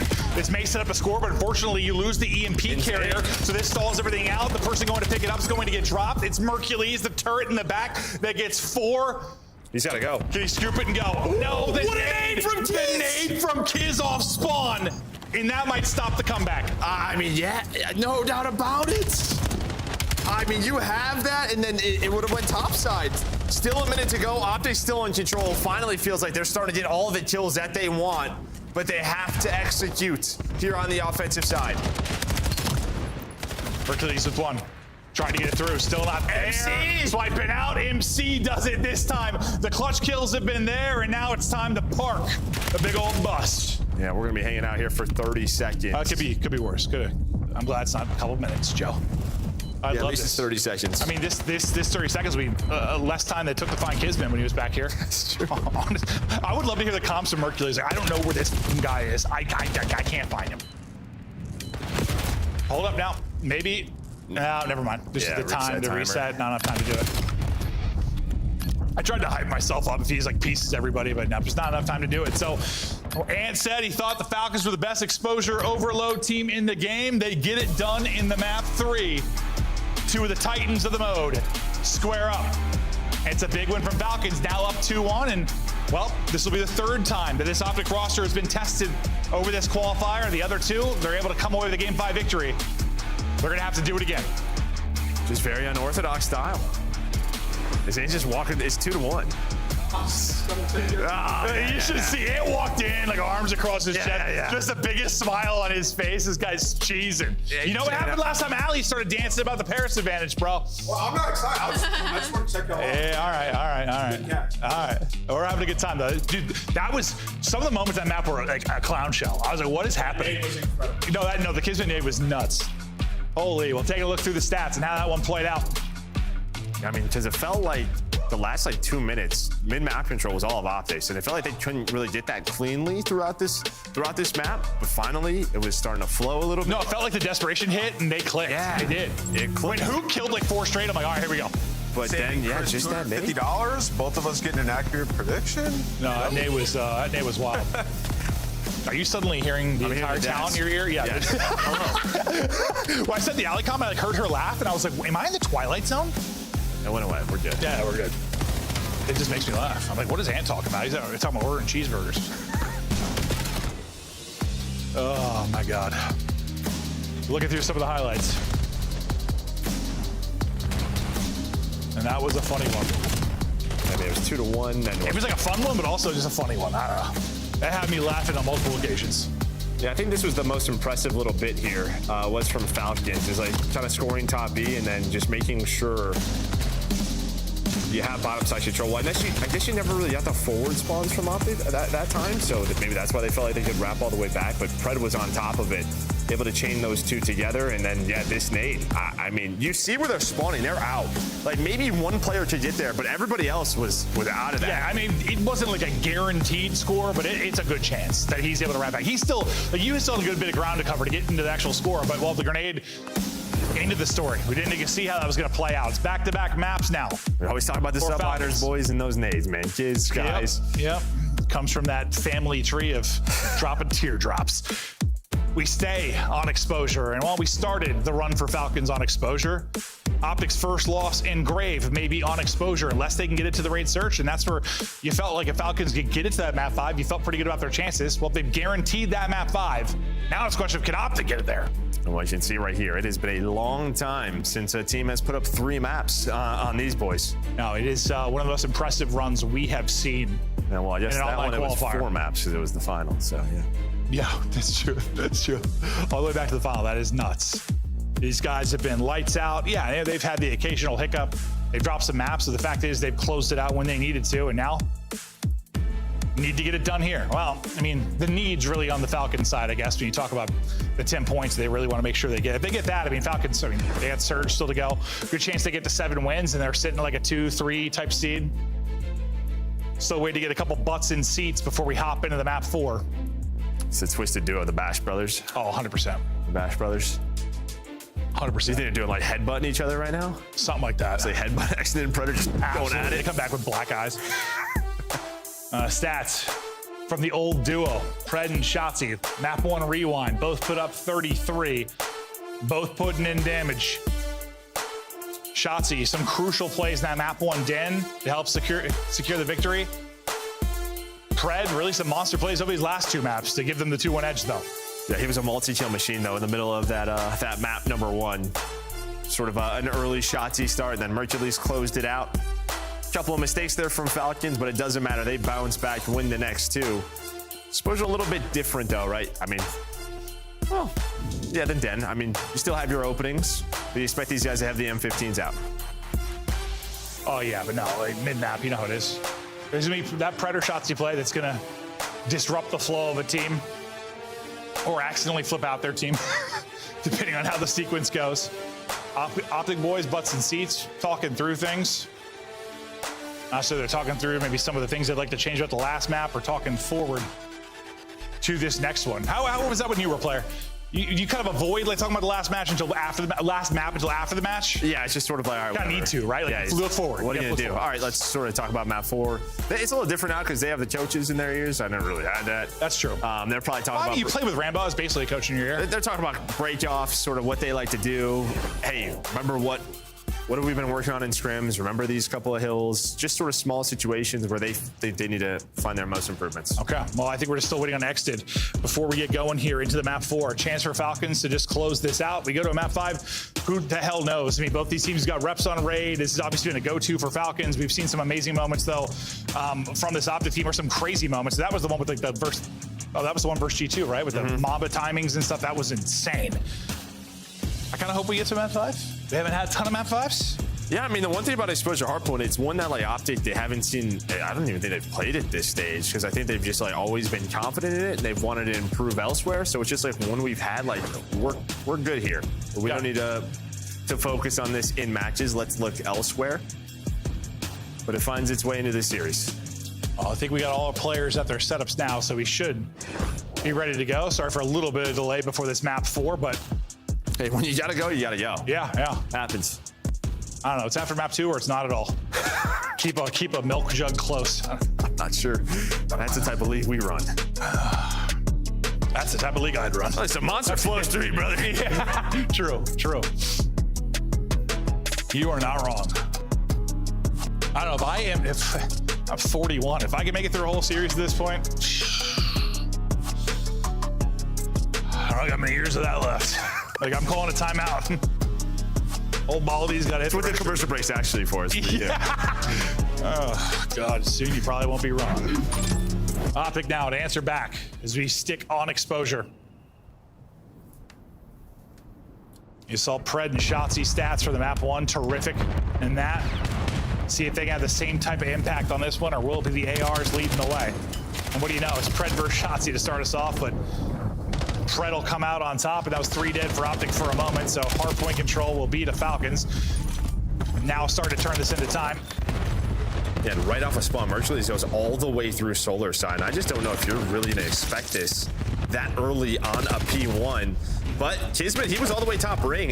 The timing kind of works out his way. Mercules does find one, but Kismet's there for the trade. You still have P1 control. Yeah, you'd love for him not get one, but the fact you can instantly trade it at least. Yeah, because I thought his plan was just going to flip the map for Optic and give them all map control. It might have. Nice gunfight win for Kiz on to Dashy. Feel good if he's able to win those types of fights. Now set up inside of next. You lose a couple of players though, and this is going to be immediate pinch and pressure. And I think due to this one, they're not going to think Dashy's here. Or are they?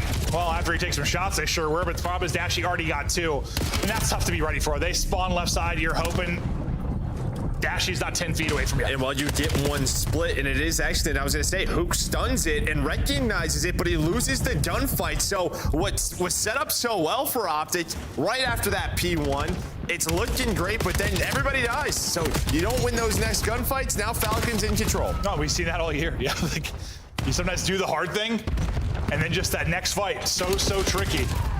So immediate break back in by Falcons. Not a ton of time really accrued yet for either team, but Optic battle back in with 10 or so seconds remaining. Right side of the map, though, controlled by Optic Texas, and they'll be in position for next as the duel still goes down on Old as the final couple ticks go away. Set up at next will be Mercules. And you've got Riyadh spawning exactly where you want them at Old. You're going to safe spawn in for Hook in a second here. That's a nice nade from Exton, though. That might be enough to open things up and keep it messy, but unfortunately, guess who's behind you? It is the Magician Shotzi. And that is just what he does. Finds the routes, tests the limits, and look at where he is going as well. Take notes. Yes, get to your spot and then take your time. He's able to find a freebie. On the other side of the map is Hook. Do you think they know this game pretty well? I think so. They flipped the spawns as well, so you were going to turn if you were Dashy. That is so well done. And that should, I mean, you're thinking you lose a player to Exton's nade, and Shotzi just no hesitation flanking the push, but you know they're going to hit it.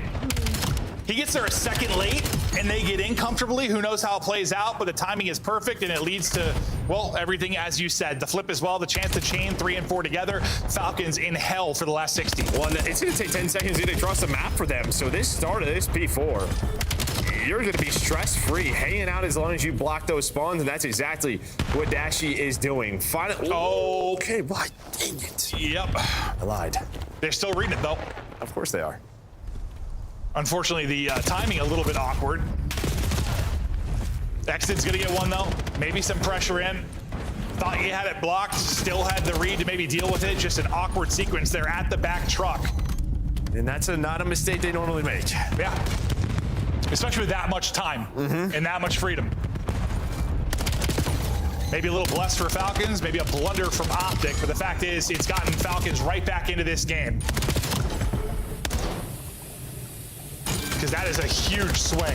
Yeah, I guess the only good thing for Optic is like you had the first 20 to 25. So that's true. You're gonna have not as bad as it could have been. Yeah, not as bad as it could have been. It wasn't a very early sort of spawn out. Allows you to get set up at this P5. You will have early pressure there from Predator Xnid. Well, you're gonna find 3 kills. Okay, so now things started to get a little bit worrisome. Yep, they sure are. It's dicey right now in the Optic camp. The comeback starting here from Falcons. Looking for a lead change at this P5. Optic want no part of it though. They're able to break back through, and now it's their turn. Seldus looking for fights. Finds a timing to kind of sneak through here. This Dashy just doesn't spot him. And Cell, I say Cell should not get 2, much less maybe 3. Slippery little eel. Yeah, and I think, Dashy's just doing a little pop-up, right? Like, yeah, I think the pop-up timing was just off. Timing was off. You've already slid on through, hit a little slide, and Hook's not expecting that. He thinks Dashy should see that player cross. He can turn and help him out. Yeah, and if he could snake that, probably spots it. And there's a good example of why that could be cheesy. Not able to do it, and Cell does find a timing through. Lead change, there it is. Falcons go in front. We get to our next set here, back to mid-map. Any big changes you think needed for either team, or? I mean, just that one moment, kind of a little weird. Yeah, I think you want probably a cleaner P2 rotation if you are Falcons, but outside of that, like, you're happy to be up 10 points the way Optic sort of control P3 and P4. Good thing is the P2 you broke back in instantly. Yeah. But yeah, it could have been cleaner, absolutely. Nice sequence on the kill feed there. For Optic for a moment, Kismet trying to play spoiler as his teammates try to get back into it. Great little stretch here from Kiz, just make them not get some time and also just get 3 kills. He was last alive, by the way, when these kills started, and he turns that into 4 and it goes vertical. That would have been filthy if he walked away from it, but great moment. Honestly, Kiz has been playing well. Oh, yes. Well, I think that they have just done enough to just not allow Optic to kind of get into their flow. Keep the game chaotic.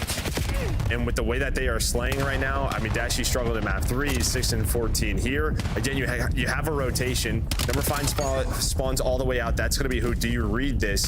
If you are Falcons, they do. Actually, knife in hand. And here we go. A much earlier setup here at the P2. Just caught kind of swapping weapons, though. A little bit awkward. And honestly, that death might cost you. We'll see. They might be able to deal with it. You still have Celium in the hard point, and we've seen this guy 1v3 or 1v. Oh, that's a bad stretch from exit. That's a bad stretch from exit. Not what you want at all. Oh, that is. And you don't have P3. You just don't need to pick up a second gun at that moment. You just need to be the mid-map cutoff, and then off spawn, you need your teammate out of the hard point. That's one you'd like back. No, that was painful to watch. Yeah, one you want back. And well, he is going to get one back. He's going to find a kill on a Mercules, which does allow them to get time. But Optic, they're just playing conservative for that P3 side of the map, so they can try to cash in again. But the final 15, hoping to go Falcons' way. And well, Cell, once he's to his spots, he's good to go. No, you get Cell on the hard point with anyone in front of him, and he's going to put you down 6 straight. I didn't see if he got a spree or not. Did he have it when we were on? A streak? He didn't have one. Did I say spree? A streak, yes. No, he did not have one. I still have fever brain. Appreciate it. This is where Optic were so good last time. The P3 to the P4, well, before the spawn came in. They found the kills.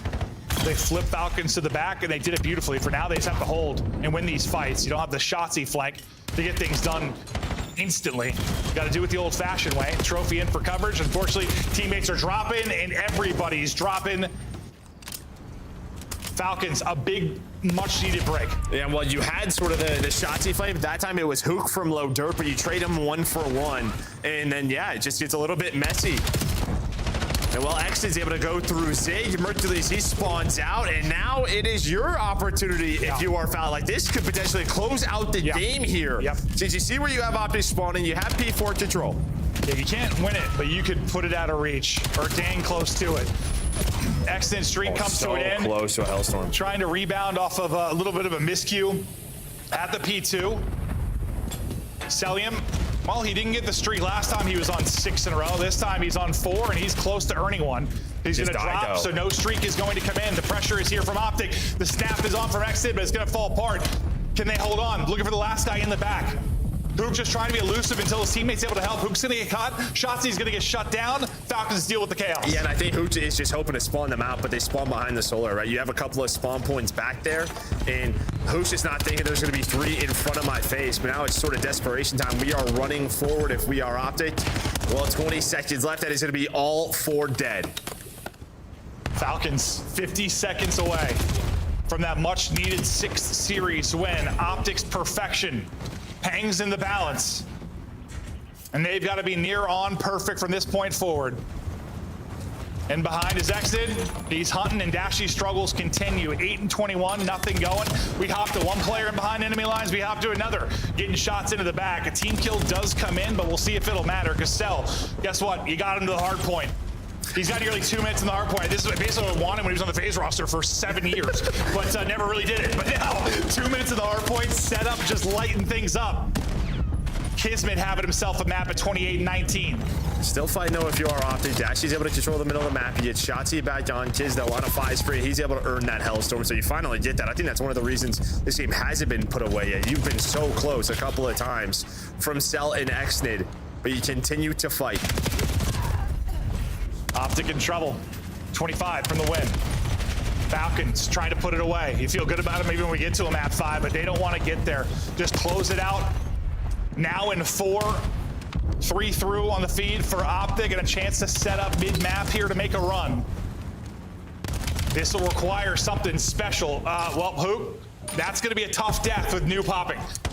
Yeah, just, yeah, that's what we always talk about. Getting your setup, one player dies, do the dominoes fall, but it doesn't happen. Shotzzy and Mercules have his back, but there is an opening. Prejo's all the way through.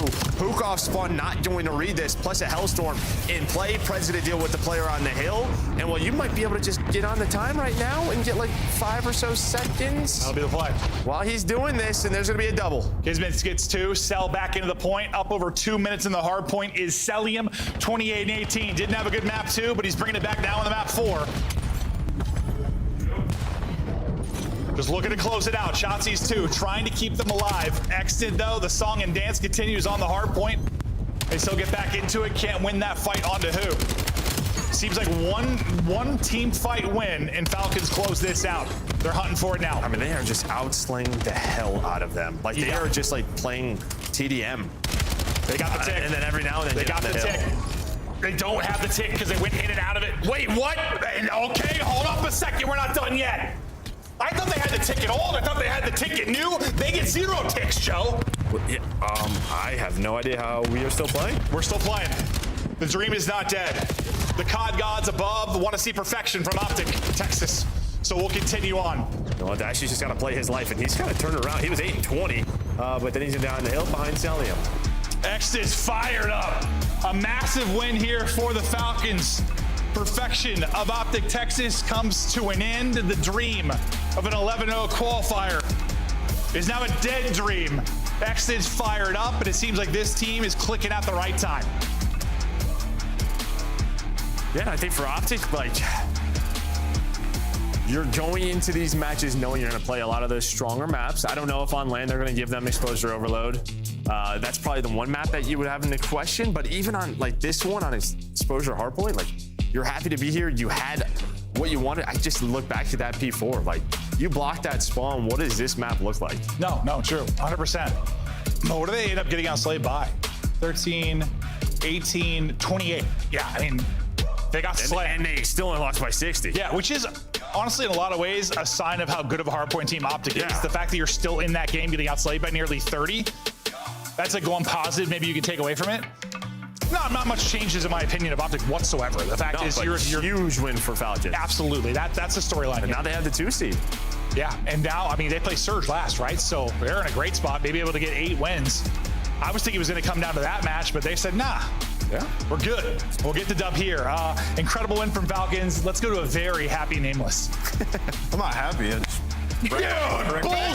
very specific. He is very vibey, and he's not the only one. I'll be honest, because we're off the hook, Allie. Dashy, the millionaire, can pay for his own gas money, put that in the Batmobile. In the meantime, who do we talk about first? Is it 99 Kiz? Do we talk about Xnid? Is it the Pred takeover early in this series? Who was it from Falcons that made you proudest today? I think collective effort, and we've seen it throughout this stage, them working on stuff, and particularly like the HP to start so clean. I mean, I think we've done 3 different telestrator breakdowns and how good their hardpoint is. And as we watch the highlights of this game 4, it's when they're in control, they can snowball you so fast, and you saw that versus Optic. Allie, we were looking at Dashy's numbers at this point in the game, and we were talking what would cause something like that.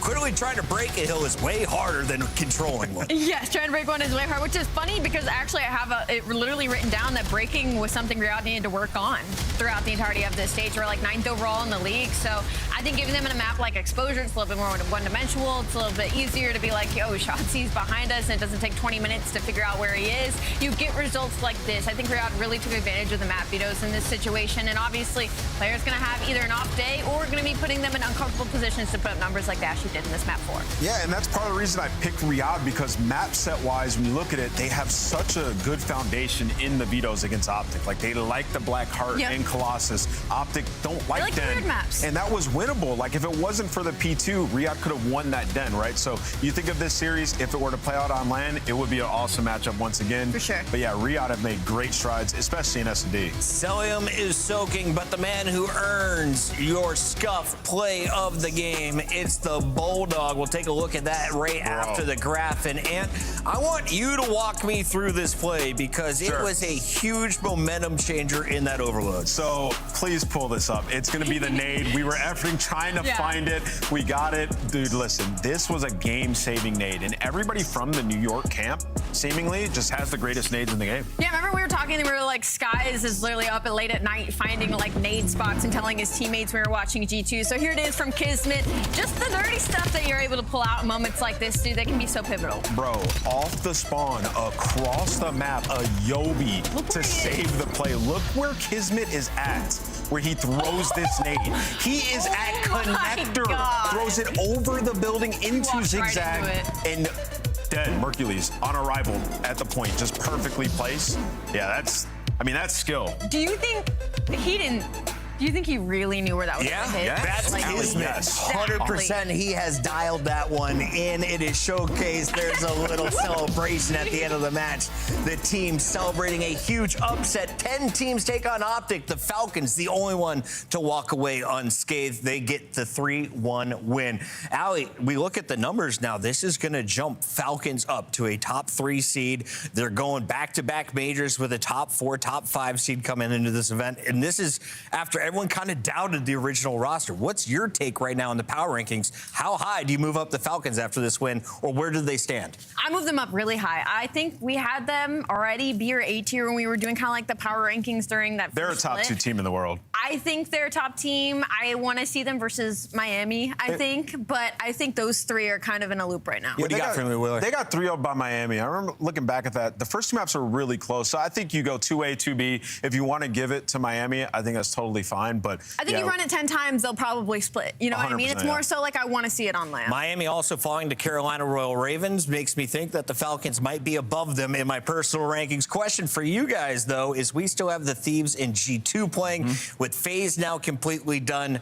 What's the prediction for the Thieves? Where do they land in our top 12? I mean, it's hard to tell, right? You look at all these top teams getting better, and Thieves have not been one of those teams that have gotten better, especially the Search. When I'm thinking about like Thieves, I think they should take a note out of FaZe and Riyadh's books. I feel like they have changed their play style to play around the players that maybe they were trying to mold to fit in, and I think LA Thieves could really take a note and be like, maybe we're playing and approaching this wrong. Maybe there's somebody we need to just let do their thing and play around them, change things up. I definitely think they could take some teach takes. Like major shout out to our graphics wizards. They've got the update in. Where are the Heretics officially right now? They would fall behind Miami in 3rd place. So a lot of times still on the show, some shakeups can happen. Map counts can come into play, and you have to think we're going to have more teams at 6 and 5 and potentially at 7 and 4. Wheeler, what's your take? Yeah, I was just looking at the remaining matches. So Riyadh, they have Surge. You got to think that that should be a dub. win. Miami have Boston. So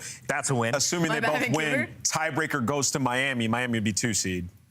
Boom. That's how it all play out potentially, but there's still plenty of games to go. In the meantime, we've got our Monster Winner Spotlight with the Predator. Pred, congratulations. A massive win over your old squad, some former teammates, and I know some good friends. What was it like playing against Optic today? How did you get yourself so fired up? Because you came out of the gates just rocking folks. You know, I think like obviously they're probably the best team in the game right now. So I think for us it was just coming out of good energy and you know matching their kind of like pace and stuff like that. So for me, I think we just woke up today. We're just ready to play. Yeah, Pred, dude, you guys have had awesome strides this stage. Looking like you guys are championship ready. Particularly the S&D in the last 3 series has been A1. What did you guys switch to where you're winning these searches consistently now? I just think we kind of fell away from playing as a team as much. So I think now we're playing as a team more, and I think we're just like, you know, doing things together and, you know, just playing for trades and things like that. So I think S&D's improved a lot. Going off of that, how do you kind of make that change? How do you recognize, okay, we aren't playing together as a team? How do you get everybody else on the same page as a top team? You know, we would watch VOD and then we just kind of just, you know, see like how we're getting picked and like, you know, how we're transitioning, playing our man ups and stuff like that. And I feel like we're doing a really bad job at that. And it came down to like just being separate from each other. So ever since we've been running as a pack, our S&Ds have gotten a lot better. Oh, Wolfpack of Riyadh, I like it. Fred, final opportunity for you to give a shout out to the fans that'll be coming to watch you in Birmingham. We'll let you take this full screen. You know, Saudi fans, all the Falcons fans, man, we love you guys. We're trying to win a championship, you guys. Inshallah, we win Major 2. That is Pred. That is the Falcons. They upset Optic. Optic now 9-1. The Falcons moving into our top 3. We'll let you go. Yes, sir. Thank you, guys. Appreciate that is Pred. Awesome win for the Falcons. And when we come back, we have the final fight of the night. Can it get better than what we just witnessed? On paper, it should be. LA Thieves take on G2 Minnesota, who's been red hot.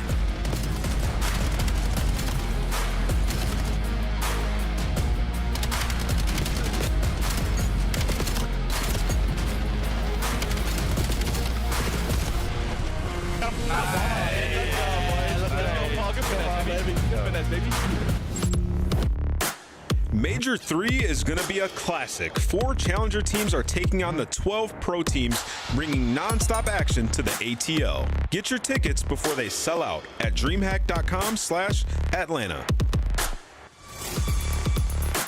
Dominate the competition on main stage with the CDL Major Hunter Tracer Pack. Collect your chip by scanning the QR code or heading to the in-game store now. Scuff, official controller of the CDL.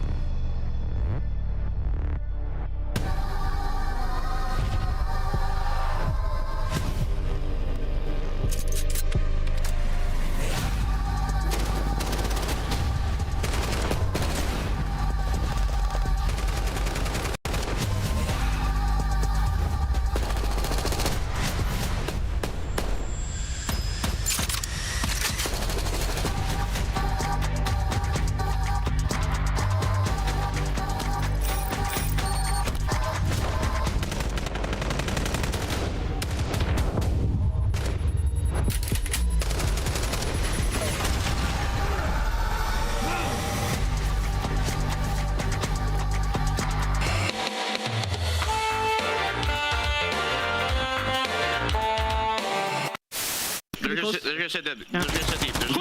I'm one shot. I'm stunning cross. I'm looking gold. Pinching, Snoopy, got him. Nice. Yo, in the water. I don't know where he is. In the water. Oh, Go, boys. Go, boys. Nice. DK 16. I got us, boys. Holy.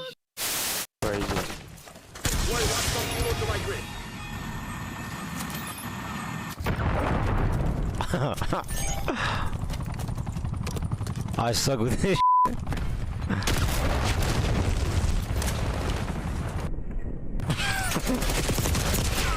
Bruh. I'm not using that shit ever again. That shit out. وين اي هو 10 طيب يمين كان سوي اصلا له اول سلاح حلوه خرعه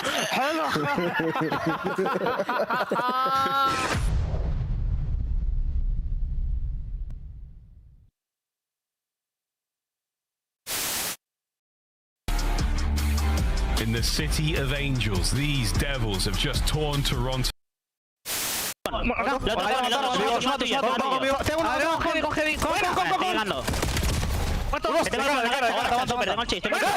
Te tengo de cara, super. Estoy dando from, mírate el medio, Nico. Te tengo de cara. Salió con un... Tú vas con... Mete el pinch.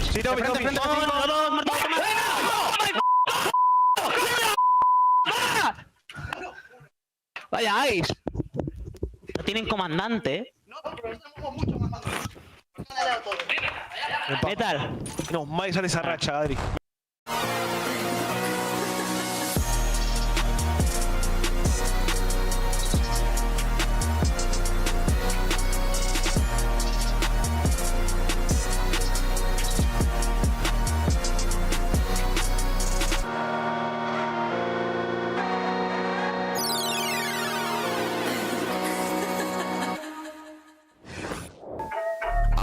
Big stepper when I walk, money maker when I talk. Another boys on a mission, never put them in a box. Clawing to the top, jaws open while they watch. Yeah, I'm getting to the chicken, I ain't never gonna stop. I'm the life of the party, know it's going down. If they wanna talk about me, I'ma tell them how. I'ma tell them. Everybody wanna be like me, fast lane, steady whipping 2 doors off speed. Everybody wanna be like me, but that's something that they never gonna be.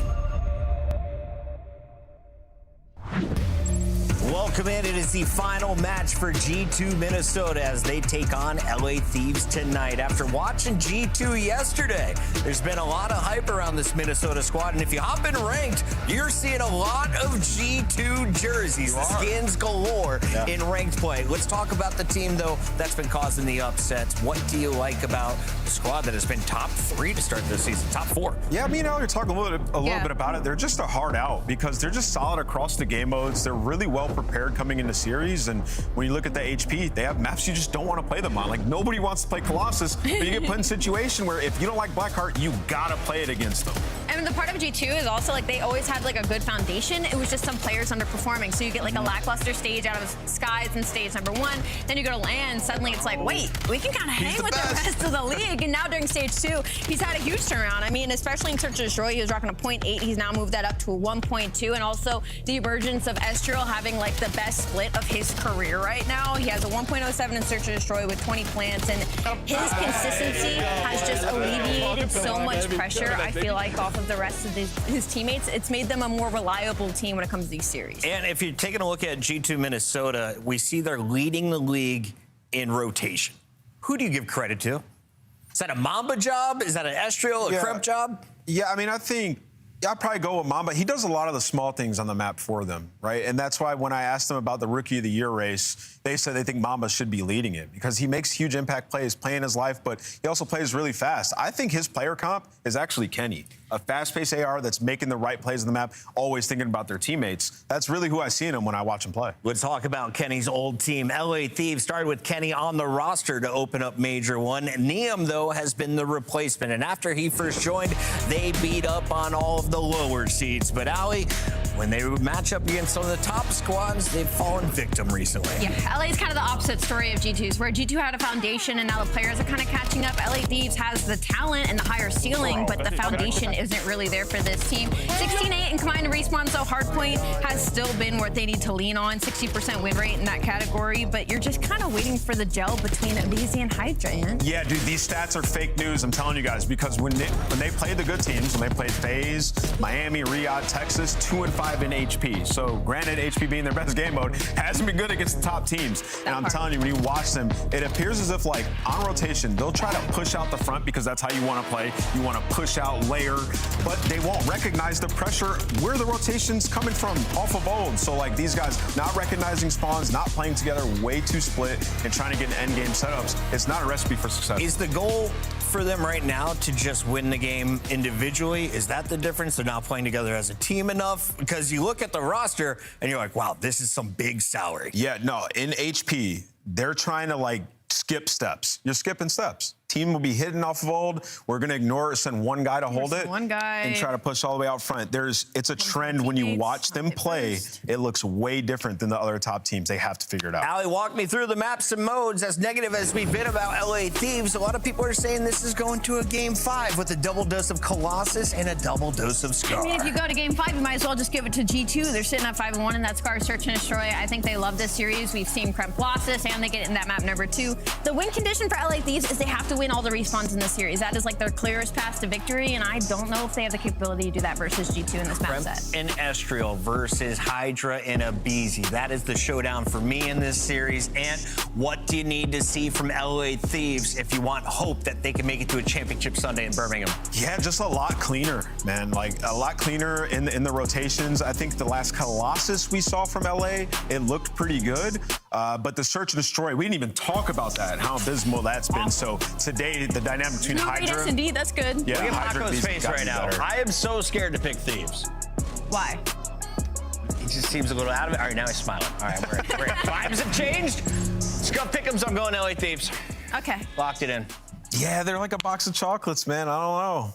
You don't know what you're going to get. Good The BZ higher today. ceiling, he wants to catch him. You're you going to pick going? the opposite, aren't you? I'm going to go with LA. I don't know why. Allie is 0-3 on the day. She is joining me, the only person with a negative record. I'm going to go G2. I think Krem... It's valid. I picked G2 last time and they lost, so, like, there has to be a curse. LA haven't shown me, like, we'll see. I don't know. Game's ready. Let's go to the casters. Thank you, Chris. Chance made up a very, very good point. It's like, these are both former Kenny teams, which is, I think, fascinating. Really, really interesting thing to call out there. But yeah, man, let's see how this goes. I'm with Ali. I think this is going to be a tough one in the respawns. I think the Thieves have got a tall task ahead of them, but let's find out what happens. Hello, everybody. Welcome to the last match of this superb Saturday. G2, Minnesota, Los Angeles G. Let's do it. That sounds absolutely horrible. I know you hate that so much, and so does chat, but that's tough, chat. What you gonna do, eh? What you gonna do? Nothing. Into Colossus we go. The idea that you have to practice that as well is not my most favorite thing I've ever I don't have to practice at all. What is a good thing to practice is G2 on this map, Miles. 73 record overall. If the guns aren't warm, they're about to be. You're about to have so many gunfights just on a P1 alone and a square up as well. G2, they've gotten a Titan record, but LAT, not too shabby on the map either. They're happy to square up. Yeah, we're getting hot to trot in Colossus for sure, and on board with Neum, who was certainly vibing out before the match started, got himself into the zone, into the flow, and as alongside his teammates, they've managed to take care of the majority of the G2 roster, and that'll be their opening up point time. Yeah, got a little weird split spawn going through. It does get read by LAT, but that doesn't make it any less weird. Nice win there by Scrap, though, but obviously the hill's going to be extremely mixy, and good luck keeping track of this one. G2 being the red team is a nightmare for everyone involved. Like Thieves in the white jerseys. Now you've said it, you've messed me up. Messing things up so far is good old BZ to time. Hydra, a lovely 2 or not. It's actually Scrap that winds up with those kills as the Thieves fly their way out of P1 in towards P2, and they know to get going ASAP because they're the G2 spawners on the top left-hand side coming through the outside now to come get them. One man left alive on time, and G2's reinforcements have shown up, and this might get ugly. It might get awkward, or it won't. Well played, Thieves. I mean, yeah, in the chaos, they absolutely deliver. They weren't entirely sure what direction to look, but they still get every single kill. Perfectly set up on P2, and look at how much space is purchased on the map. Neum hitting a tunnel pinch. Scraps pushed out P4. We have, like, every single hill on the map right now is being covered by LA LAT, and Niam the cleanup man, good for 3. That was a lovely 3. If he doesn't turn, there was a chance for the quad feed, and Abizi just, I mean, he was stratospheric right there. The air got a little thin, he got a little lightheaded. Takes a couple with him though. Thieves, again, P1 and P2, solid work so far. G2 though, they will be the players on time at this current moment. We'll see how Mamba can fare from P1 here. Watching for the next hit for the LA Thieves players, and it's gone quiet. Too quiet.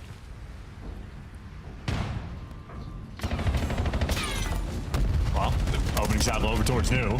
Engagement's big one by G2. It's a 2-2 split down the line. Mamba versus Scrap for the bread, and Scrap gets you with the pistol. Trying to do big things for LAT. He is currently leading the lobby with 8 kills. A little 3 spree as well. Always nice to have. Very spread out here. Set up from the LA Thieves. They are watching the tunnel play. No, they are not. This is a wide open opportunity for G2 to get in there and get that ass. They're in. Niam fighting for his life. An errant grenade might help him stay alive here for a second longer. Can Scrap pick up on the damage on the other side of it? Good throw, not enough on the kill. And Abizi's going to join the fray as well. G2 holding on to a scrappy hard point. Yeah, well, finally, the flank is going to pay off. LAT took multiple attempts. It is try number 3 that gets the job done, and a 2-piece to secure this final bit of scrap time and the fight for New. Mamba right now is going to have to do everything for the team, or at least gets one, and the follow-up is there from Sky. So G2 stable for the rotation over towards the New time. Of course, though, it's LAT. They got the 30-point lead. Yeah, I was going to say the lead is really what you're looking at right now. First wave of Thieves flying through. No damage from the nade. Mum's going to pick up the next. Oh, what a hit there. Hydra managing to cut towards the back there, just dragging his aim, making it that bit more challenging. But there's only one guy left on time. G2 still with the spawns in the back. This should, I say should, be an easy break. Oh, no, it is not. I mean, Abizi putting in a little bit of extra work and at least able to set its teammates up for the kills. And there you go. Hydra for 2 again. It is back spawn secured. And shout out to Abizi for kicking it off, but everybody there for the follow-up. Hydra and Niam, a 2-piece, 8-piece. And they're going to have the time secured. And that's a break when they needed it. So the lead not only maintained, but extended by a decent margin. Lovely work. Oh, an exciting Colossus so far. 20-odd seconds remaining in our first set. Hydra's final few kills there. We lose the spree. And an interesting stat line from everyone there on G2 Minnesota. I mean, even Stevens for Skies and Mamba, but Estriel and Krem certainly suffering a little bit more here. We'll see if they can't turn their frowns upside down in our second set of hard points. And Scrap, again, having a lovely map so far. 13 and 8 and a good 30 seconds on time. P1 so far, all red. Oh, and you call out Krem's name, and there he is. He strikes for 3. If there's any good thing about Colossus, if the guns aren't warm for the first set of rotations, they're going to warm up extremely quickly. So already just a 20-point deficit. Now you're fighting back from a 4 spree from Krem, trying to do his namesake on the map well. He certainly is, yeah. Well, that's a 4 spree, and that is a wonderful amount of control. Good hit onto the man upstairs. He dips out in time just to stay alive. The only issue, though, yeah, is boys are getting absolutely clapped all around him. Good stuff, though, on the hop. Another? Oh, Hydra, one more bullet would have been the Hellstorm as well. Well, you pulled it right back, G2. Thieves walking away with a scrap time on P1 after a little bit of a gunfight. Yeah, well, absolute battles over towards P1 as well. Hydra trying to give you just a little bit extra, and they're really trying to capitalize on P4 as well. They don't watch the right lane, though. It's one gunfight to win. Mamba with the pistol, not good enough. Scrap there to take him, but it is still mixing as these G2 players are getting hunted down as they try to rotate, but nobody blocks him. Mamba gets given a gift, spawns in the back, but it looks like LAT are reading it. Out there, red. Go on, Niam through the back. There we go. Another big 3 LA Thieves. This is your P2, and it's your listening. Nothing right, guys. Nothing right. Nothing right. Nothing right. Give me top mid. Give me top mid. One more right front. Nothing top mid. Yo, one's top mid. Nothing right, guys. Nothing right. Come in. Your shit. All right, top mid. One shot. Stay alive, Paco. Stay I'm going new. Lock in the back. I'm in a new. No, there's plenty deep yellow. Okay, I'll find deep yellow. I'm coming to new. Two deep yellow. I'm coming to diligent. Yo, got any weakness? Let's go. Shut up. I'm going to one China. Two there. One's on the boat. I think they're going to take every route. I think we big front. I'm down a big front. I'm down. I'm down. Go, Teddy, weak. I'm in the boat. I'm in the boat.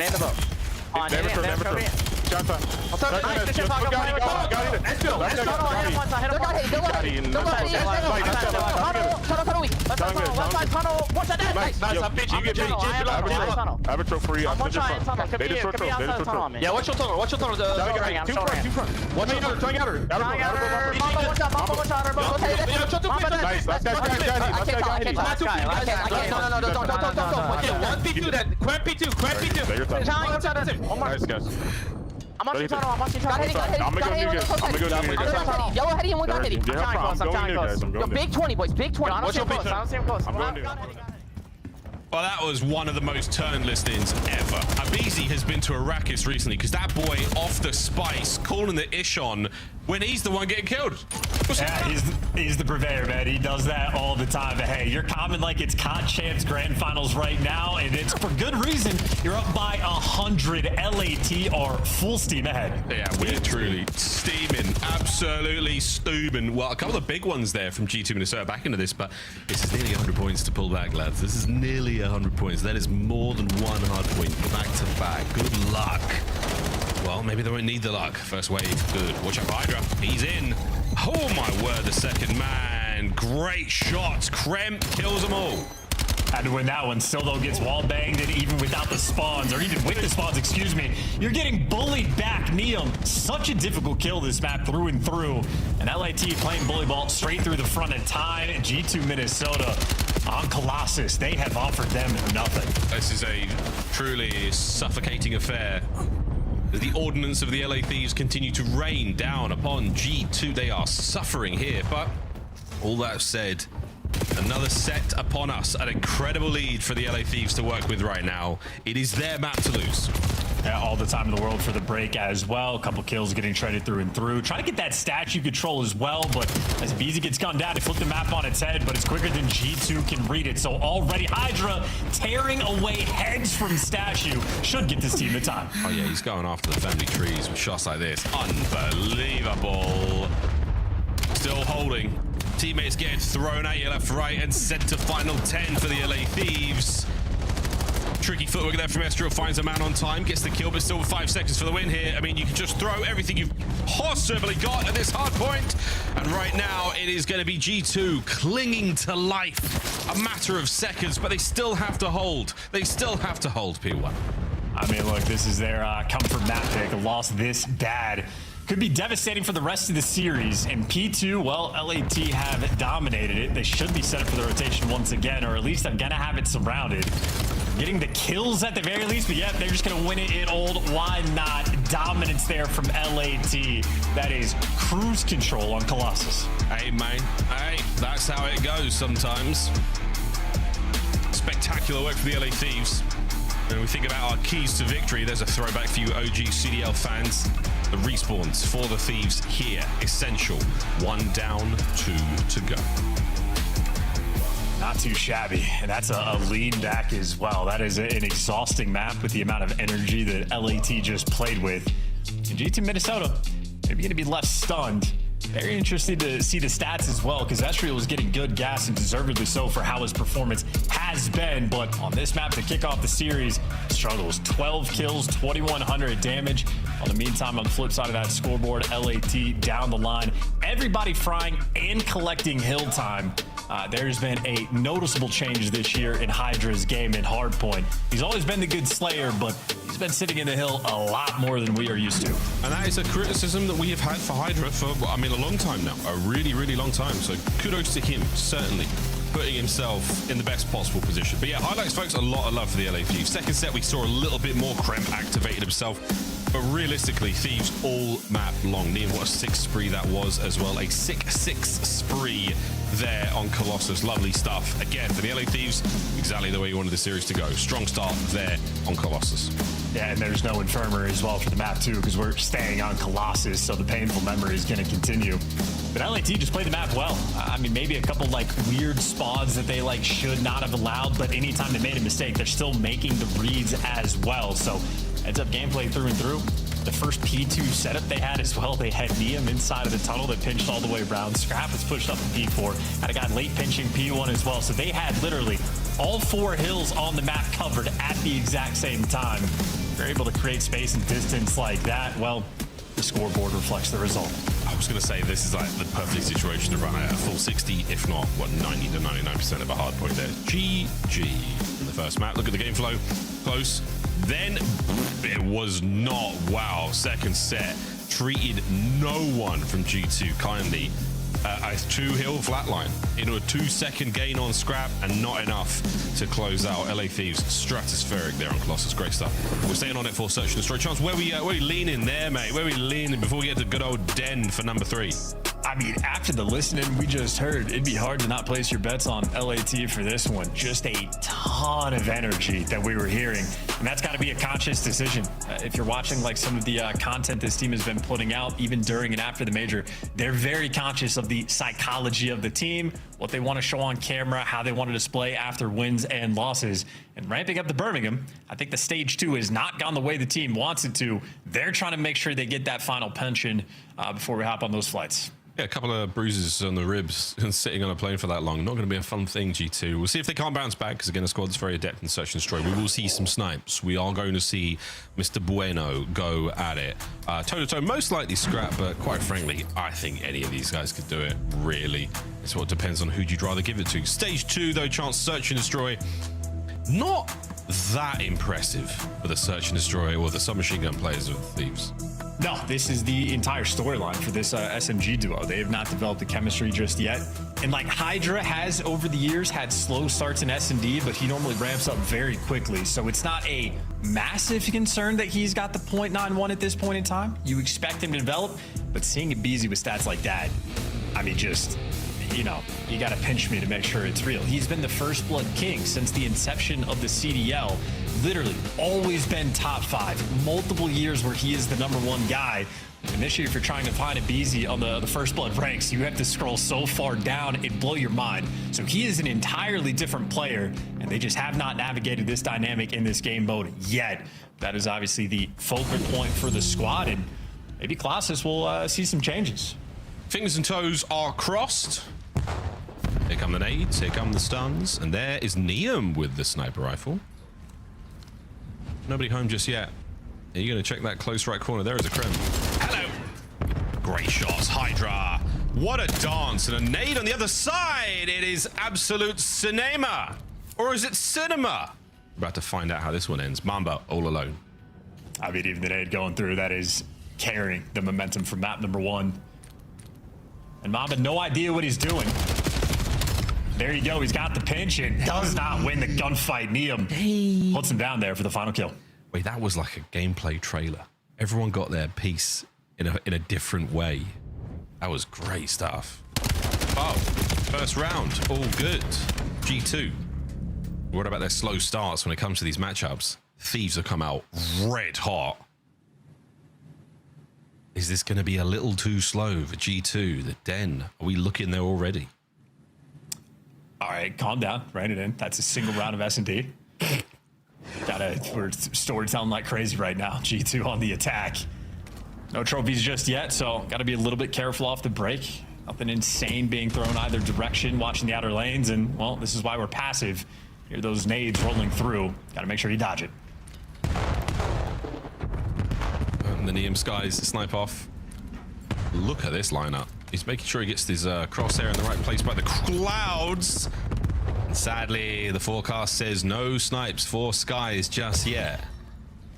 Scrap takes care of his teammate, and there's a ton of thieves. Oh, there's only half the thieves you thought there were, because now Hydra's cut a BZ in 2. Astral not attacking the tunnel either. Has intel on Scrap, knows there's a player that at least was in the tunnel, and decision time. What do you want to do? 2v3? You're committing to the bomb plan, or you're just making it weird? No decisions yet. This is a tricky spot right now for Minnesota. So desperately trying to pull these players through tunnel, and they're out, they're here, they've got you. Trades, no good. Not certain about what the plan is. The smoke play, push forward through it, trying to just get something to happen. Sky's no position to help really deal with any of this onslaught through tunnel, even if it was just one guy. So a tough spot to be in for G2. A chance, I'm thinking about map 3.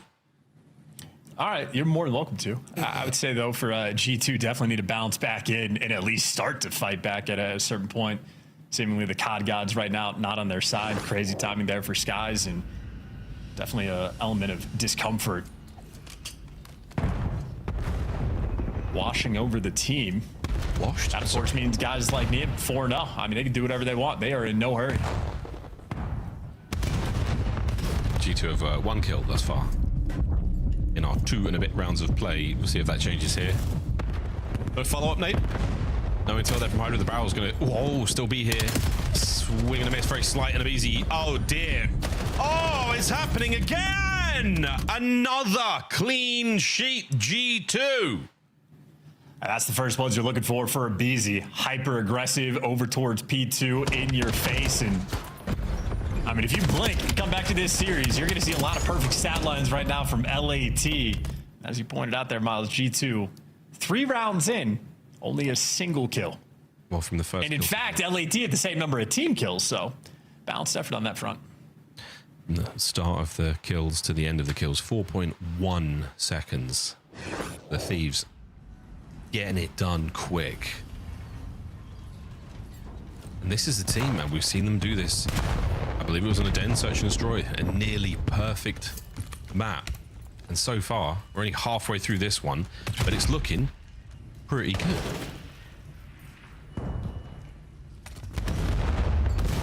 Skies is spoilt for choice over there. He knows there's a lot coming his way, and he's eating a frag grenade. That is not going to help out. Over top we go. P1 full of Thieves, and finally Krem gets something going now. With the Thieves down 2 players. How will they respond? Well, look at these perfect rounds. Yeah, going through back and forth. This time, not a single kill for LAT. Skies able to get 2 snipes underway. And you see LAT switching things up. BZ trying to be that first blood guy again. First man into P1, but Kremp is there to deliver. And Skies, yeah, I mean, just threading the needle on that one. We're back. See, I'm not thinking about the Den overload anymore. You see how easy it is to sway? I'm so fickle. Like Chris Bucket in the predictions. Easily 1 over. Well, 3-1. Mum is still feeling a little tense at the 0-3, but an ample amount of time to get back into this. And Neum very successful on the opening snipes. We'll see if Krem's going to dip another toe back over towards B in a minute. Oh, good God, he might.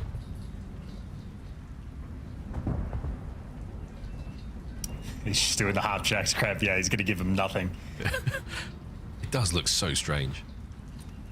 Incredible lower body strength. Tiptoeing, creeping towards that B-bomb site. Still options for A. Scraps gunfight. It's a trap! Hydra strikes Kremp. First to fall. And the B-bomb site after the smoke. It is not a fake. They are going for it. You want to cross this line, though. You're standing in no man's land. And Skies, yeah, before you can think about it, evens the odds. And now you can't even get the bomb out because it fell off the map, and that resets back to your spawn. Neum for the 1v2, can't cook anything up. Oh, what a breakdown. What a spectacular breakdown. Like, that is like splashy. That's like House of Cards completely coming apart. Everything, those first few rounds were so good. I was getting ready to name my daughter LA Thieves. But now, you've just fallen apart so rapidly and so aggressively. What was the game plan here? Scrap slides off, or did you just take a tumble? Oh, yes. I just absolutely locked in. The energy they had on map 1 is absolutely carried over. And keep in mind, they were playing off the tendencies of G2 quite well. Kremp held strong for the first 45 seconds in the round, but eventually tweaked to get away the first blood. Just not able to counter up, and now Estrel, you can see, waiting out the pre-nades, picking the right gun, and making a move for it. But not a ton of noise being made on the map just yet. No, again, that's that quiet too. Oh, Mr. Bueno, I tell you what. He gets close nearly every time. Scrap's tendencies to check from that P2 spot are now red. Tunnel's clear, mate. Get upstairs, see what you got. A-bomb, a lot of defenders here. Oh, that's fantastic work. I think that might have been 3 nades thrown in the direction of the carrier Estrel. He is long gone, and another pixel perfect miss. Want Skies with bomb? Good luck, mate. They are all over you. I need to rewatch that one as well. I have no idea how Beezy was the player that got that kill. So Nade's on point, and in the 3v4, 35 seconds left, G2 once again in a situation where they just look uncomfortable trying to figure out what they want to do. I like this reset. I mean, they just sort of wrap back.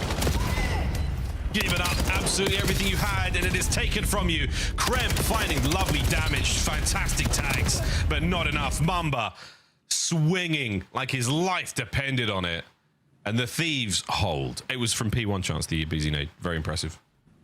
Must have bounced it off of the back, like the far back wall, or maybe one of the planters. There's a lot of angles there.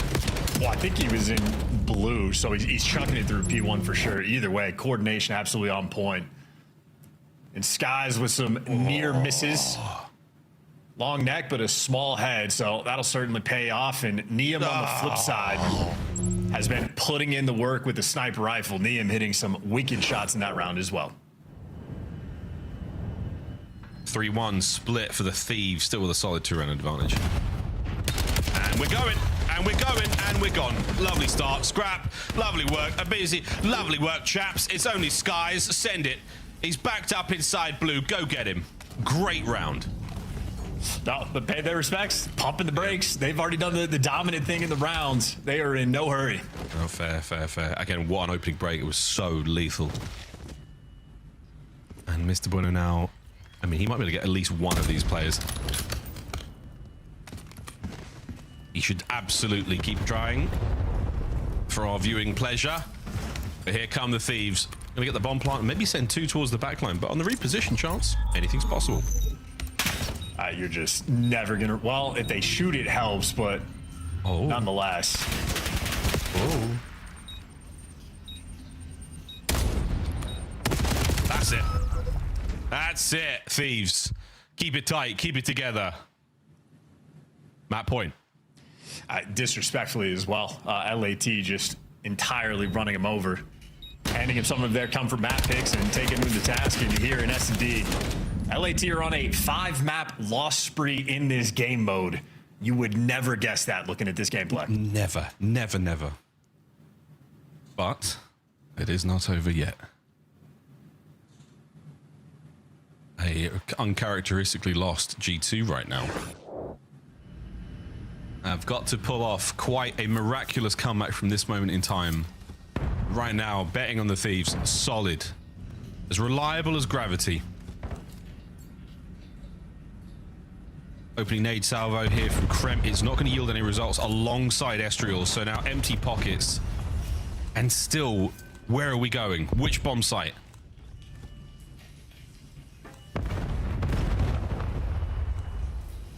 Explosions ringing out on the other side of the map, but it's going to be the gunshots here, and Krem is about to walk into the wrong part of town.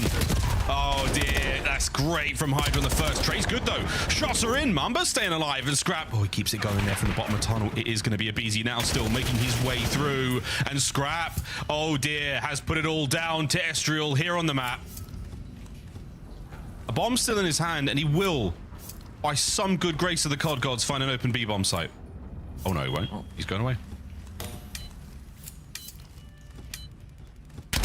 Here it is, over the top. The gunfight against the BZ, not so much a fight as it was an execution. The LA Thieves break their spree of losses in Search and Destroy with a very good game of Colossus. Yeah, utterly dominant as well. G2 Minnesota, good S&D team, good Colossus hardpoint team. Did not look like it in these first 2 maps. LAT bringing the right amount of energy given the day, I would say. Warming up before Birmingham, trying to establish a certain level of dominance and get that confidence flowing. And certainly they earned it. Scrap might have jumped off the map, but otherwise 8-3, 2 first bloods. And that is, of course, what, 7 out of 8 first bloods in favor of LAT. BZ maybe only responsible for 2 of them, but the SMG duo, excuse me, responsible for 5. That is exactly what you want to see if you're a Thieves fan. Yeah, Geo not on the G2 roster anymore, but a very, very successful series of Colossus so far. That hardpoint, great. Search and Destroy, arguably even better. Well, Chance, now finally, it is indeed time to consider the Den Overload. I'm quite excited. Yes, I am. Very, very excited. How do you feel about this one? Because right now, yeah, Thieves looking pretty good. It's the change of pace that G2 Minnesota are certainly going to need based on the way this series has gone. Den Overload, very different ball game. Quick change of pace for us as well. Quick break, folks. Don't go too far. G2 Minnesota, LA Thieves, a 3-0 to end Saturday? Surely not. We'll find out after the break.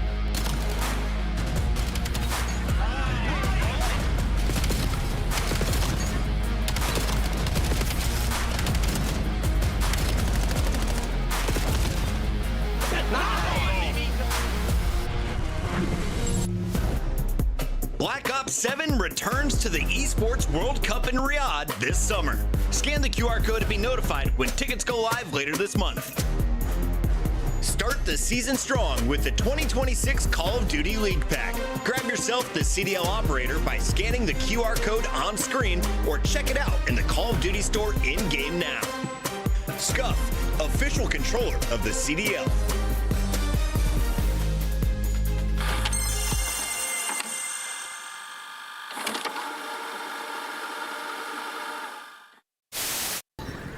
Damn.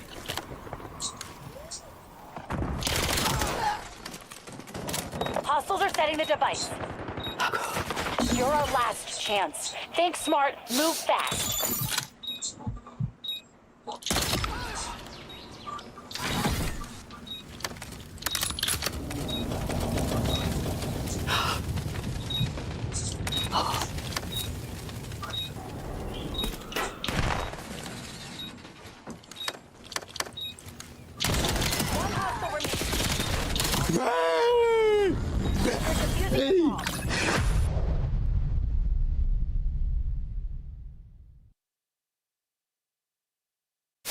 This is awful. I'm going with Toronto. I got Toronto winning this series. I think they get it done in 4. You're like a mix of George Washington and a Disney prince. What does that do? LAG! Oh, okay. Production, this is a sick, weird joke. Give me my pick back now, bro. Flipping this. I'm going LA Thieves. Got him. Oh, the crayons I broke the crab box. Shotzi, I got Texas, baby. Wait, did you just baby right into swapping it? Trap, bro. Where did you pull that out from? Right. What the hell is going on in Columbus? And Skies will just wait for about 8 seconds on the clock, go burst, check it with the pistol. You'll watch Okus in a freaking turbine. You said, bro, all you can do is try to stick this defuse, but hit him with some kind of movement. Let's bait that he tries to go for the sniper shot, but just too fast. Leaves the Sky still finding a headshot. They just put Okus on tumble dry.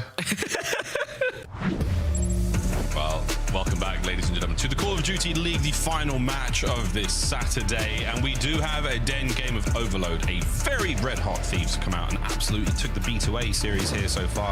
Up against G2 Minnesota, 2-0. Absolutely 2-0. A chance. Overload, pretty good so far. Yeah, an extremely active team as well. You can just see the runs per game. They have no fear. They are willing to play extremely aggressive, and that is the energy they've brought to this entire series. If you're looking at this one on paper, G2 almost down the line have like a slight advantage on virtually every single map we have in the series comparative to LAT. But this is the type of series when you go into the major, you're just going to fulfill yourself with confidence. I mean, if you get this 3-0, it has been a beatdown. G2, the vibes you don't want to travel with, or man, we just were outclassed by a different team there. They got to dig deep, prove it to themselves. Yeah, very much so. Runs per game and goals go to the LA Thieves right now, so that we expect a high scoring game out of them here. Den, we'll see how this one goes. Obviously, we've seen tons of their Scar gameplay, very, very efficient there. And Scrap is just running that mouth at the moment. He is passing on whatever the hell it may be. Fighting words of confidence for the boys. He's twisted, absolutely twisted. He might be recounting what he had for breakfast in a sort of like Anthony Bourdain-esque level of detail and poetry. He could just be saying, run it down, because I do need to go to the restroom. It's a lot of these kids suck, we're better, like type vibes. Yeah. It's fantastic for the confidence of you and your teammates and not the enemies. Nonetheless, absolutely jawing away, but it is definitely a tale of two different teams right now in terms of LAT. Filled with confidence, all the vibes in the world, and like serious vibes at that. G2, I think for the moment, just a little bit stunned, but the man who didn't want to stay on top of Colossus, well, he wants to stay here in Overload. He has been running the show. In fact, we're just ranking him first for any given category, the damage dealer in every mode. Good luck, have fun, boys. Again, a very, very strong series thus far from the Thieves. They've come to play here. G2, we've always worried about the slow starts, and this has been a slow start. Will they crawl out of bed here on Den? Let's find out. We got they're throwing pre-nades down towards mid-cut. Okay, LAT with some interesting opening strats. Doesn't get the first kill, and Estriel maybe the man for G2 you want to see get the hot hand, but either way, opening salvo in spite of the first blood. LAT more or less dominant with it, and they are taking it right towards Mamba and right towards this B zone. G2 Minnesota defenders will be in position quickly. All of them now bunched up in the corner. So trophies that we had, Estriel managed to find the first, and this is definitely going to make the Thieves rethink this attack. Mama now pressing out through mid. A lot of pressure there on the EMP players, but all 4 members of the Thieves, and Neum has somehow managed to thread the needle, and now through the eye of the storm, Hydra sends it. A big pick up there from Scrap, but the stun connects, and he's able to just get it over the line. What a first goal. Yeah, and they just baited the hell out of him too. Just a little quick wrap back towards mid-cut. The Minnesota players start that rotation over, get baited into death, and LAT put that one through pretty quickly. Him as well gets a kill before he falls, but it looks like Minnesota at least stable now in the kills column, but you can still see LAT haven't slowed down a single bit. They are keeping up the pressure. Yeah, all gas, no brakes. And so far, very few mistakes, which is even more impressive. A couple there from G2 Minnesota now, a little bit of time for them to push forward. But again, in classic Thieves manner, a lovely read. And when it's time to find a corner and rat it up, they do just that. Scrap now pushes the pace forward. A lovely wall bang there onto the EMP carrier. Skies brings him down, stops the play. 3:20 on the clock. Yep, honor defense. Scrap there to give you a little bit extra, but quite a few of the LAT players winning their one-on-one gunfights. Now Hydra maybe open up the middle of the map or maybe just swinging back and forth. It is a 2-2 split in the kills column, but the man with the device gives you an extra kill, so that's a clean house. Now Neum gets to be the lead blocker. Lead blocker, and he's been doing it so well so far. Nice nade, slowing those players down yet again. There's a heavy-handed Abizi now making his way forward. Once again, pumping the brakes, hoping for a G2 mistake to be made. No mistakes found so far. Estriel Mamba, get there. It's Hydra through mid, should be taken care of. And this could be another opportunity. Neum, once again, very tricky moments. And Scrap holding it together against Kremp. Lovely work up close with the M15. Yeah, LAT right now just outskilling them. Neum has been winning some wicked gunfights, and even when Minnesota get that little bit of momentum advantage, it gets squandered immediately. Now great stuns, great tags. G2 Minnesota don't even want to push forward. You got a Hydra crawling in your spawn and everybody else near the device. You can't keep up with the attack right now. Oh, one more man to deal with. Scrap, can you win it? To the pistol, no. Back to spawn. Skies are 2 now. EMP in hand. Finally, a bit of a shift here as G2 Minnesota smash the scales in their favor. Trying to trigger, trying to swing it back as well. Doesn't bait any kills. Well, Kremp good for 1 and good damage. Still going to be a 3v3 though over towards this zone. It's about to be chaos. Do you run it through? Do you play for the timing, Skies? The jukes, the kills, the damage, and the goal. G2, it took them 3 minutes to make it happen, but they have tied this game up. What a battle. This has been a war of attrition here. G2 with such little possession have managed to make something special happen. Now the top side. Defensively, lovely work here. G2, I've punched a hole through the backline. 2 kills now. And the Thieves once again find their corners. Abizi from his belly. Now back to spawn once again. A pickup immediately denied. Can Mamba find another? As inside their spawn, you do what you can to slow them down. This might be a Thieves hit. The Skies on the defense. Turn and burn. G2 back on defense. And honestly, you have options with the device right now. I think Neum might just hard commit going low, but that means Hydra might get to pinch through P2 for free. You get all the kills as well, at least for this initial push. And G2 in a tough spot. Mamba on defense doing what he can to slow him down, but that onslaught is coming. My goodness, I mean, the ability not to hit Skies over the shoulder there. No friendly fire in that instance. Lovely stuff. Great nade over the top. Nobody home just yet. Mamba now buying the space. Let me give the receipt because I don't think he's got too much yet. Yeah, that's going to be it. Abizi and Hydra find their kills. Good news, though. G2 get the EMP out and they've run it to B. Well, the Skies is running it, though, by his lonesome. His teammates getting kills towards the middle of the map. And are they going to do the world tour and wrap this back all the way around? You got Mamba, the lead blocker, and maybe Scrap will end up being out of position if G2 go fast enough. And he's trying. Oh, Mamba, the bad timing on the nade. Less than 20 to go. G2's possession might come to an end with Scrap. A sneaky Scrap. Oh, he's been crapped on. That's it. Over towards the A goal we go. Final 10. Extra time will still be on the cards. Possession still for G2. The kills not going their way so far. We might have to back this one up. Skies making a run.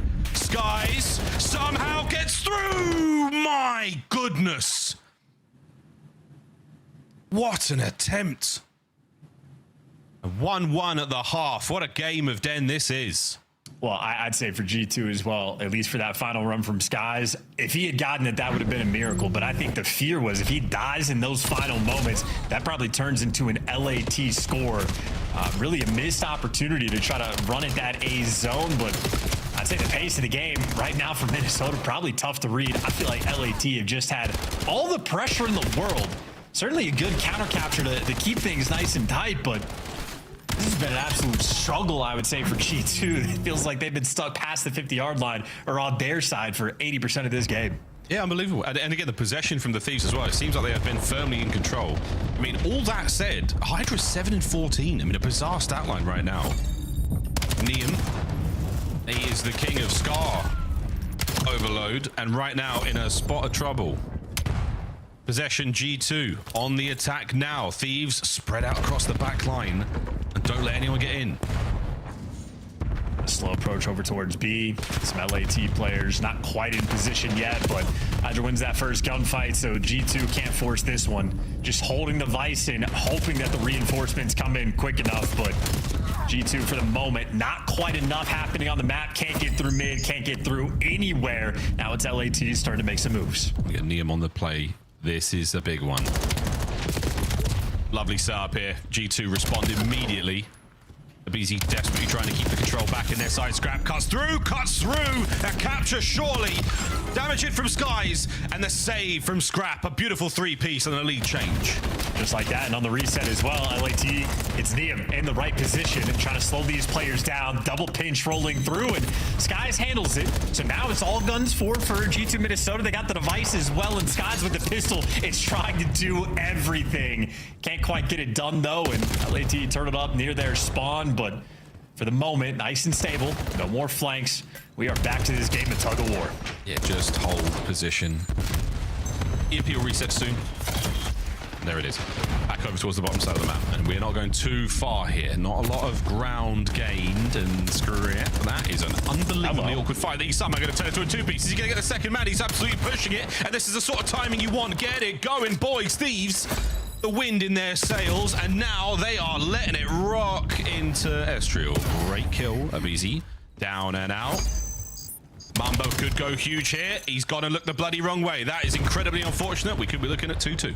Yeah, shout out to the route from Neum. He has had ridiculously clutch kills on the defensive end. I mean, time and time again. So Neum's got 20, and hey, if you're winning the defense, now it's your turn to attack. And they were going for it. The attack is on. Neum, oh, he threes right on through the two defenders. The third man blinked and missed it, and that is that. 3-1 with 2 minutes and 30 on the clock. And again, the Thieves, strong possession, wonderful attempts on goal, and it is back and forth. They've got the top side of the map covered, not just yet. G2, an opportunity to get back in it. Checking the corners as well. 3 players on the front line over towards P2. How good are they at P2? Hardpoint, good enough. A busy there for 2, and now just 2 minutes left on the game clock. Or LAT, they have just retained control. Yeah, no information over towards the rooftop side. They're going to take that EMP and route it through the middle of the map. And right now, Abizi says, I got 2 more. Bring it back. Let's make this happen. No G2 defenders in position as of yet. The flank has been identified. Now 3 on that goal. Surely not. Abizi, what a run he's on.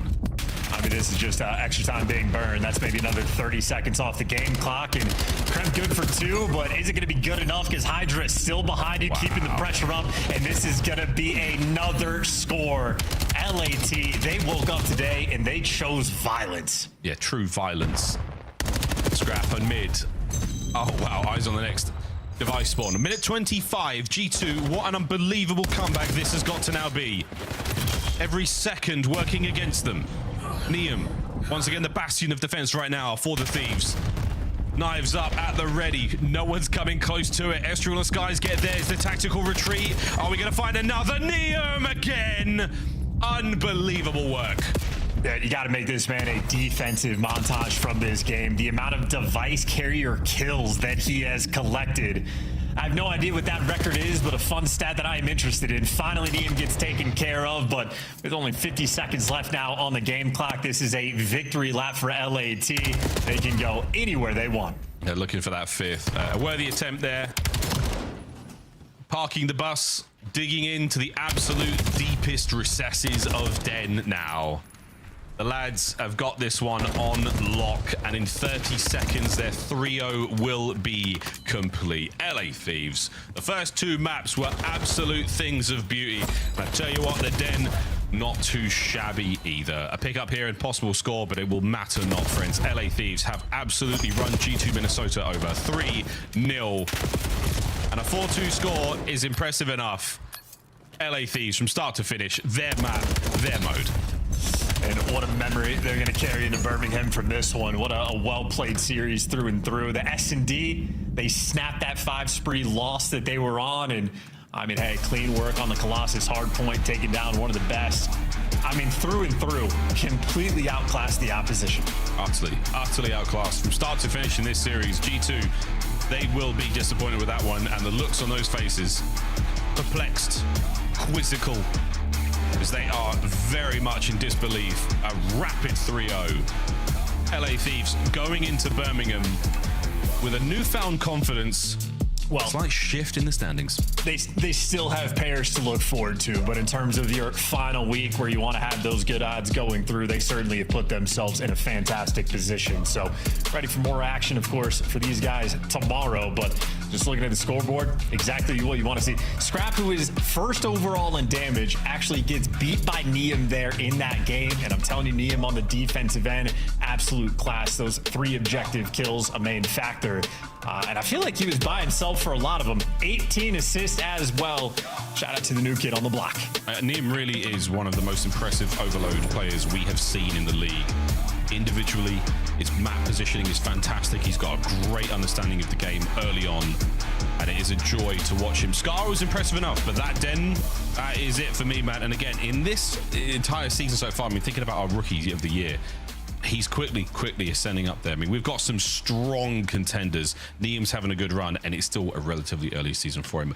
Wow, GG's desk. Thank God. Hello. Did not go 0-4. 3-1 on the day. Not bad, not bad. Catching up. Allie, you went 1-3 on the day, opening the door for Nameless a little bit, but you nailed this one with a 3-0 call. LA Thieves looking clean. What's so funny is I literally immediately went to the green room and was like, it kind of feels like LA Thieves is my last year's Gentlemates, because I kept pinging Gentlemates being like, the team should be good, their ceiling is high, and then they kept losing, and then LA was doing the same thing. But they're back now, so it's fine.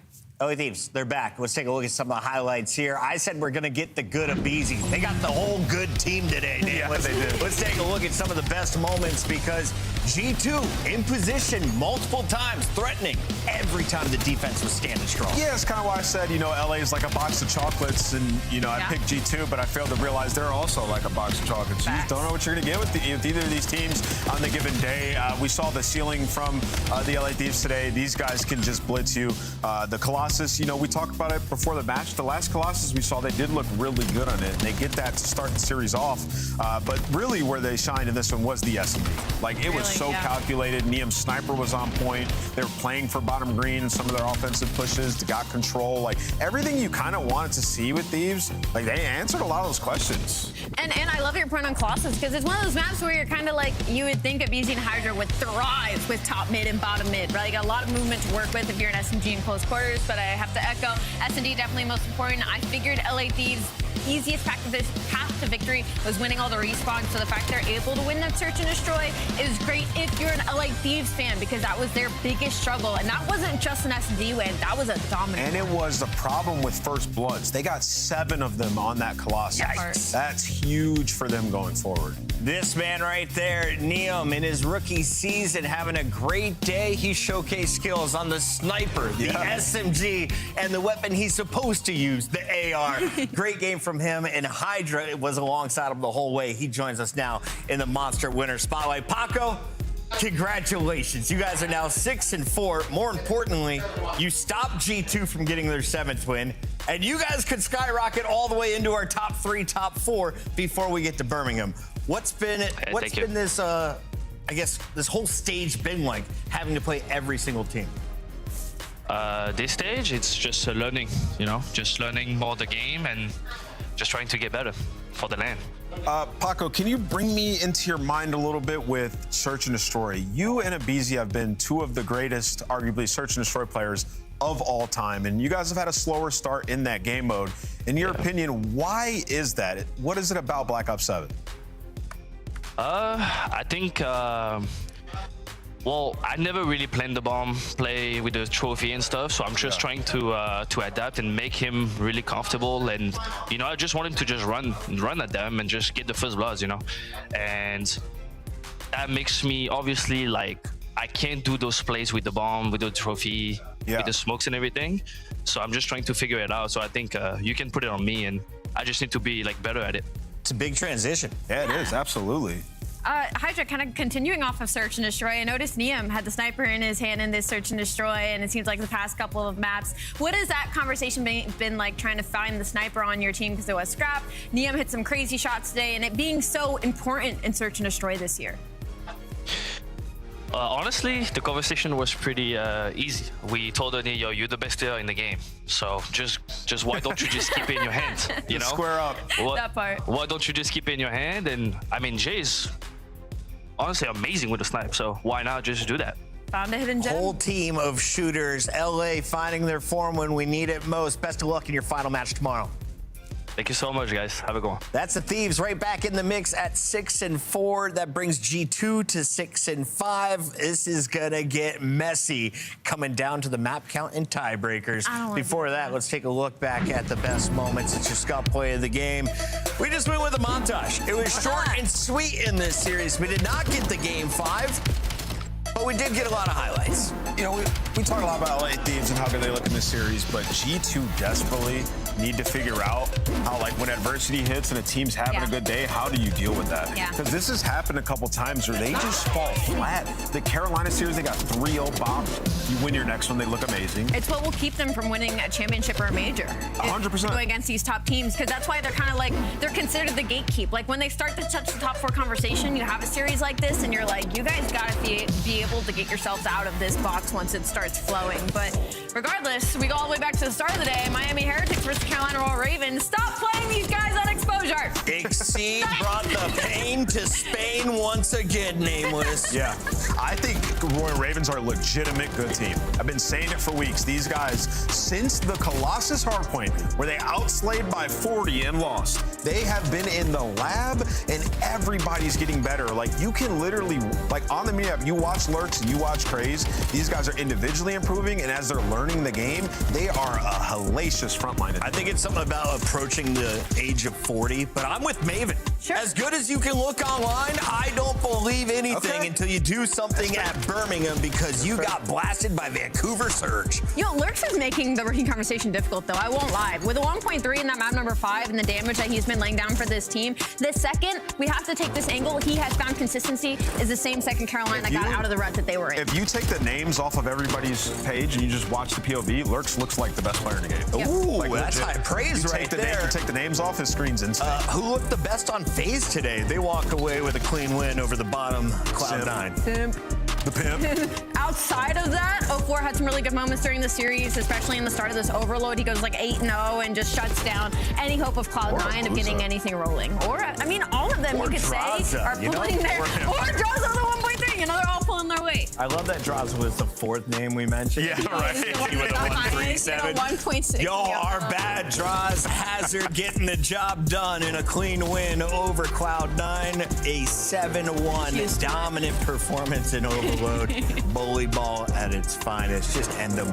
Falcons, though, the biggest surprise on the day, unless your name is Anthony Wheeler. He called it out in the green room at 1 p.m. today. I followed his lead, and thank goodness I did, because not only are we catching up on Rosalie, we don't have to pay Dashy any gifted subs. Greenwall's never going to let me pick them again. Like, they were complaining for a while. There is no way me picking options in this series is going to fly. But shout out Riyadh, man. The work that they've been putting in has been clearly showing in these most recent series, and they're a serious threat heading into Birmingham now, especially with this win. We mentioned it that there would be some talk online. Oh, well, this was just an internet connection issue for Optic or Falcons. Whoever lost, is Falcons a real threat on land? 100%. If you have any takeaway out of that match, is that Falcons have been putting in work and they can go toe-to-toe with Optic in the respawn, stealing 2 of them today.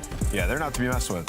Taking a look at the numbers, who leads our KD leaderboard? Well, look no further than Super. Despite today's loss, Super puts up a 1.19 here in our Major 2 qualifiers. Rancor right behind them.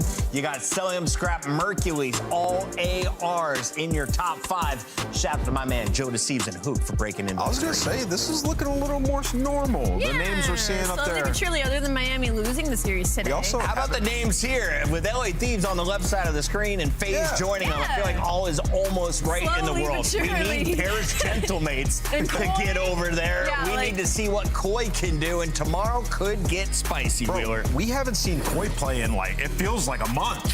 It's been so long. It does. Oh, and they play Optic. Can't wait to see that. And remember, they wanted this matchup. Toby said that we're going to take the loss off of Optic, so... Keep in mind, Thieves still eligible for a 7th win. They would have to get through Paris Gentlemates. That's going to be a banger. Paris only 4 match wins. It's crazy. It's the CDL. We got one more day of qualifiers, and it kicks off at 2:45 Eastern. We'll see you then. I wasn't going to hit the camera. That thing's expensive. Yeah. Sure. 3 feet short.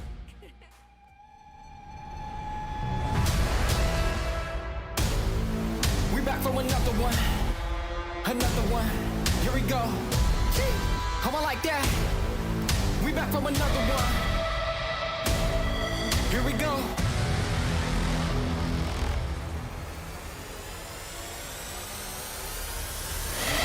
We back on the scene like we never left. Time to go put them back on the shelf. No, we do not need permission. We came in alone, now we leaving you by ourselves. Now nobody wanna play me. Everybody think I'm crazy. Guess I gotta live up to it. Nothing but to do it. Hear me out. Let's go. They know we done been there before. They know I done been there before. I think we gon' do it again. I think we gon' do it again. I'm ready to go for the win.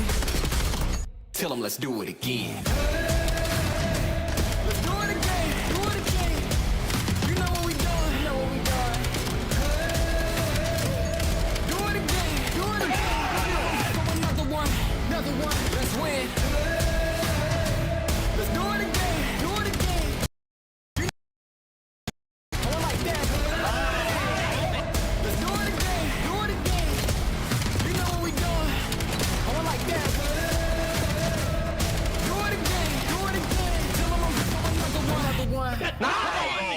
Tell them let's do it again.